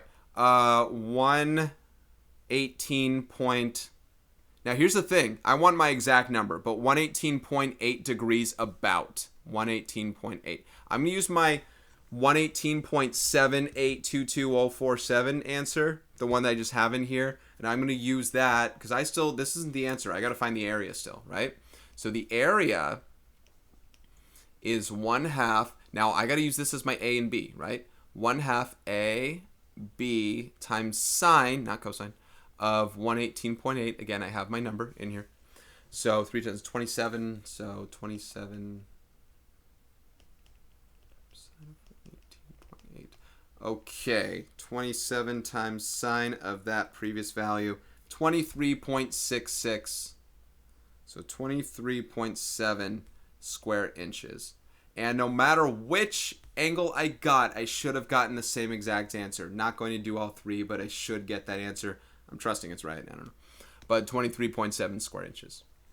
All right, numbers 11 and 12 solve each triangle, round answers to the nearest tenth. First one's a right triangle right here, so we can do some pretty fast math here. These angles all have to add to 180, so these two add to 90. That makes this 53 degrees. We got some trig opportunities to find either of these missing sides, and we can use trig for both. We can use Pythagorean theorem to find the third. I'd prefer doing trig for both because I don't want to use a rounded answer and do all that. So I'm going to use my 37 for one of them. How about for this unknown x right here? Or c, I should call it c. For c. Sine of 37 equals 6 over c. By the way, I could have said cosine of 53 equals 6 over c. I'm now doing both ways. Either way, c is either 6 over sine of 37 or c is 6 over cosine of 53. Same exact answer. It's not going to be any different. 6 over sine of 37 should be the longest one in the thing. 9.96 rounded to the nearest tenth is around 10. 10. Ooh, then this was probably going to be around 8, right? It's going to be a 3, 4, 5 triangle, it looks like. So I'm going to say this one's around 8. B is around 8. Let's see if we get that. I'm going to use, let's use a tangent. Let's do tangent of 53 is opposite over adjacent here. So B is 6 times tangent of 53, which should be around 8. 6 times tangent of 53, 7.96, so around 8. So there we go. There it is. 10 and 8. All right, this one's not a right triangle here, and we got to solve this round to the nearest tenth. We have to find, I really got to find this side length first, this xz, or that y, if you will. So that way, if I wanted to, I could use law of sines with that value. I still got to use the exact one. I hope they give me like a clean number with it. I got to make sure it's in yards as well. So, law of cosines here. Y squared equals a squared plus b squared minus 2ab times cosine of that pseudo. So y is the square root of, let's see how much I can do this kind of like right now. 19 squared plus 21 squared is 802. Oh boy. 802 minus 2 times 19 times 21, 798. They always seem to be next to each other. I'm sure there's a reason for that. Cosine of 97. All right, 802 minus, square root of 802 minus 798 times cosine of 97 is giving me 29.98. So around 30 yards. Now I'm going to keep my 29.9875 number right here for stuff that I do. But it's around 30 yards. That's kind of what they wanted for that. 30.0 yards. Okay. Now I need to use these angle and side opposite to get one of the next two angles. And they both look acute, which is good. That way, when I do law of sines on this thing here, and you can do, I take it back, you got to do law of sines. No, you can do, yeah, you can do law of cosines now that you have all three sides here to get those. I prefer law of sines in this stage personally. Some people don't. But I'm going to use law of sines for one of the angles, and then I'm going to add them to 180 to get the third. So, let's go. Let's find x. Sine of x over its opposite, 21, equals, now I got to use these two, sine of 97 over what's about 30. Now, in my calculator, I got my other number. X is the, I got to multiply 21 and take inverse sine. X is the inverse sine of 21 times sine of 97 over 30.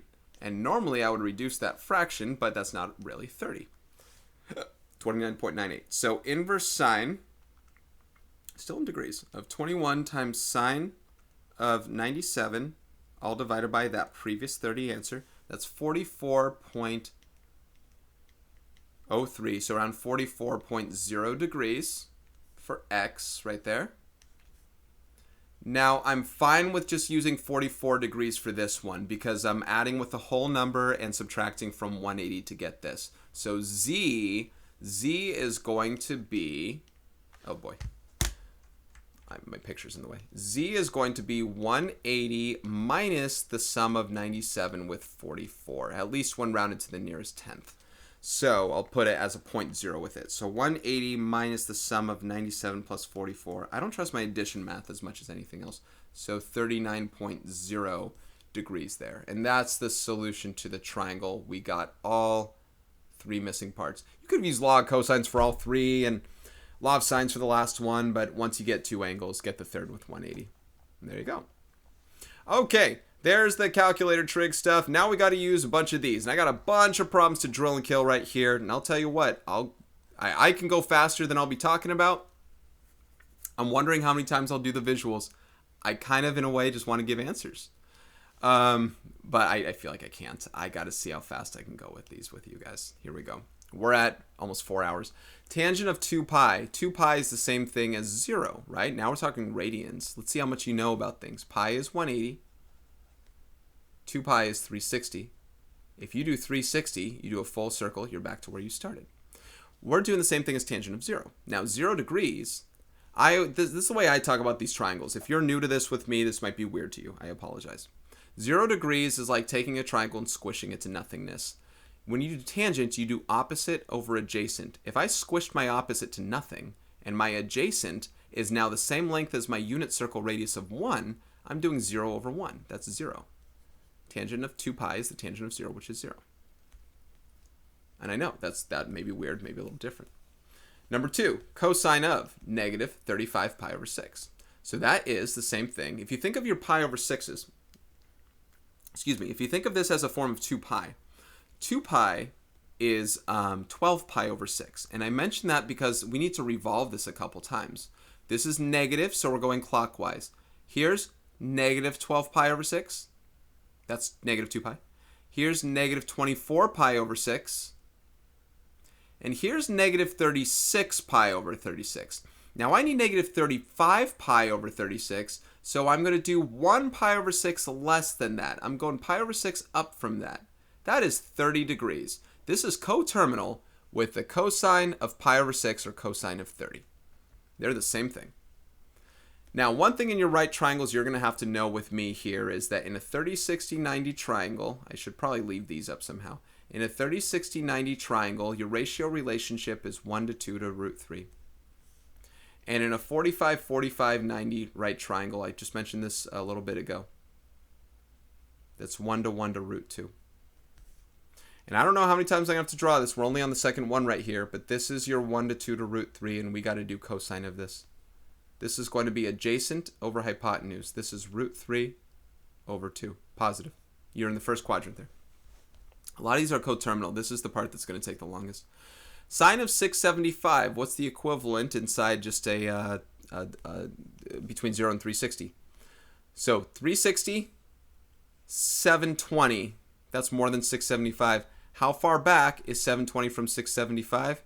It's 45 degrees back. So this is 45 degrees down. Right here. That's a 1 to 1 to root 2 relationship, but this one is a negative 1 because we're going downward. This is the same as sine of 315, or sine of negative 45. So that's negative 1 over root 2, which is negative root 2 over 2. I'm going to assume you've done something with that before. There's very little room for me to write all this. I am not planning on drawing all of these. A lot of these I got to kind of do in head sometimes. So I don't know what to do with you guys here. I can do this a lot faster than me drawing these out. Tangent of negative 1020. It's one of those, am I ruining what I'm asking you to do? I'm telling you guys, my kiddos on this final are going to have like 2 questions with these, and I don't even know if they're going to be coterminal. So us reviewing these is for pre-calc purposes or just to piss them off. I don't mean any harm with it, but I might piss them off a little bit. All right, negative 1020. We are going clockwise. A lot of these are negative, so expect to go clockwise a bunch. 360, 720, 1080. Negative 1080. 1020 is 60 away from 1080. So see, that's why I don't want to draw the spiral. Now I got to erase this. So 1080 is 60 away from there. I don't know how often I'm going to be drawing these here on out, guys. I bet After some time, I'm not going to. So get ready for that. 1 to 2 to root 3 right there. Tangent is opposite over adjacent. That is root 3. Cosine of 0, that's 1. Sorry, you should know that. Cosine of 0 is 1. If there are things I know I'm going to say, I'm just going to do it. Sine of 0 is 0. I should just do this. Either you know your period functions, or you know that you're in a unit circle. You know, this is 1, 0 and 0, 1, etc. These pairs are cosine, sine. Cosine, sine. Cosine of 0 is 1. Sine of 0 is 0. Cosine of 90 is 0. Sine of 90 is 1. Like that. Tangent is sine over cosine if you ever want to do those. But if you know your period functions, that works as well. Cosine of negative 675. So we just talked about 675 here, right? That's 45 away from 360, but we're going in the clockwise direction. So this is the same as cosine of 45 because it's 45 up from 0. And that is root 2 over 2 because that's 1 to 1 to root 2 relationship. Sine of pi, other side, that's at negative 1, 0. That's 0. Maybe you know your period function graph, which we're going to do some things about. That's sine of pi right there. That's 0. Cosine of 9 pi over 2. Well, okay, so these are multiples of 90. Pi over 2 is 90. So every odd version of it is some form of 90, right? So I just kind of picture this one. Maybe next time I can work it out better for you. 1 pi over 2, 2 pi over 2, 3 pi over 2, 4 pi over 2, 5 pi over 2, 6 pi over 2, 7 pi over 2, 8 pi over 2, 9 pi over 2. It's the same as, this is cosine, it's the same as cosine of pi over 2, right? 8 pi over 2 is 4 pi, that's 2 revolutions around your circle, plus another pi over 2. Sorry if I'm speaking in tongues with you guys, but this is the approach that works you best. It's not a memorization thing anymore. You work coterminal, and cosine of that is 0. Sine of negative 840, that's close to sine of 900 actually. Sine of negative 840, 720. It's 120 away from 720, and it's negative direction. So it's 120 this way, which is 60 away from 180. So this is negative root 3 here, and that's negative 1, and that's 2. Sine of this is opposite over hypotenuse. It is negative root 3 over 2. And I draw that now because I'm only going to visualize it later. Tangent of negative pi is the same thing as tangent of pi. That's 0. When you're, I guess I don't have the period function, but also sine over cosine is 0 over 1 in that case. It's 0. Sine of 900, that's multiples of 180. That's 5 180s. It doesn't matter. Sine of 180 is 0. So sine of 900 is 0. Again, I'm going to work it out how I work it out. Tangent of negative pi over 2 is same as tangent of 3 pi over 2, if that helps you at all. Or maybe you know your period functions for tangent, and you know that at your midlines, at every pi over 2, it's a vertical asymptote. This is undefined right here. Undefined for tangent of negative pi over 2. You are dividing 1 by 0 in such a way. If you do my right triangle stuff from before, it's a skinny right triangle right here. It's opposite over adjacent. Your opposite's negative 1 over 0 is undefined. Division by 0 is undefined. Sine of 8 pi over 3. 6 pi over 3 is 2 pi. That's a full revolution. Plus another 2 pi over 3 is 120. 2 60s is 120. We are right here, 60 away from 180. So that's 1 to 2 to root 3 like that. Root 3 over 2. I don't know how fast I can. I'm going to visualize a lot of these in my head here on out. I hope that's okay. Unless there's something brand new. Sine of negative 270 is the same as sine of 90. Going counterclockwise versus clockwise, whatever. Sine of 90 is 1. So sine of negative 270 is 1. Cosine of 1035. All right, 1035, you're going a little bit away from, the time is almost 1035. It's 9:01 p.m. right now. 4 hours in. 1035 is close to 1080. 1080 is 3 rotations around your circle. That's 45 away from 1080. So this is 45 down. It's like that, 45 down. So in a 1-to-1 to root 2 relationship, cosine's positive in that quadrant right there. Wait, it's 1083. Yeah, this is root 2 over 2 for cosine. I want to make sure on that other one it was a tangent that time. It probably was. I hope everything's correct. You can there's probably an answer key somewhere you can double check these with, or I probably photomath it. Sine of negative 3 pi over 2, that's in the clockwise direction there. That's the same as negative 270. Actually, it's the same answer as this one. It's 1. Yeah, because I can't control the way that these problems are set up, that's the exact same thing as before. Cosine of 120 is one of the more basic ones there. Negative 1/2. It's not coterminal with anything, and it's not negative, and it's in degrees. It's a 60. It's in a 60 in the second quadrant, and cosine's negative in the second quadrant. It's 1/2. 13 pi over 3, couple 6 pi over 3s, 6 pi over 3, 12 pi over 3. 13 pi over 3 is pi over 3 away. This is the same as sine of 60, so root 3 over 2. Again, I'm going to say a lot of these out loud here on out, and I changed my color apparently. Cosine of 9 pi over 4, let me do one of these with you as far as tick marks. If you just want to count it out, 1 pi over 4, 2 pi over 4, 3 pi over 4, 4 pi over 4, 5 pi over 4, 6 pi over 4, 7 pi over 4, 8 pi over 4, 9 pi over 4.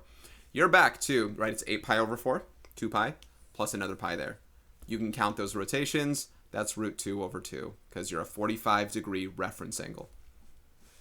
Sine of negative 19 pi over 6, the same as, so we're negative, I should say that, we're negative. Negative 12 pi over 6 is negative 2 pi. So it's the same as sine of negative 7 pi over 6. Let me write this. Sine of negative 7 pi over 6, which is the same as sine of 5 pi over 6, because that's the difference for 12 pi there. 5 pi over 6 is 150 degrees. That is 30 degrees from 180. That's a 1 to 2 to root 3 relationship. Opposite is 1 over hypotenuse 2. This should be 1/2. I hope I'm not getting anything wrong here. I mean, I know, I hope I'm not getting anything wrong as far as when I talk it out. Tangent of 630. Those are multiples of 90. It's 7 multiples of 90. So I got to work that out. 1, 2, 3, 4, 5, 6, 7. So that should be undefined there, because that's the same as sine of tangent of 270. Right there, or 3 pi over 2. That should be an undefined version. Cosine of 7 pi over 6, 30 down from 180, negative in that quadrant there. That's negative root 3 over 2. That's 30, 60, 90. Adjacent is the root 3. And you're in the third quadrant. Cosine of 600, 360, 720. It's 120 from, let me work that better. 120 from 720, 120 from 2 revolutions. So we are right here.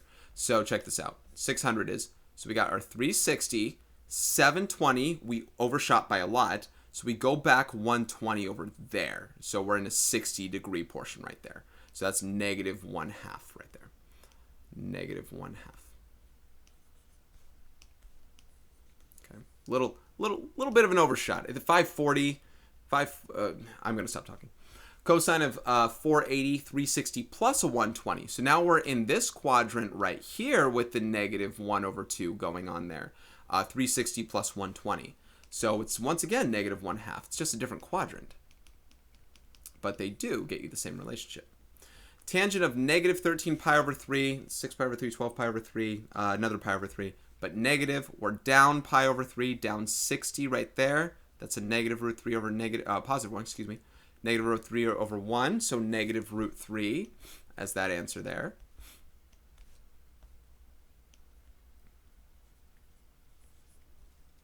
Sine of negative 4 pi, those are just rotated. That's the same as sine of 2, it's 0. That's the same as sine of 2 pi and all that kind of stuff. It's sine of 0. You're doing 2 full revolutions clockwise on your circle, and sine of 0 is 0. Tangent of 8 pi over 3 is the same as tangent of 2 pi over 3, because it's an extra 6 pi over 3. 2 pi over 3 is 120. Tangent of 120 is root 3, negative root 3. Second quadrant. Tangent of 150, that's 30 up from 180 there. So that's negative 1 over root 3, which is negative root 3 over 3. Right there. Oops. I'm trying to scroll down. Sine of 13 pi over 4. So there's 8 pi over 4 plus a 5 pi over 4. 5 pi over 4 is 225. 225 is 45 down from 180. We're in the third quadrant. That's a negative root 2 over 2. And lastly, sine of 10, well, besides converting here, which I'm not a fan of wanting to do without a calculator, but here we go. Okay, sine of 10 pi over 3, it's 6 pi over 3. So 4 pi over 3 is the, coterminal here. 4 pi over 3 is 240. That's in the third quadrant. That's a negative root 3 over 2 because it's a 60-degree angle. So negative root 3 over 2 right there. Okay, there are the trig ones that we did, and again, I went for speed more than anything else. I think I have the right to do so. You have your own benefit, you have your own way of constructing them. Those are mine. I dare you to beat me, and that's me. Listen, I'm telling you those things out loud. I could have gotten them a lot faster, but there we go. All right, convert to degrees and radians, etc. To convert radians to degrees, you multiply, what did I say, radians to degrees? You multiply by 180 over pi. To convert from degrees to radians, you multiply by pi over 180. The idea that I do, especially for degrees right here, is I say whatever 355, wait, do I do? Yeah, I do over 180. I say whatever, it's whatever fraction this is. This is times pi over 180, but you got to reduce this fraction. You got to divide these by numbers. I got to divide them by 5, for example.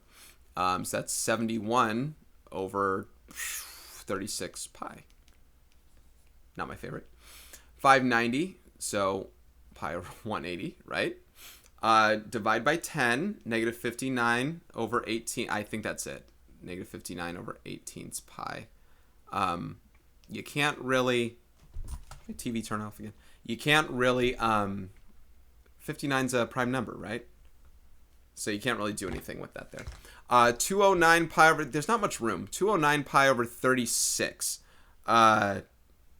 All right, I'm going to use a calculator. Well, no. Check this out. So pi is 180, right? So times 180. 180 over 36 is 5. So 209 times 5. There we go. I got this. So 1,045 degrees. All right. 7 pi over 3. That's 6 pi over... So 2 pi is 360 plus another pi over 3 is 60. That's 420 degrees. The 180 over 3 is... It's oh, I should... 7 pi over 3. It's 760s, which is 420. I got to be better at telling you that.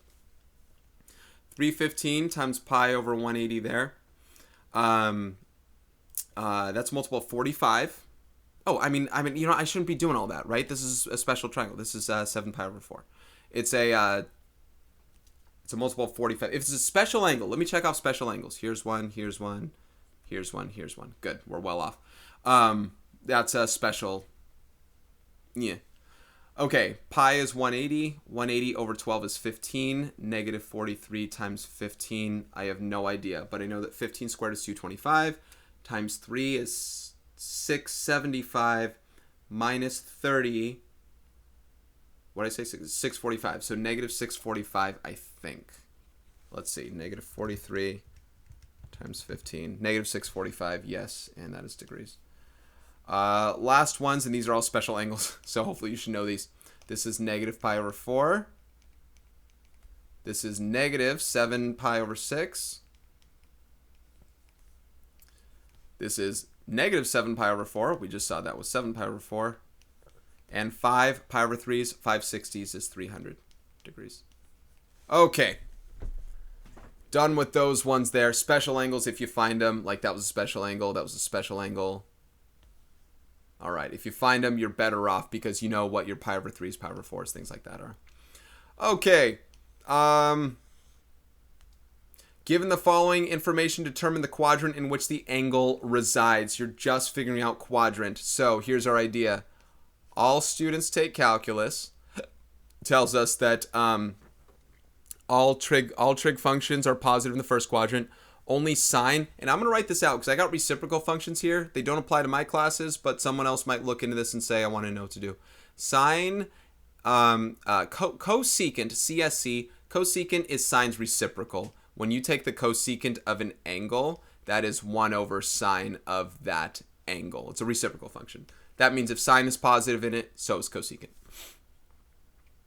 Tangent and cotangent belong here, and then cosine and secant belong here. But all of them here. Anyway, sine's positive in the second quadrant with its reciprocal. Tangent is with its in the third, and cosine with secant in the fourth.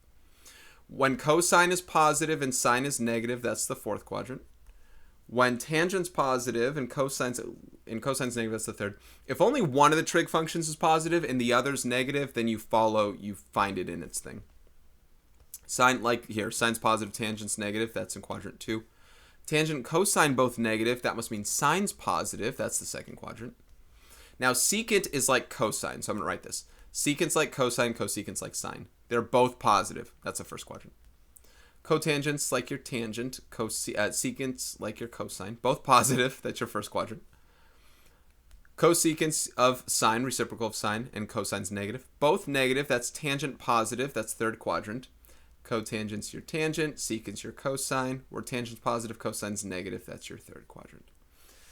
Okay, so that's those. All right, find one positive, one negative coterminal angle of each of the following. No need to graph the angles. That is true. Keep in the units you're in. So degrees here, I'm going to take a positive one by adding 360 and a negative one by subtracting 360. That's good enough for me. 390 degrees, negative 330 degrees. Add and subtract. When you have radians here, you got to add and subtract 2 pi. In this case, for adding and subtracting 2 pi, I said a lot of them before with the coterminals. You add your, 2 pi is 6 pi over 3, plus or minus 6 pi over 3 here. So just keep the over 3. So a positive version for this thing will be 4 pi over 3. And a negative version for this thing will be negative 8 pi over 3. Now this one here, I'm just going to subtract 2 pi. Subtract 4 pi over 2 to get a positive one. It's still positive, pi over 2. That's actually the one you'd look for. And then the negative, subtract another 4 pi over 2. It's negative 3 pi over 2. Pi over 3, let's add 6 pi over 3 and subtract 6 pi over 3, just like the previous one we had. So positive will be 7 pi over 3, and negative is negative 5 pi over 3. Okay.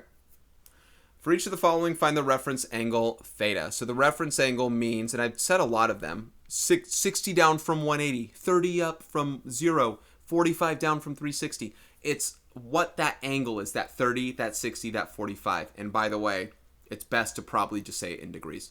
So negative 2 pi over 3 is negative 120. Negative 120 is over here. That's 60 down from 180. That means it's 60 degrees. So 60 degrees. I'm probably not going to do that every single time.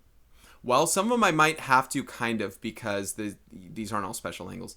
Negative 230 is once again clockwise. That's past 180, and 50 past 180. That means 50 degrees. Remember, you always draw the altitude. By the way, these are always positive here. You always draw the altitude to the x-axis, not to the y-axis. 300 degrees, that's 60 away from 360, so 60. 2.3, okay, this one's a little interesting because that is not a degree, that is a radian. This one, I skipped it with my students, and I don't know if it's worth talking about here. Well, we're going to convert it to degrees anyway, right? So let's multiply it by 180 over pi. And I know that sounds weird because this doesn't have pi in it. The pi doesn't cancel.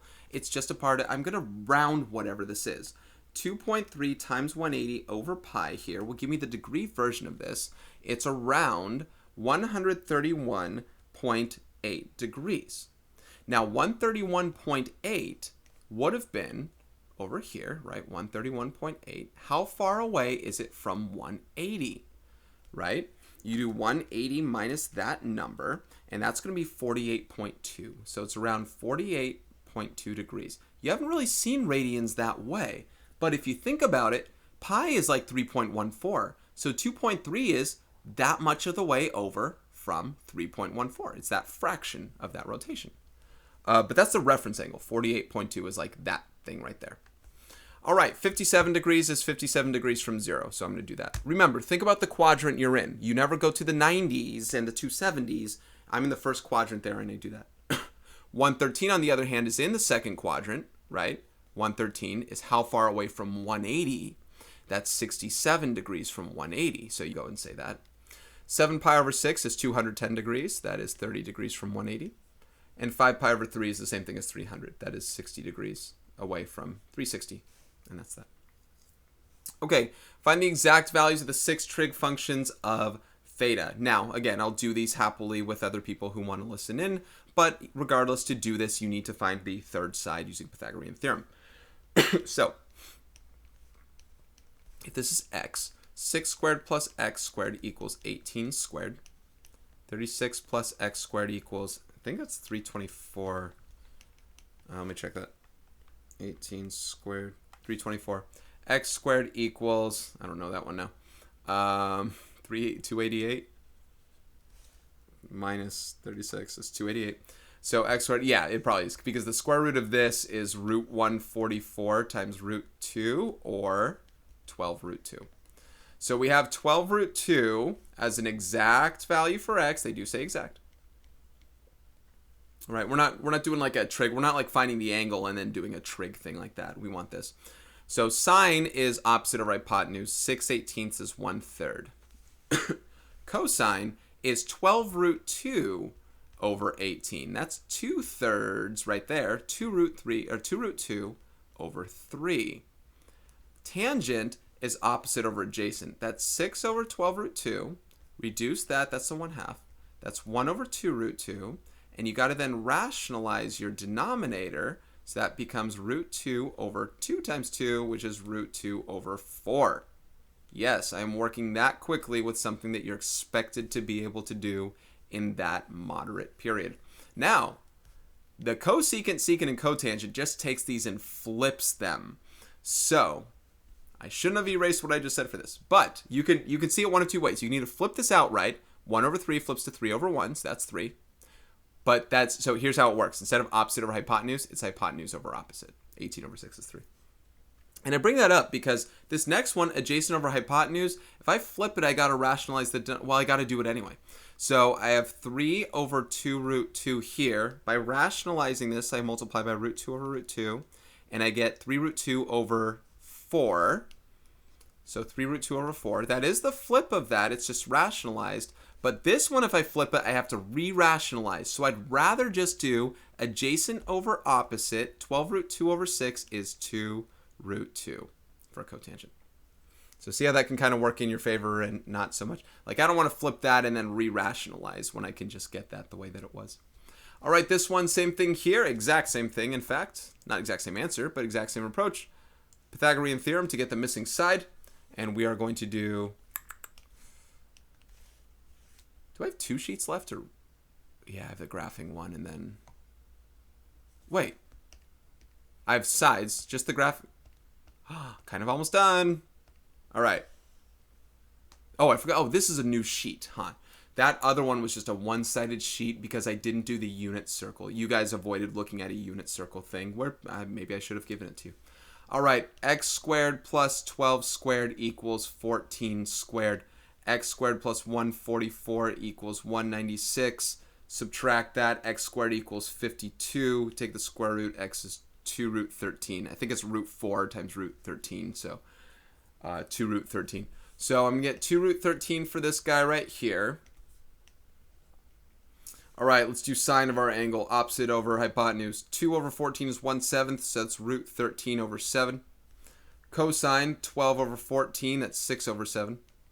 Tangent is 2 root 13 over 12, so 1/6, root 13 over 6. These ones are where we have to rationalize a little, at least for these. Let's start with this one. Secant is 7/6. Cosecant here is 14 over 2 root 3, so that is 7 over root... Sorry, I'm not sure what I said. 14 over 2 root 13. So 7 over root 13 rationalized is 7 root 13 over 13. That's actually not bad. And cotangent is 12 over 2 root 13. So it's 6 over root 13, I believe. Oh, yes, of course. Flip that. And that's 6 root 13 over 13. Okay, not too bad. Because there's nothing else in the denominator with it, so you're good. All right, there. Okay, and that's those ones. Let's move forward. Now, we do have to do that for all of these ones as well, so that might show up in kind of a way that it's like, All right. Given sine is 3/5 and the angle lies in quadrant 2. This is really best, and they give us room. Really best to draw this thing out right here. Sine of our angle, it's technically this angle right here, but 3/5 is 3 over 5 here. If you use Pythagorean theorem, you will get 4. And I'm going to place a negative there because we are in the second quadrant. This allows you to know that only the sine ones are positive, sine and cosecant, and then the cosines and tangents and such will all be negative when we work this thing out. Sine is 3/5, as we well know. Cosine is negative 4/5, and tangent is negative 3/4, opposite over adjacent. You flip these for these guys, cosecant, secant, and cotangent. And I say all these things out loud. I haven't used it's not hard, but I haven't used cosecant, secant, and cotangent in like 5 years. Because I haven't taught pre-calc, well, maybe 6 years now. I haven't taught pre-calc in forever, and it's the last time I really referred to them. All right, let's do the next one. Let's move my face first. All right, tangent of theta is root 3, and we lie in quadrant 3. So it's still positive for good reason to be in quadrant 3. Now, part of this is a special, this is a special angle, right? Negative root 3. I mean, part of this is, I want to just give you the reference angle and see if we can work off that for the most part. This is a 60-degree angle, right? This is our 1 to 2 to root 3 relationship here. So, in a way, we should know, not sine of 60, but sine of, what is that, 240? Sine of 240 is, I guess we have them. But what I'm saying here is, how did I know these were these? This is root 3 over 1, opposite over adjacent. We know that these got to both kind of be negative in that front there to be down and over. And then Pythagorean theorem. But I know that's 2 without needing to do Pythagorean theorem. Same with this one as well. This was a 3, 4, 5 right triangle. So saving yourself some time there. Anyway, sine of that is, sine and cosines will be negative. Negative root 3 over 2, cosine's negative 1/2. Tangent we know is root 3. We flip these over for the other guys here. This is negative 2 over root 3, which is negative 2 root 3 over 3. Secant is negative 2, and cotangent is 1 over root 3, which is root 3 over 3. Right there. Okay. All right. Last two for this page, y and z. We are in what quadrant here? We have negative for tangent, negative for sine. That must be the 4th quadrant right here, where somewhere the opposite over adjacent is some form of root 5 over 2. Now, which one's negative? It looks like we're going down there, so there's the root 5. It's negative. Now, this is not a special angle and is not at a Pythagorean triple, so we are actually going to use Pythagorean theorem to find this one. 2 squared plus root 5 squared equals x squared. That is 4 plus 5 equals x squared, and they're nice. X squared equals 9 there. Whoops, therefore x equals 3. Okay, they're nice on that one. So x is 3. It's not another radical, that could have led for some kind of... Hypotenuse is always positive, by the way. All right, so sine of this angle, as expected to be negative, is negative root 5 over 3. Cosine is positive 2/3, as expected, only cosine's positive there. We know the tangent is negative root 5 over 2, as previously written. Let's flip these over. Negative 3 over root 5 is negative 3 root 5 over 5 when rationalized. This is a positive 3/2 for secant, and then cotangent is negative 2 root 5 over 5. Negative. Hopefully, you do more of these, you'll know what I'm talking about when I rationalize those. Negative 2 over root 5, because you multiply top and bottom by root 5. But if you're at that stage, oh, you can't see anything I'm writing. I'm sorry. I forgot my face was right there. Your tangent, what was I saying? When you're simplifying radicals, if you're at the point of doing reciprocal functions, you probably also know what I'm talking about when I do that really fast for rationalizing. Okay, the last one's here. Cosine of, that's another thingy. This is 4th quadrant one more time, though. So this is root 3 over 2, root 3 over 2. It's 4th quadrant because sine is negative. We should know that should be a negative 1. Technically, this is a 30-degree angle there. I don't know if that matters. What does matter is our trig functions, though. So here we go. Sine of this is negative 1/2. Cosine, we know root 3 over 2. And tangent, negative root 3 over 3. Flip them. Negative 2 for secant, or cosecant, I should say. And then secant 2 root 3, or 2 over root 3, which is 2 root 3 over 3. And then tangent is that negative root 3. Opposite over adjacent. Whew, okay. I got one more thing to do with us here, and it is graphing the period functions, and I believe there's a word problem. I'm watching my video right now, and I look like I got a lot more lag in my voice talking, probably because it's encoding so much. I hope I'm not running out of computer memory and anything like that when it comes to this. So sorry if this is not lip synced properly. I don't know if it is or isn't. Maybe the encoding is just making it chug. Last ones. I got 6 graphs and a word problem with a graph and solving some stuff. Might have to use a calculator as well. Let's try and finish by the 5-hour mark. Lord. All right. Graph the following trig functions. And keep in mind, I already did a 3-hour review earlier today, and this is off 5 days of just having taught.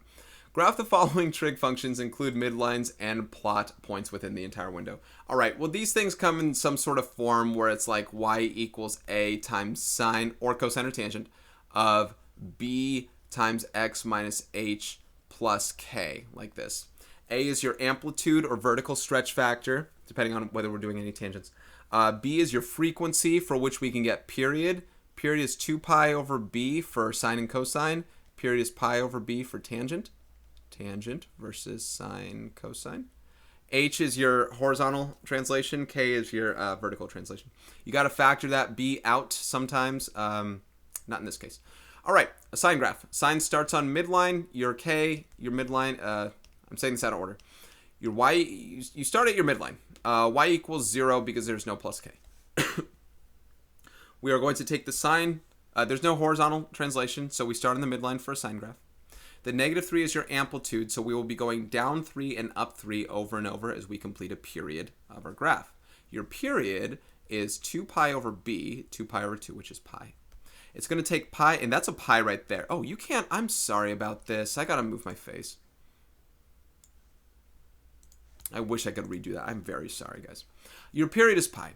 It takes pi radians until you actually complete a full cycle of this whole thing for sine, which means every quarter of this, we hit another critical point. We hit a 3 down, we're going to hit our trough. We're going to go 3 back up to hit midline, and 3 up to hit peak, and hit midline again right there. And we repeat this over and over again. Anyway, this is pi right there. You probably couldn't see it, but it is there. If you got this yourself, if you printed it out yourself, then you can see it. And we repeat, and we graph. This will be a messy graph, I apologize. But what I'm going to try and do with this graph is try and curve it. That's too bad. Let me try that again. I can't look that bad with it. I'm going to try and get little bits of the curve, a little bit here, to get a better representation of what a true sine graph does. Relatively close. I just don't want to angle it so much that it's like so off the mark there. So apologize. And please leave arrows at the end to indicate that this does indeed oscillate forever. All right, another sine. I think it's 2 sines, 2 cosines, 2 tangents. So y equals sine of pi, x minus pi plus 3. The plus 3 is we're shifted up 3 units on our midline. Sine, let's do a different color. The sine starts on the midline here. There is a shift of pi units to the right, however. We go pi units to the right for sine. Our amplitude is 1, and our period is 2 pi here. So as a default here, it's going to take 2 pi units before we hit, like, say, going backwards, for example. That's 2 pi units to hit here and complete a full cycle. So we go pi over 2 units to hit every part. So we hit a peak, midline, and we would go trough and midline again. Can't fit it. Trough, midline, peak, midline, trough, midline, and we graph. And away we go. Sorry, you're just going to have to accept it. I'm not saying I'm checked out, but my finger hurts. It really hurts. My back hurts. I'm going to have trouble with that. Definitely not mentally checked out. I'm actually okay in that regard. All right, these ones can get a little different, not because it's cosine. Well, there's that part, but this x over 2 bit. What's going on? I like to rewrite this personally as well. I'm going to get a full rewrite, but to start it off, I like that as 1/2 x plus pi over 4. That gives us a better inkling of that is the thing we have to factor out. If you want your true h, if you want what that's truly going to become, you got to factor that 1/2 out of there. Cosine of 1/2 times the quantity x plus, and this is pi over 2. Keep in mind right here, for pi over 2, 1/2 times pi over 2 is pi over 4. Factor 1/2, make it 2 times bigger, make the denominator 2 times smaller. So that's what we're going to be graphing there. Now the midline seems to be at y equals 0. Seems to be no change there. So midline at y equals 0. We will shift pi over 2 units to the left here when we graph our cosine thing. But cosine of 0 is not 0. Cosine of 0 is 1. And our amplitude is 1. I'm going to start 1 above the graph right there. Now ouch, it really is hurting. My period here is 2 pi over 1/2. That is not pi. That is 4 pi. That means this thing's going to be stretched. It's It's going to take 4 pi units to cover that. So, you know, if you divide that by 4 and you get pi, it takes pi units for it to hit its next critical point. So pi units over, say, is this guy right here. And then another pi units over is this guy right here. And then I can't even fit the other pi units over here. And this one pi units over would be like this. It's very wide, a very wide graph. And not that linear. It's a very wide graph, and I'm here to see it through. As it keeps doing this thing right here. And remember, it comes back up right here. Doesn't really find where it comes back up, but it does. There we go. All right, negative cosine of 2x minus pi minus 2. Once again, I got to factor that 2 out of what's going on right there. So negative cosine of 2 times x minus pi over 2. I factored a 2 out. And then minus 2 like that. So the midline's at negative 2. I need a break with my finger. I got negative 2 for midline. This is a negative cosine graph. Now we are shifted pi over 2 units to the right. Pi over 2 units to the right for cosine. It is a negative cosine graph, so we are below the midline right here. The amplitude's negative 1. Hold on, I gotta change my color. I'm gonna do kind of a lighter green here. We start below the graph right there. The period is 2 pi over 2, which is pi. It takes pi radians for it to get, what would be that? That's pi over 2, that's pi. It takes pi radians for it to get to this back right here. So every quarter, we hit another guy right there, just like this. I think. So I think this is what this should be ultimately. There we go. So started pi over 2 and then negative cosine. Yeah. So I factor out. Yes. Okay. So let's go ahead and rough that one out.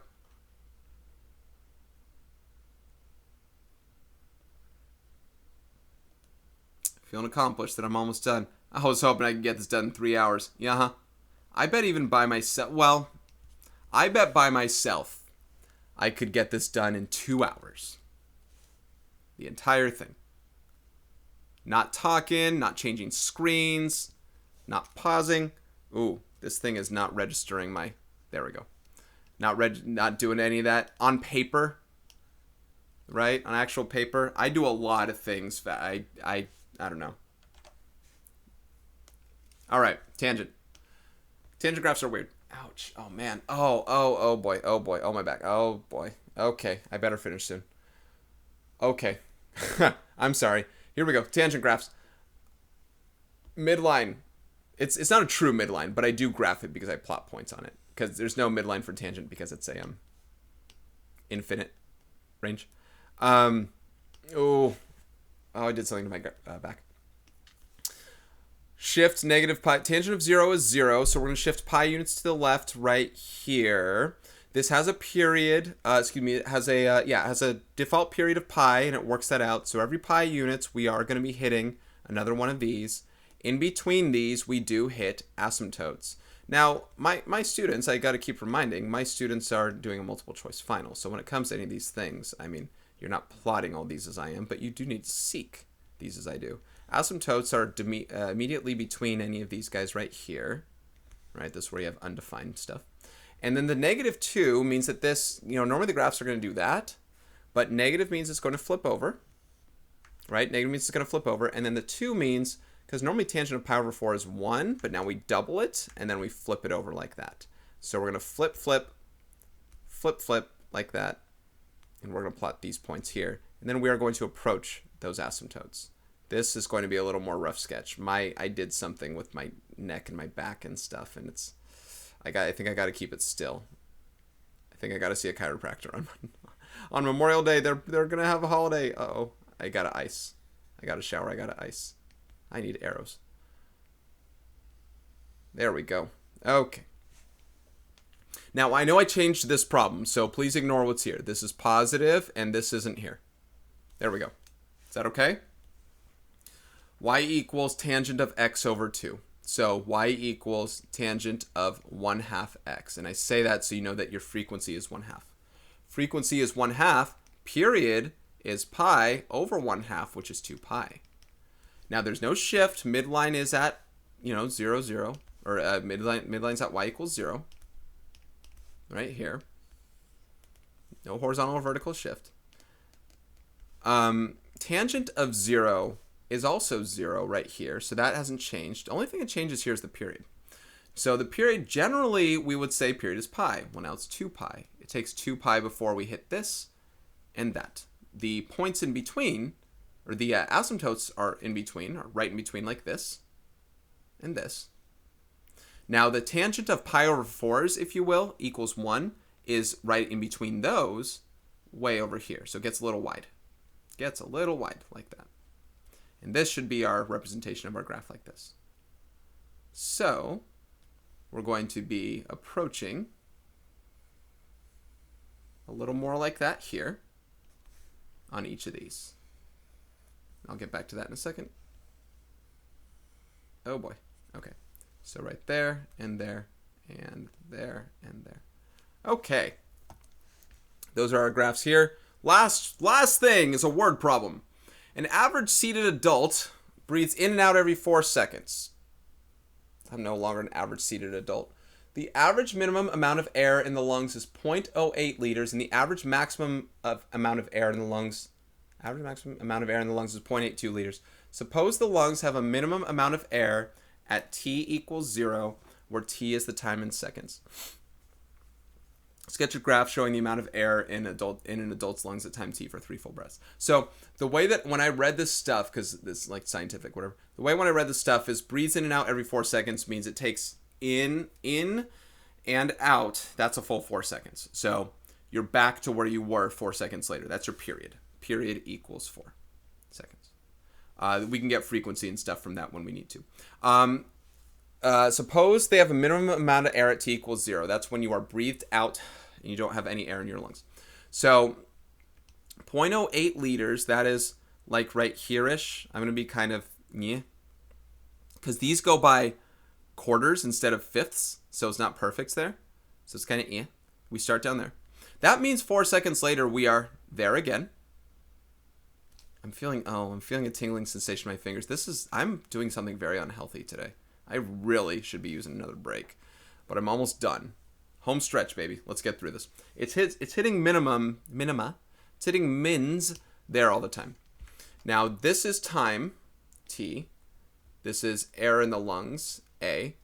It hits a maximum amount of air at 0.82 liters, so that's kind of, Now, it's halfway in between these, so at 2 seconds, and 6 seconds, and 10 seconds, we should be hitting these maxima.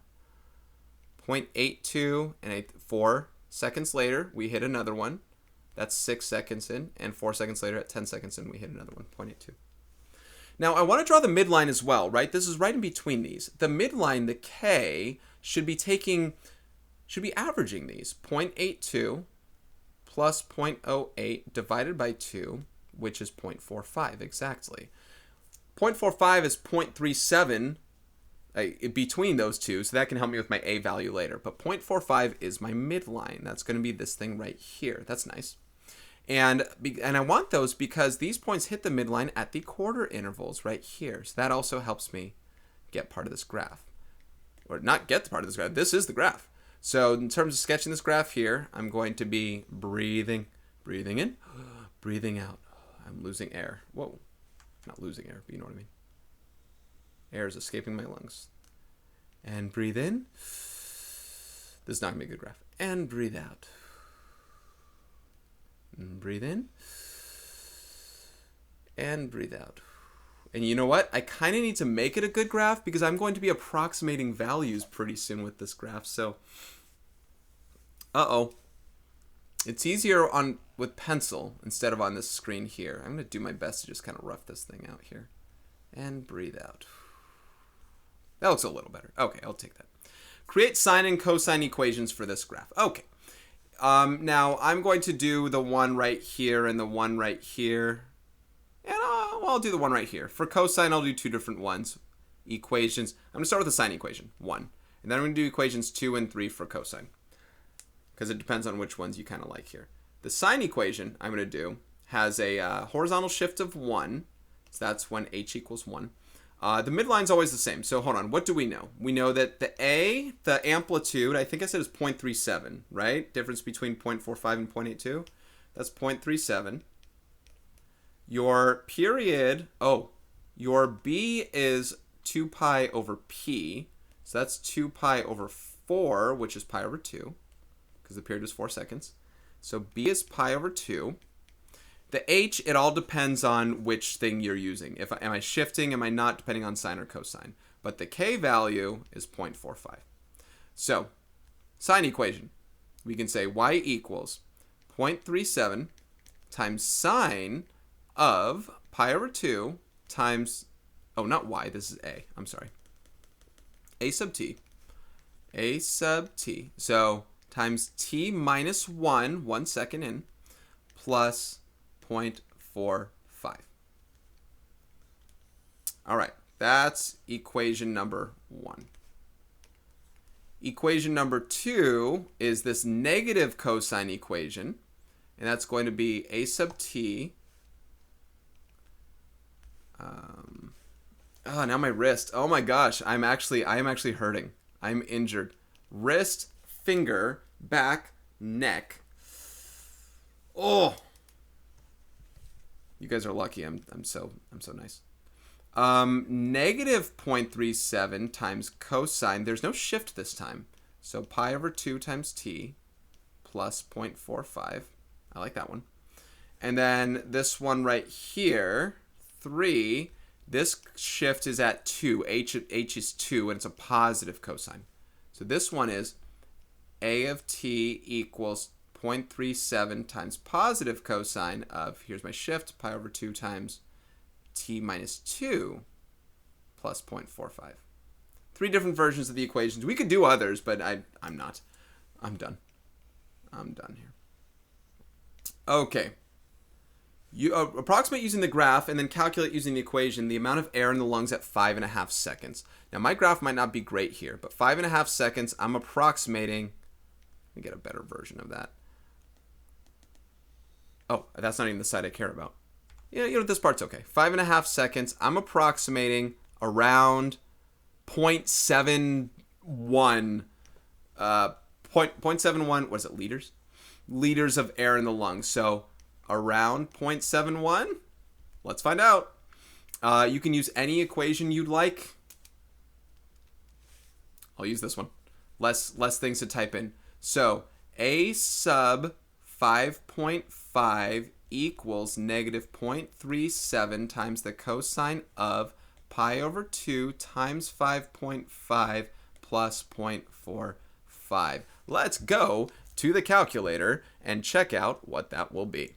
So, and no matter which one you, by the way, you got to be in radians. Negative 0.37 times cosine of, pi over 2. Pi over 2 times 5.5. And yes, that's fine how I typed that. That'll multiply that just fine. Plus 0.45. 0.71. Oh, I was close with my approximation. That's good. So, I'm just going to say 0.71, round to the nearest tenth. 0.71 liters. Okay, good graph and good equation. All working out there. Okay, so 0.71 liters. Felt pretty good there. All right, last question. We're going to finish within 5 hours. Approximate and then calculate at what times in a single breath there are 0.25 liters of air in the lungs. So I'm just saying in a single breath here. So 0.25 liters, we're looking at kind of like this right here.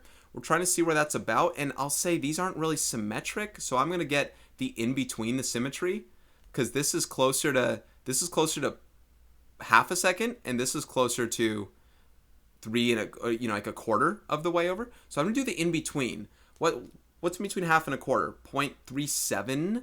So I'm going to say what's 0.37 seconds over here. And the idea is in and out, right, of a single breath. So what's 0.37 seconds away from 4? That's 3.63, I guess. So those are my guesses. 0.37 seconds. And I mean, it doesn't matter. When I get one of these things right here, I'm going to use the other in the same way. So 3.63 seconds. I'm just, whatever I calculate, it's going to be the same symmetry, whatever it is. So those are my approximations. What I have to do is I got to solve this equation using one of these formulas, and it doesn't matter which one. Actually, oh, that doesn't matter. Sorry, I'm talking out loud. It doesn't matter which one, and you can plug in, oh, you got to plug in 0.25.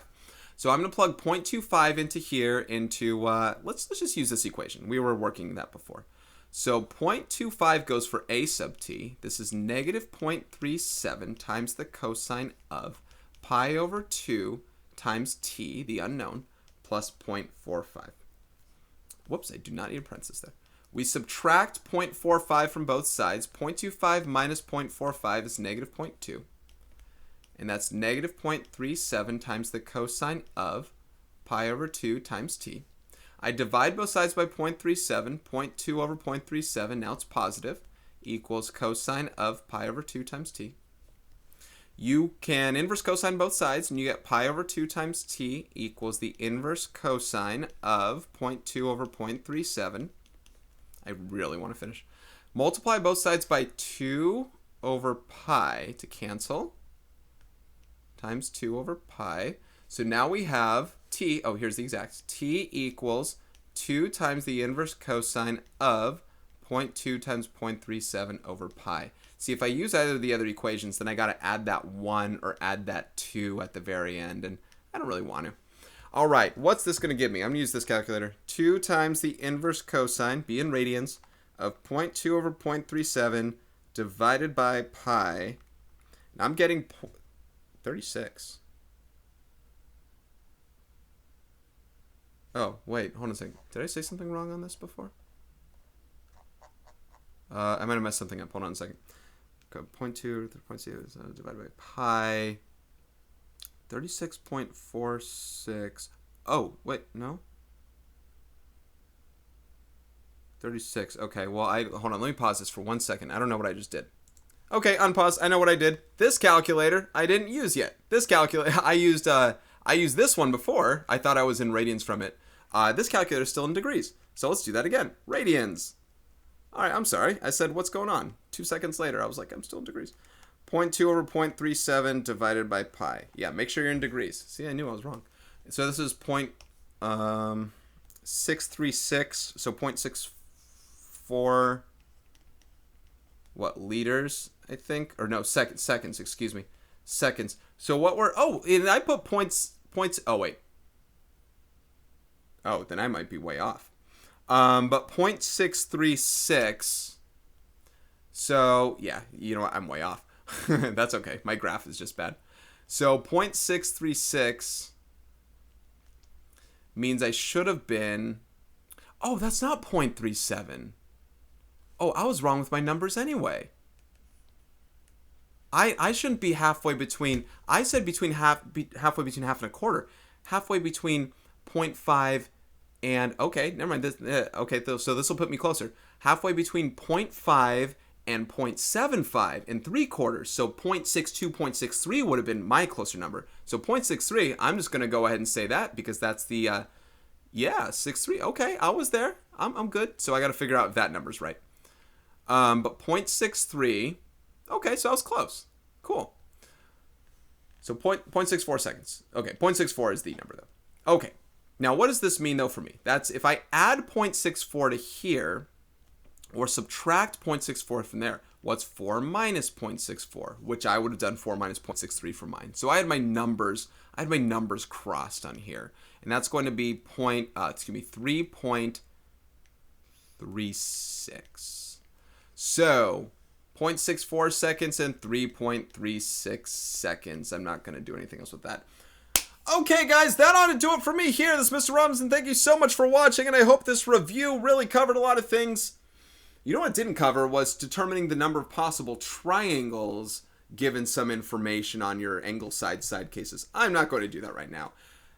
Whew, got under 5 hours there. That's awesome. So I'm going to count how many problems this was here. Check the description section down below. I know this is at the very end. Check the description section down below and see how things are panning out for what kinds of problems you're looking for and for the attachment of this PDF. Thank you so much for watching. I gotta ice. I gotta eat. I gotta not touch this thing anymore. My finger's really bothering now. It's kind of bumpy. Take care. I will see you in the next one, whenever that is.